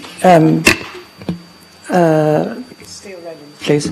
Could I just say that the original balustrading was in bright zinc plate, BZP, tubular key camp style rail, which is what the intention was to replace it with. As you know, BZP does go off colour. It dulls, it goes to a grey matte colour. It's not shiny as stainless steel. But, that's the only thoughts we had on it. If you're requiring it to be painted black, then that's what we can do. But the BZP does dull in colour over time, as I'm sure you're aware. If you look at the seafront in Old Portsmouth, the railing round the by Quebec House, that's dulled off considerably because of the sea air, the salts, etc. It's not shiny, as one of the members inquired. Well, let's put a condition on that says that discussion of the finish of the railings will be discussed with the delegated to the planning officer to ensure that it isn't a long-term, shiny, very visible railing, if that's all right. Would that be okay with people? Okay. Shall I suggest that we move to comments and a recommendation? Councillor Mason. With that addition, railings, I propose the officer's recommendation. Anybody? Mr. Fielding? Seconded by Councillor Fielding. Can we move to a vote then on this one? All those in favour? Thank you very much. You have your planning permission. Thank you. Okay, then we'll now move back to item. Somebody could. Oh, good. Thank you, Anna. I'm going to summon Councillor Vernon-Jackson back, and we'll go Excuse to. me, Chair. I'm going to have to leave the meeting now. Thanks very much for Thank staying you. for that. Item 6, the bedsit number 1 at St Ursula Grove, which is on page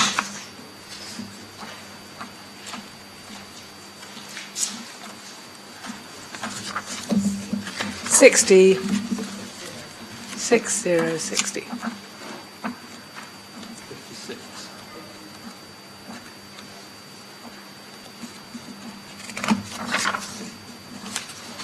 Small 56, big 60.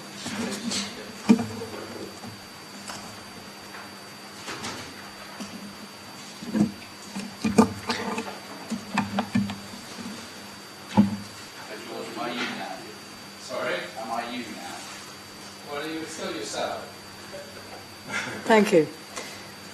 Okay, well, I could like to ask Mr. Lloyd Davis to introduce this application, please. And this, interestingly, we're having trouble with this. This is presented because of we've had a call and request from Councillor Rob Wood. Those who are observant will know that the Councillor Rob Wood is no longer a councillor, but I'm assured that this was received before he stepped down and isn't another councillor. But I do think possibly there's an action for the planning officers to just double check the status of councillors a bit more next time we have an application. So this is here because of Councillor Rob Wood, who was then a councillor and is no longer on and is not here.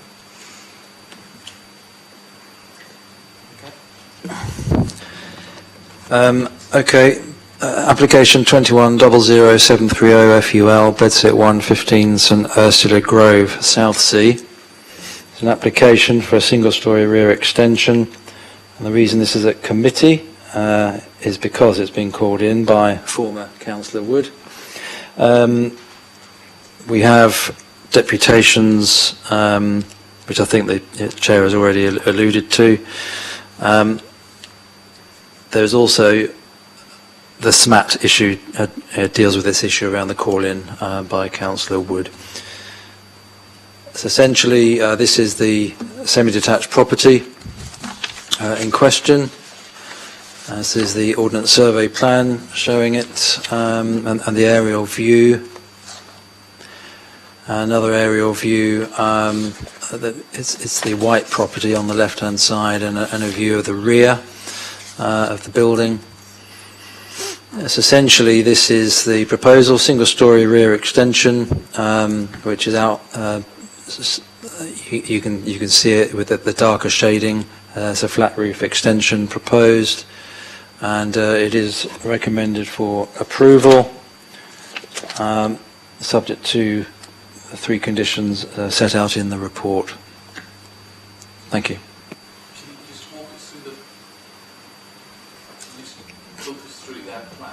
Yes. It looks as if you have to keep walking through everybody's bedroom to get where you can see. Let me have a look. Is that bit there?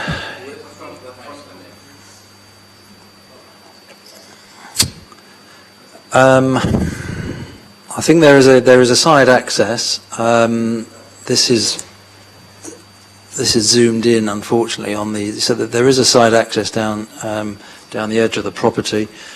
So they can access for bikes, etc. But this is just simply to get to this extended dining room. It would be through. It's a good question. Yeah, there's bedroom 1. And a lounge kitchen, and then you go through to a dining room. There is a door on the east side, so you come into the lounge kitchen because this is a bedsit. It's a flat.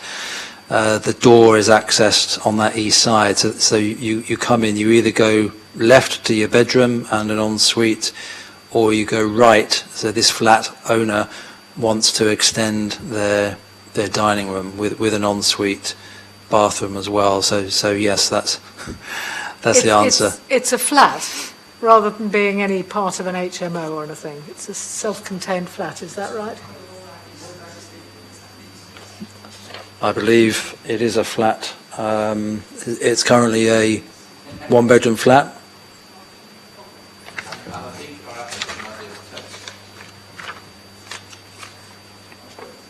Okay, you came in with a question before I'd given him a chance, the deputy a chance to...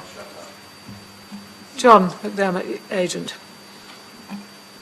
I think it's probably more pertinent for me to assist Councillor.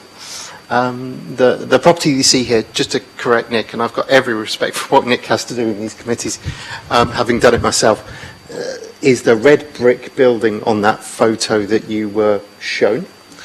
There is an alleyway that goes down the side of that red brick building that leads to this single-storey rear flat. It is an existing flat. It is at the moment substandard, so it existed at the time prior to national space standards and is about 30 square metres in size. The proposal before you is to add space to that existing flat in the form of a dining area and segregated bathroom, effectively to allow people who want to visit the person at the flat to use the toilet without having to walk through the bedroom area. That is the sole purpose, and that's what's being applied for. Officers have got a detailed report here, nothing to correct in the report, excellent, and you've got a recommendation to approve. That is essentially what's being applied for here, is a rear extension to an existing flat that's been there for a substantive number of years in order to get it, A, to the national standards, 37 square metres for this size of dwelling, and that makes it a one-bedroom, one-person dwelling, and in order to provide a little bit more amenity space internally for that dwelling. That's what's being applied for. Thank you. Thank you very much. So we'll go back to questions then from members. Councillor. I have, yes, and thankful to the applicant for just clarifying that. Apologies to the committees to drawing attention to the wrong property. I work with what I'm given to a large extent. Good. So we're back to questions. Councillor Sanders. Thank you. Just for clarification, I visited this property more than once, so I know about the slightly separate, what feels like the separate flat, which this is. Is this part of the 8-bedroom HMO that was granted consent in March 2021? No. Yeah, this is what I'm trying to get clarification from the case officer. Yeah, it's described in the report as an HMO, but I think this is a self-contained dwelling at ground floor level. The rest of the property, I expect, is HMO. That has always been my assumption. It's just that John is nodding and confirming. Thank you. The reason for my question is it was consent in March 2021 to convert from 7 bedrooms to an 8-bedroom HMO, and so the logic would have been to include this. So that's why I'm asking. If it's a completely separate flat, that's fine.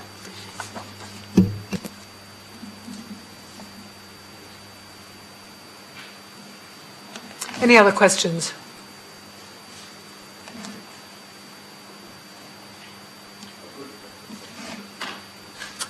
Councillor Bernard-Jackson. Just to ask, we've had 3 people down to come to speak. Have any of them sent in a written representation? Because Martin is normally very, very good about making sure that people know what his views are. And he actually knows the stuff extremely well. He is, I agree, and I was surprised that he hadn't sent something in and he wasn't here, but could you just verify for me that that's the case? That's correct. Nothing? We haven't got anything. Okay, that's really helpful, thank you. Yes, no, there is nothing on my list on that. Nevertheless, I'll ask a question from the Chair, which is about paragraph 511. It projects beyond the attached neighbours at number 13 by 3 metres, and there are proposals not to have any windows in the western elevation, and therefore so occupiers of that property are protected in terms of light and privacy and overbearing. Could we just see the plan that shows that and demonstrates that to us? Please. Is this the right one? Well, it doesn't show us the adjacent property, number 13, does it? Oh, you need to see the OS. There you go.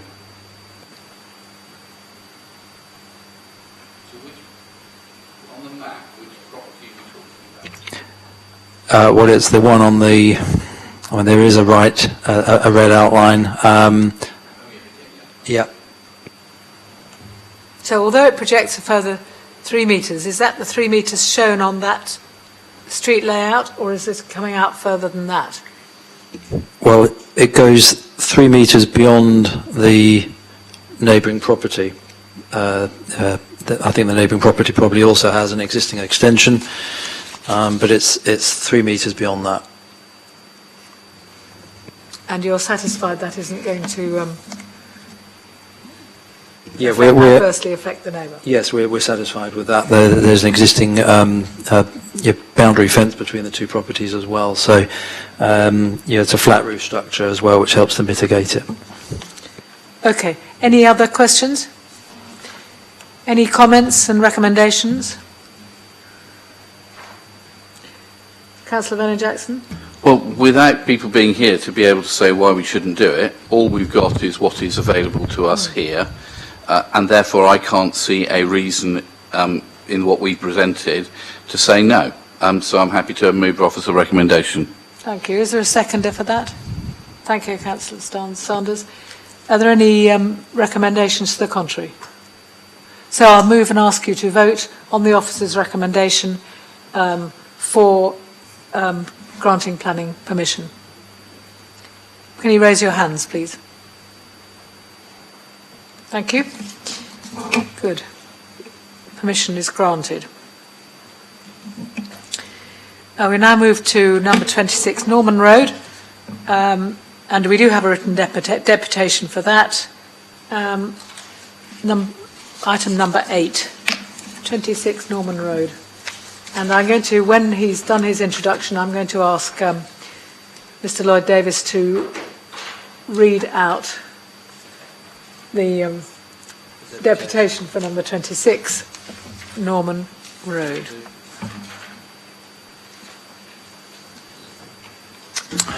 Application, 210172 FUL, 26 Norman Road, South Sea.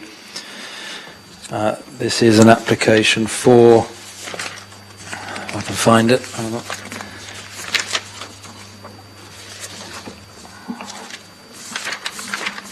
I think we're going to have to go through the two-stage process here. Just to warn members, we will need to ascertain after the introduction and after we've asked questions whether or not it needs planning permission, and if it does, we then need to go on to decide the result of that. Yes, that's absolutely right, Chair. A change of use from HMO C4 to sui generis 7-bedroom HMO. So, first question is whether or not it constitutes development, having regard to the facts of the case, and then if you do determine that this does comprise development by reason of the additional bedroom, then to make a determination as to the merits of that. I should say that this is subject to an appeal currently. I think this has only recently been notified, but as things stand, yes, the recommendation would potentially be, similar to before, to the Secretary of State. So we're not the determining authority in this case. I'll just briefly take you through the plans. So it's a mid-terrace property, 26 Norman Road, property outlined in red.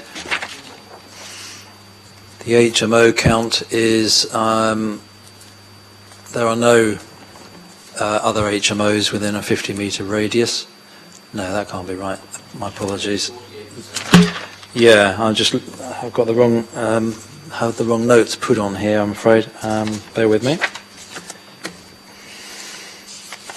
No, it's in an area where there's already density of HMOs.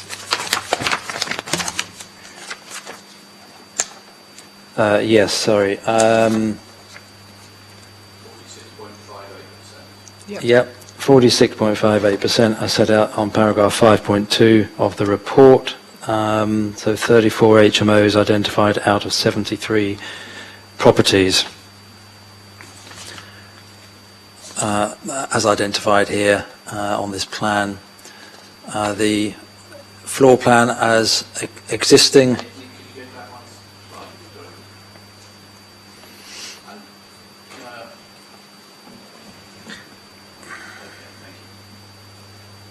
It's changing a living room to the proposed 7th bedroom. We've defined this one as an unknown HMO, is that correct? Well, that's how it's been identified here, certainly, as things stand in terms of the data search. Essentially, the the proposed change relates to the room at the front of the property. If I highlight it, it's a lounge. I think the plan in the report is actually the wrong existing floor plan because it shows the lounge behind. I think the red outline added is relating to the wrong room. I think the lounge is currently at the front, and that is the one. If you can see that, I use the pointer. This is the room that they wish to change from a lounge to a seventh bedroom.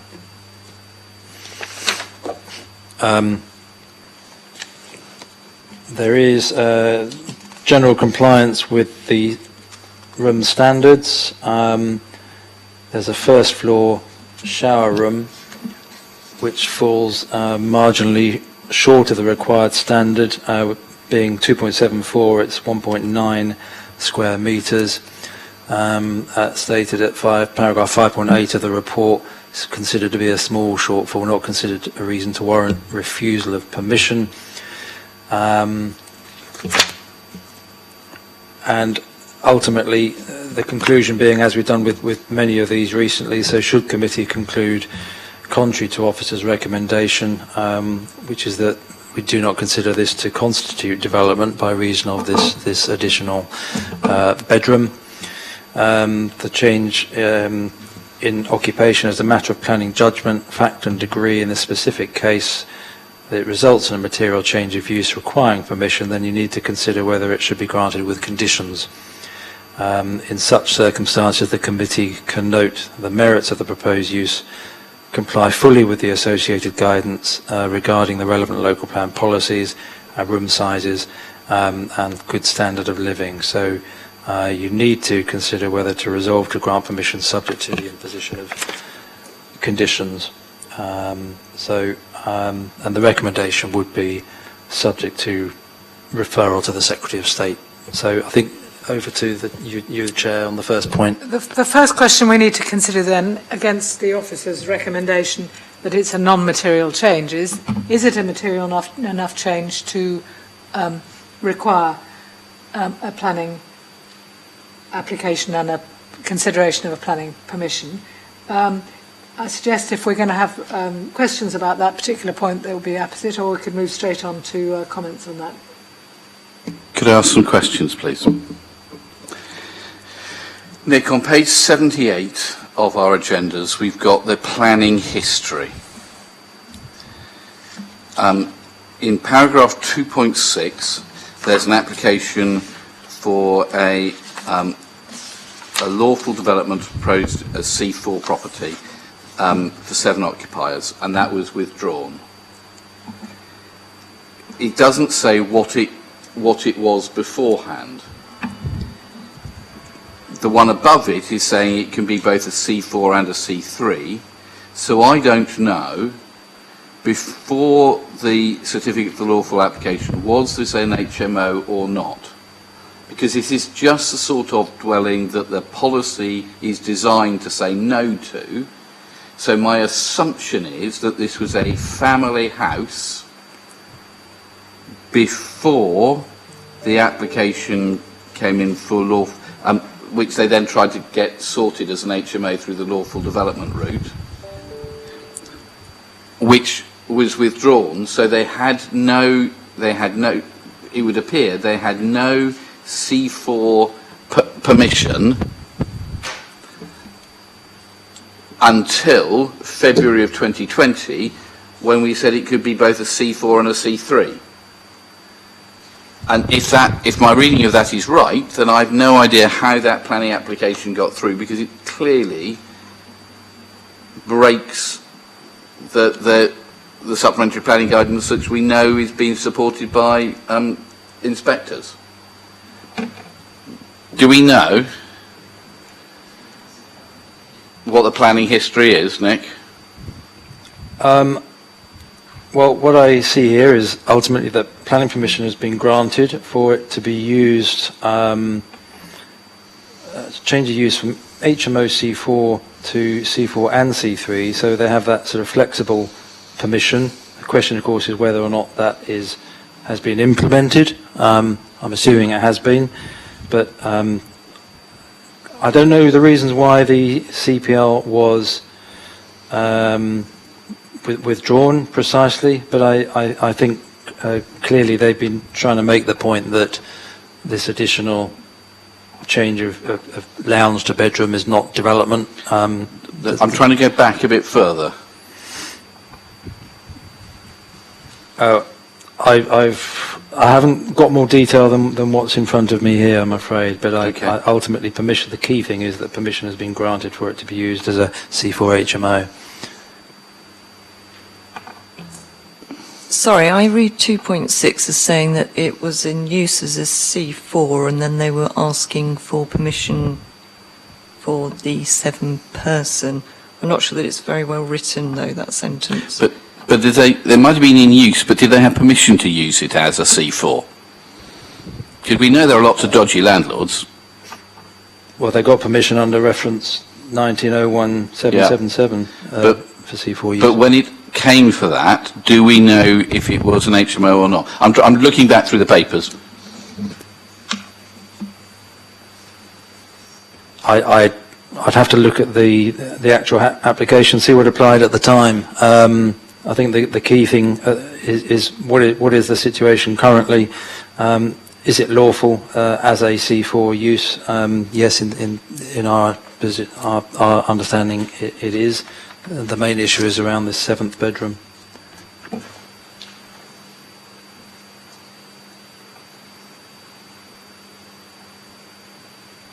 It is a little unclear, I agree, because the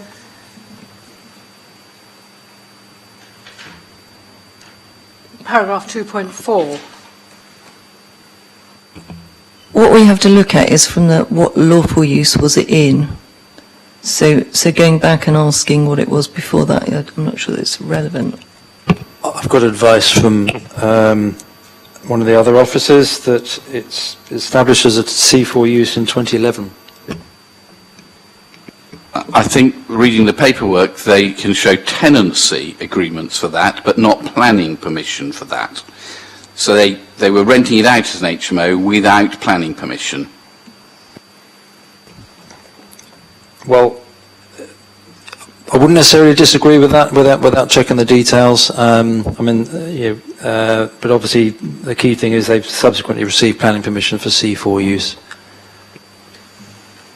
So we're dealing here with the question of whether or not it needs planning permission to move from 6 residents to 7. And it's absolutely clear in law that it has to, because the planning permission says it's for 6 residents. If you're going to have more than 6, then the law is absolutely clear that you have to have planning permission, unless the law is an ass, which it often is. Chair, do you want me to come back in? Planning permission is required if there's a material change of use. That's what you need to consider. And the law is very clear that when we're asked to give planning permission, it is up for 6 people. We could give planning, say it doesn't need it, but on condition that nobody actually ever enters that room. I think that's a speculation. We have dealt with a number of these in the recent past, and you missed the Marathon Committee, and we dealt with a lot of these. Do I have a proposal on whether it needs planning permission or not? Yes, Judith, and we have a time-honoured formula by which we can use this, but sadly nobody here can remember it, so I will try and give this one a go. Thank you. On the grounds that the amenity of the property is altered, on the grounds of the potential increase in impact on nitrates, and on the grounds of the impact on the amenity of neighbours. I think those are the 3 that we've worked out previously. I believe that this should get planning permission. I would also say in this case that there is another application that's awaiting a decision. So therefore, clearly, the applicant thinks it needs planning permission. So therefore, but I will stick to those 3 grounds as we've thrashed those out 5 times before. Do I have a seconder for that? Just so I can read out the wording that's been previously used, if that would assist. That would be really helpful, thank you. Which was proposals considered to be development requiring planning permission due to the intensity of the use of the accommodation, the impact on parking, waste, amenity impact upon neighbouring residents, and the impact on the Solent special protection area. Yes. So, do I Happy have to a second seconder that. for that proposal? Thank you very much. And are there any contrary views to that? So, would you like to raise your hands if you think it requires to be the subject of a planning application? Okay. And do I have any against? Or any abstentions? You didn't? Shall we rerun the vote then? Do you want? Can I have a vote in favour of the fact that we need to have a planning permission? 5. Thank you very much. So now we'll go on to the second part of this, which is to consider whether or not we want to grant planning permission or refuse it. We have a recommendation here implied that if we do, and indeed the report's been introduced to us, pointing out things that we need to take into account if we decide to give it permission or not. Councillor Sanders. I've got a further question which also relates to planning history, which is that there is this concurrent application awaiting a decision, which I assume has not been referred to the Secretary of State for non-determination, otherwise we would know. What's the difference between that one and this one? My expectation is that they've put in 2 applications, one by which they to appeal, but to perhaps place some pressure upon the LPA to make a favourable decision on the other application. That's speculation on my part, but it's often what happens is that people will put in 2 applications so they can appeal one of them. So forgive me, Mr. Lloyd-Davis, I will try and put words in your mouth. Based on your experience, the answer to my question is none, or not enough to make it a material difference. In terms of the difference between the 2 applications? Yes. Well, they would appear to have exactly the same description. So, yeah, I think this is appears to be a duplicate application. That's very kind, Mr. Lloyd-Davis. Thank you. So, questions? Councillor Vernon-Jackson. Thank you. On the first floor, it would look as if there is a shower room but no loo. There appears to be a loo on the ground floor and then 2 loos on the second floor. Is that asking people to run up and downstairs from their bedrooms to go to the loo? Is that okay in planning policy?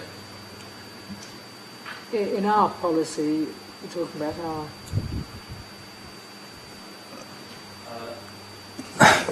I will need to just double check the guidance. It's not been flagged as a concern in the officer's report. And my second area of concern, Nick, is that in 5.6 we're talking about the size of all the different rooms. There are 2 which are 2 square centimetres above the threshold, one which is 3 centimetres, one at 5 centimetres and one at 7 centimetres. If any one of those was just slightly smaller, then the combined living space would not be big enough. I am a suspicious soul, not as suspicious as the Lord Mayor, but I wouldn't trust a landlord of an HMO in some cases. How are we to be clear that these measurements have been independently taken and not just what the developer has told us? Well, these measurements have been provided by my officers, who I do trust implicitly in terms of their accuracy. That's fine. If it's been done by our officers, that's fine. I just didn't want to rely on something given to us by a developer. We always ask our officers to verify any sizes. No, that's fine. Yep. Wonderful. Thank you. Any other questions? Do you want me to come back on the bathroom side of things? We haven't had a question about that yet. The bathroom side of things. Yes, we have. Yes. Please do. Thank you. Lose. In a 6 to 10 person house, there should be 2 bath or shower rooms and then 2 WCs. So that can be 2 bathrooms and 2 separate WCs with a wash hand basin, and 1 WC can be contained within the bathroom. So I think that complies, doesn't it? And in this house there are 3. Yeah. Yep.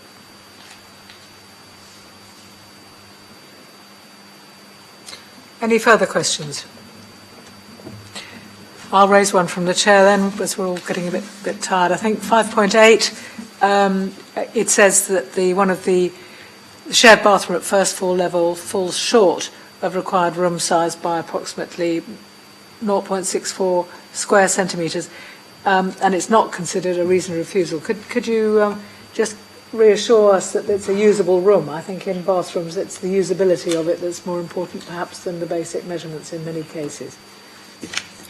Yes, I mean certainly it is below the recommended space standard, but the officers are satisfied that it's a usable room, and I wouldn't disagree with that.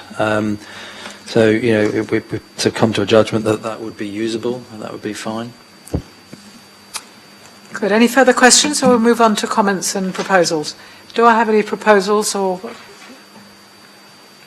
Councillor Owen-Jackson. Thank you for bringing 5.8 to my attention. I think that gives us a reason to refuse, in that it falls below the space standard, and we need to enforce our space standards throughout.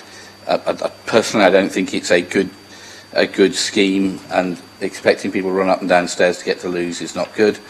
So I would propose that it falls below our space standards. Therefore, we have no option but to refuse. It's an additional facility. It only requires 2 loos and showers in here. Yeah.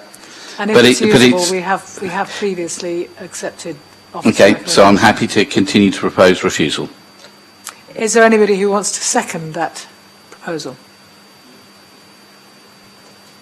Councillor Madgwick? Okay. I've got a proposer and a seconder. Do I have any other counter proposals? Chair, can I clarify the reason for refusal? The reason for refusal would be small size of bathroom. The small size of the bathroom falls below our space standard. And on the plan, Nick, it's very, very small, and I can't read what some bits of it mean. So on the first floor, there's a sort of, behind the shower, I think they put wardrobes. Yes, I think they are wardrobes, yes. But that means that shower room has no natural light, no natural ventilation, and is too small. Well, like many similar sized small bathrooms or small shower rooms, they would have the necessary ventilation extractor fans, so... but there's a very simple change they could make, which is get rid of those wardrobes, and then and extend that so you could have a loo in it as well. So they could make it a much better proposal, much easier. But that probably means that those rooms then become too small, and therefore they have to have more communal space. At which point then they can't convert the room, which they want to, into an extra bedroom. And therefore their whole proposal for making yet more money out of this falls to pieces. It is though in excess of requirements to have three facilities, ablutions facilities. Our requirements. So the proposed... So we've got a proposal to refuse it on those grounds. Yeah. Hold on, Chair, can we just add, if you're going to be refusing it, you need to, in the absence of a suitable agreement, to secure the appropriate mitigation measures for the increasing discharge of nitrogen and phosphorus into the solent, and then obviously the bird aware as well. Yeah. Okay, bird tax and poo tax. Thank you very much. Is there a contrary proposal? Darren? It's not a proposal, but I'd like to add a suggestion, which is before, when we've looked at these things, we've tended to say particularly because we're just referring this to the Secretary of State, the Secretary of State decides this, not us, that we would refuse this, but if the particular room that we're concerned about falls below our standards were to meet those standards, we would approve it. And I think that's where we are here. And I would, if Gerald and George are happy, just to add that line in somewhere. I would bow to your experience. Well, you're here to determine the planning application that's before you, so it's on the plans before you, so that wording's really But not... no, I understand that, Juliet. It's just in this particular case, we're advising the Secretary of State. And so it's either yes, but, or no, but. I'm not sure we are on this one. Are we? No. Not on this one. My apologies. I misread the whole thing. We often are, but I don't think we are on this one. It's come to us due to the request of Councillor Vernon Jackson and the receipt of 7 letters of objection. That is often the case. So we have recommendation from the floor for refusal, and we have reasons for that refusal, and we have somebody who has seconded that. Do we have any alternative proposals?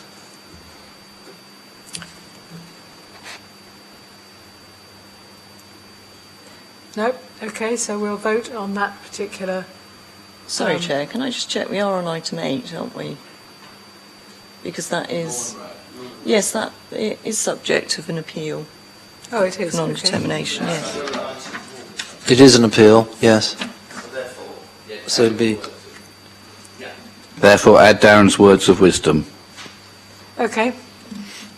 So, bearing in mind that we're advising the inspector, we would have approved this if we hadn't had... Rejected this. Yes. But would have... The words you said, we refused that we would have refused this as it stands, but would have agreed it if it had conformed with our space standards.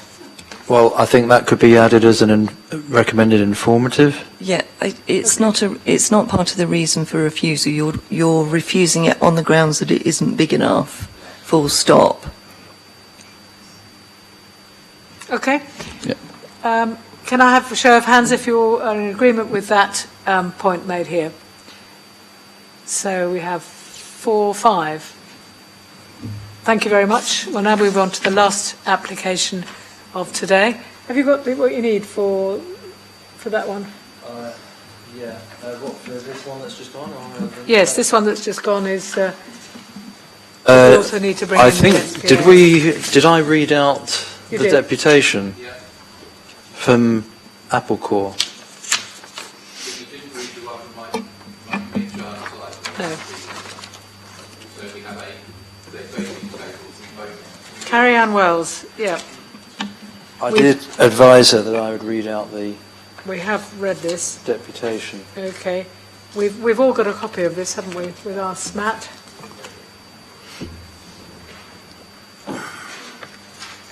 I'm just having a skim through it. I think we have taken into account and obviously shown that we have read this. She makes the point that the housing licence officer also tested the usability of the room. I imagine they went in there and had a shower and was happy to issue the licence with the additional shower. She argues that if members feel the smaller shower room is not appropriate, this could be turned into a cupboard and the application still meets the required standard.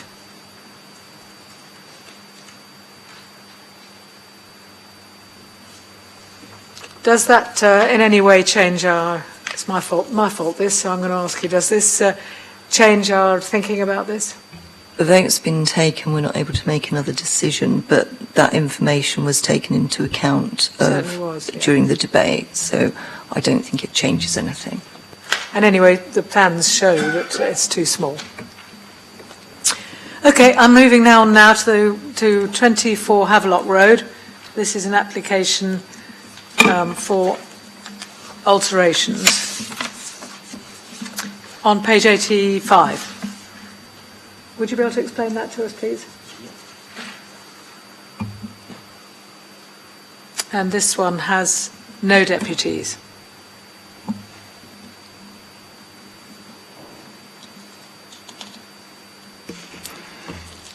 Okay, thank you, Chair.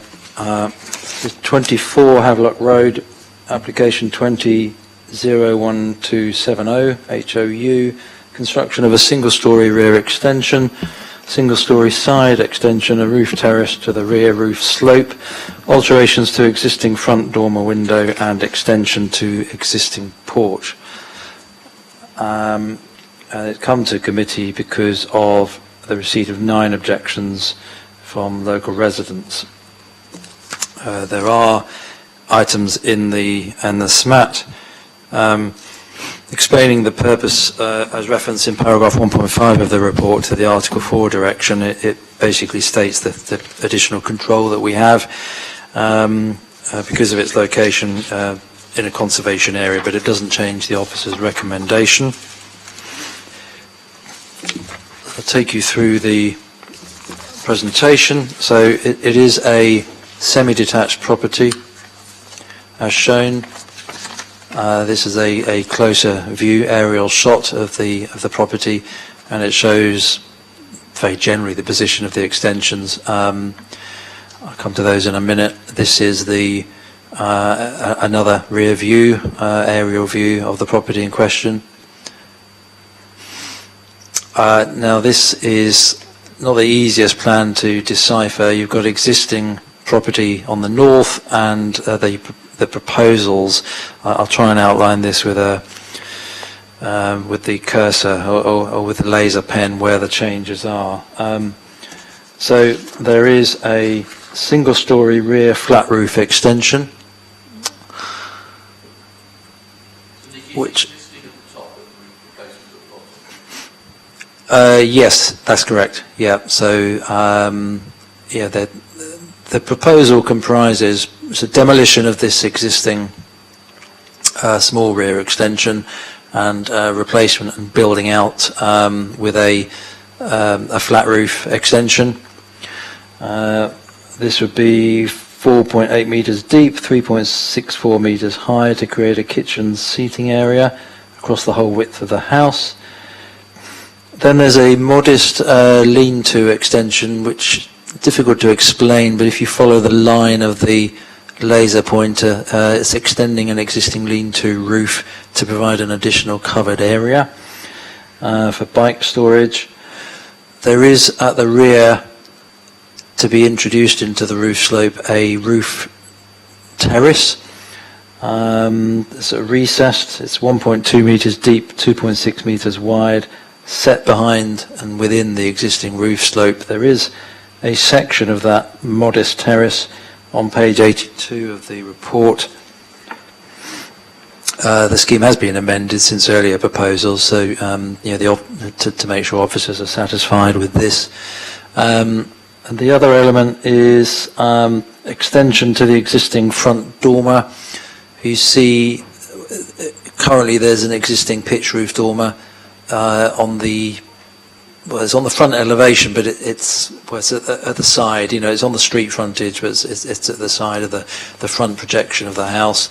That is effectively just being extended to connect to the rest of the property, just providing additional headroom. So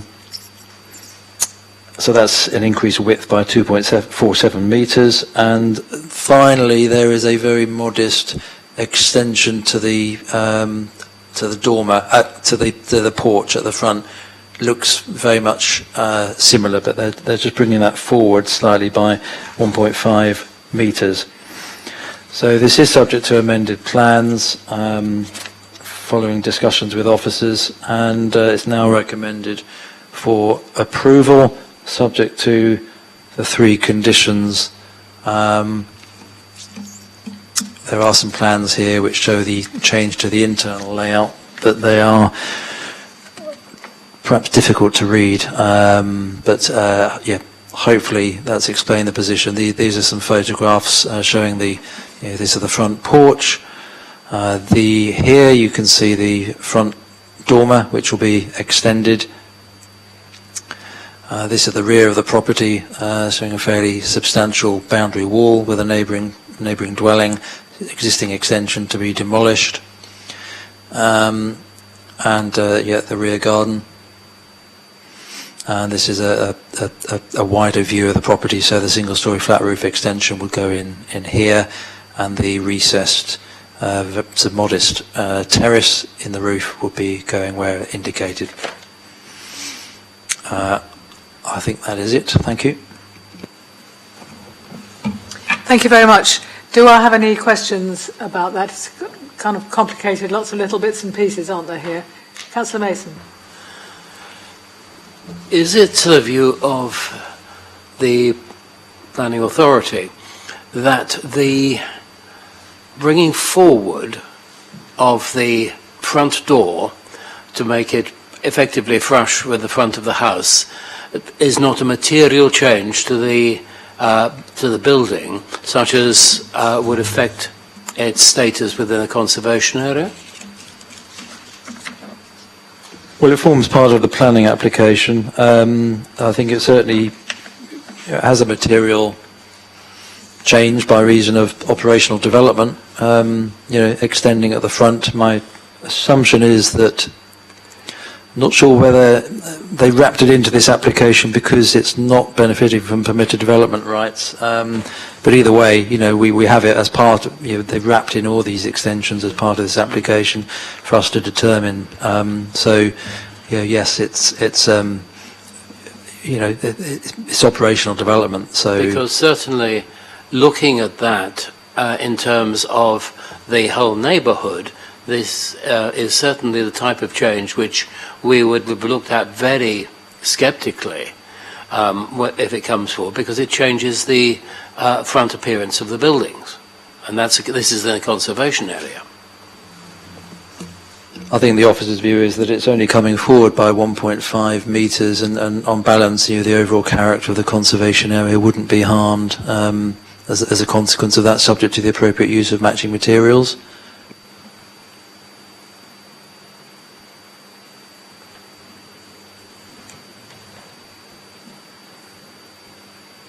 Any more questions?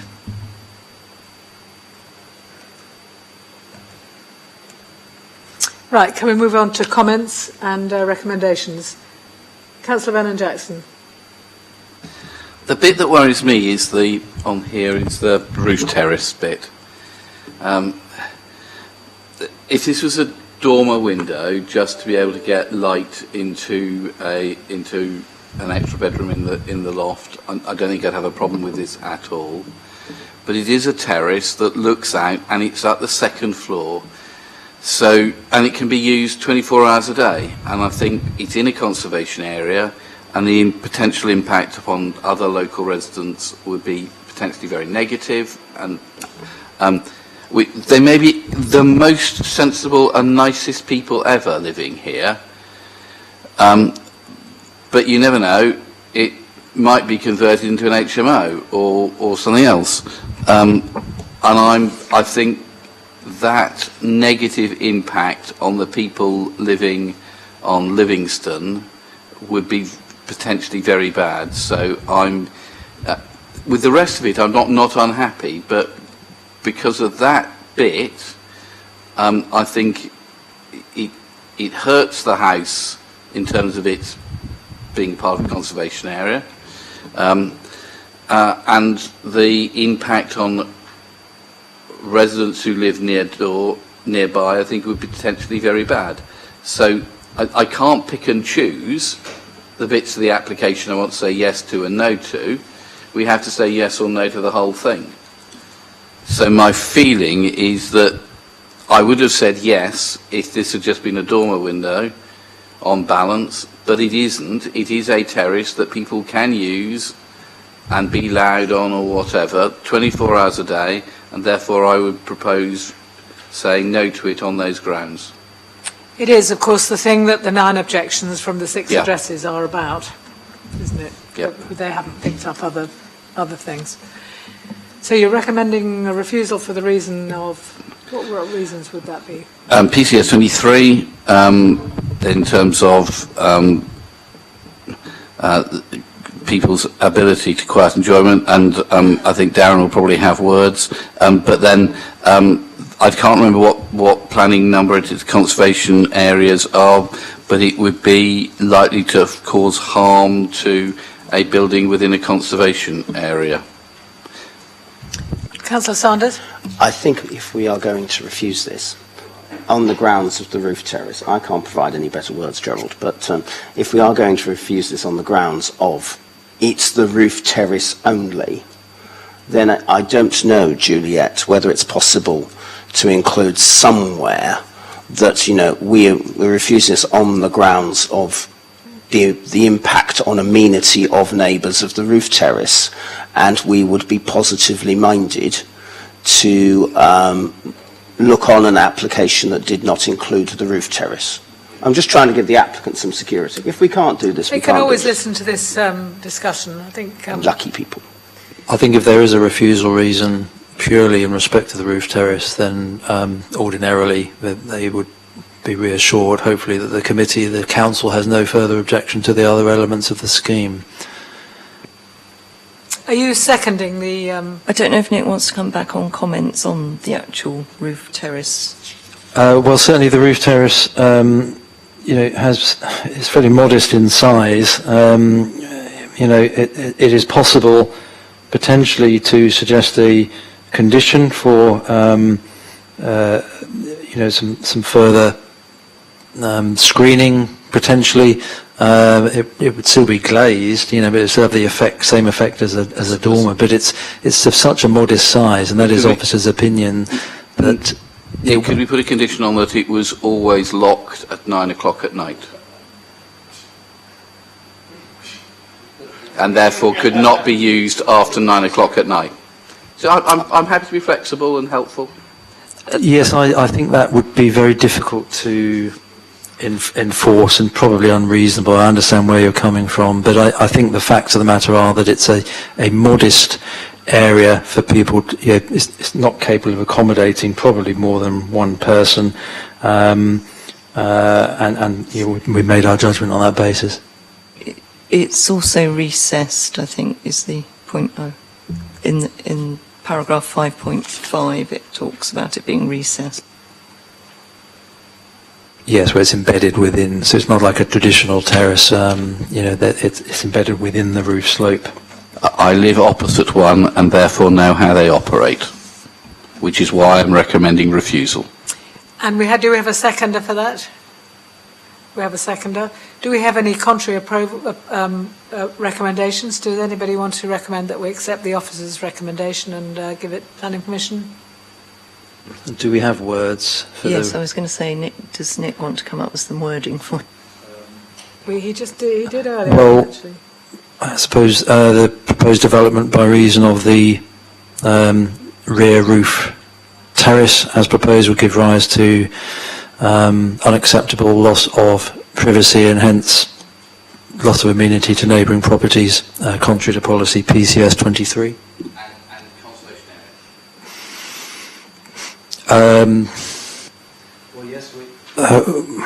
That's in a sense a separate issue in terms of character. So would that be a second reason for refusal? I mean, it is at the rear of the property, but so it'd be very difficult to sustain in terms of design, but it would be a second reason for refusal. So the introduction of a rear roof terrace would be contrary to the established character of the Campbell Road Conservation Area, thereby blah blah blah. Yeah. Could they put a Velux window in there instead? There is one a few doors down, though. I think that's probably worth pointing out to members. And John, if they came back with that would be a different kettle of onions. But we have to make a decision on what's in front of us here. But I think if you know them, tell them to put a Velux in. Certainly don't know them, but I'm just asking the question. Can I just make a point, Chair? Yes. Hello. I don't massively see a huge issue with this application, sorry. But surely if we approved it and there was public nuisance or disturbance, our environmental health officers would, for example, put a noise abatement order in or whatever. So surely that would suffice Councillor Vernon-Jackson's concerns that it would be noisy late at night, because surely there is provisions for us to, as a council, get involved with that if that if that was a problem. I think I'm correct in that. Maybe I could take guidance. I think certainly you're theoretically correct in that, but we've already heard today of examples of times disturbance that's been caused which hasn't been immediately responded to. And I think our job is to try to preempt problems happening so that we don't create problems for the future. I thought we weren't meant to preempt things. We're not meant to preempt things before we come into the committee, but our job is to make sure that here we don't give permission to things that we think will cause problems to the community in the future. So, through me, please, we have got a proposal to refuse this on the grounds that have been described, and we've got two grounds, one to do with the conservation area and one to do with the overlooking and loss of privacy, which indeed is where the 9 objections are focused. We understand from the report in paragraph 4. And we don't have any proposals to grant full planning permission. So could you raise your hands if you're for the refusal on those grounds?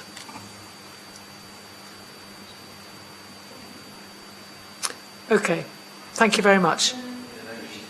And we now need to look at voting against. Anybody against? Okay, thank you. And no abstentions. Thank you very much.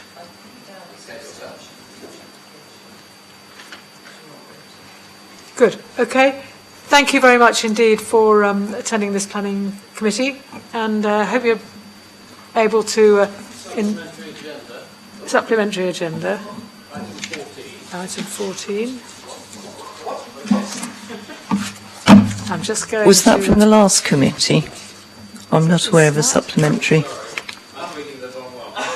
Don't frighten us, Uncle Hugh. Thank goodness, I at least thought I would have known about that.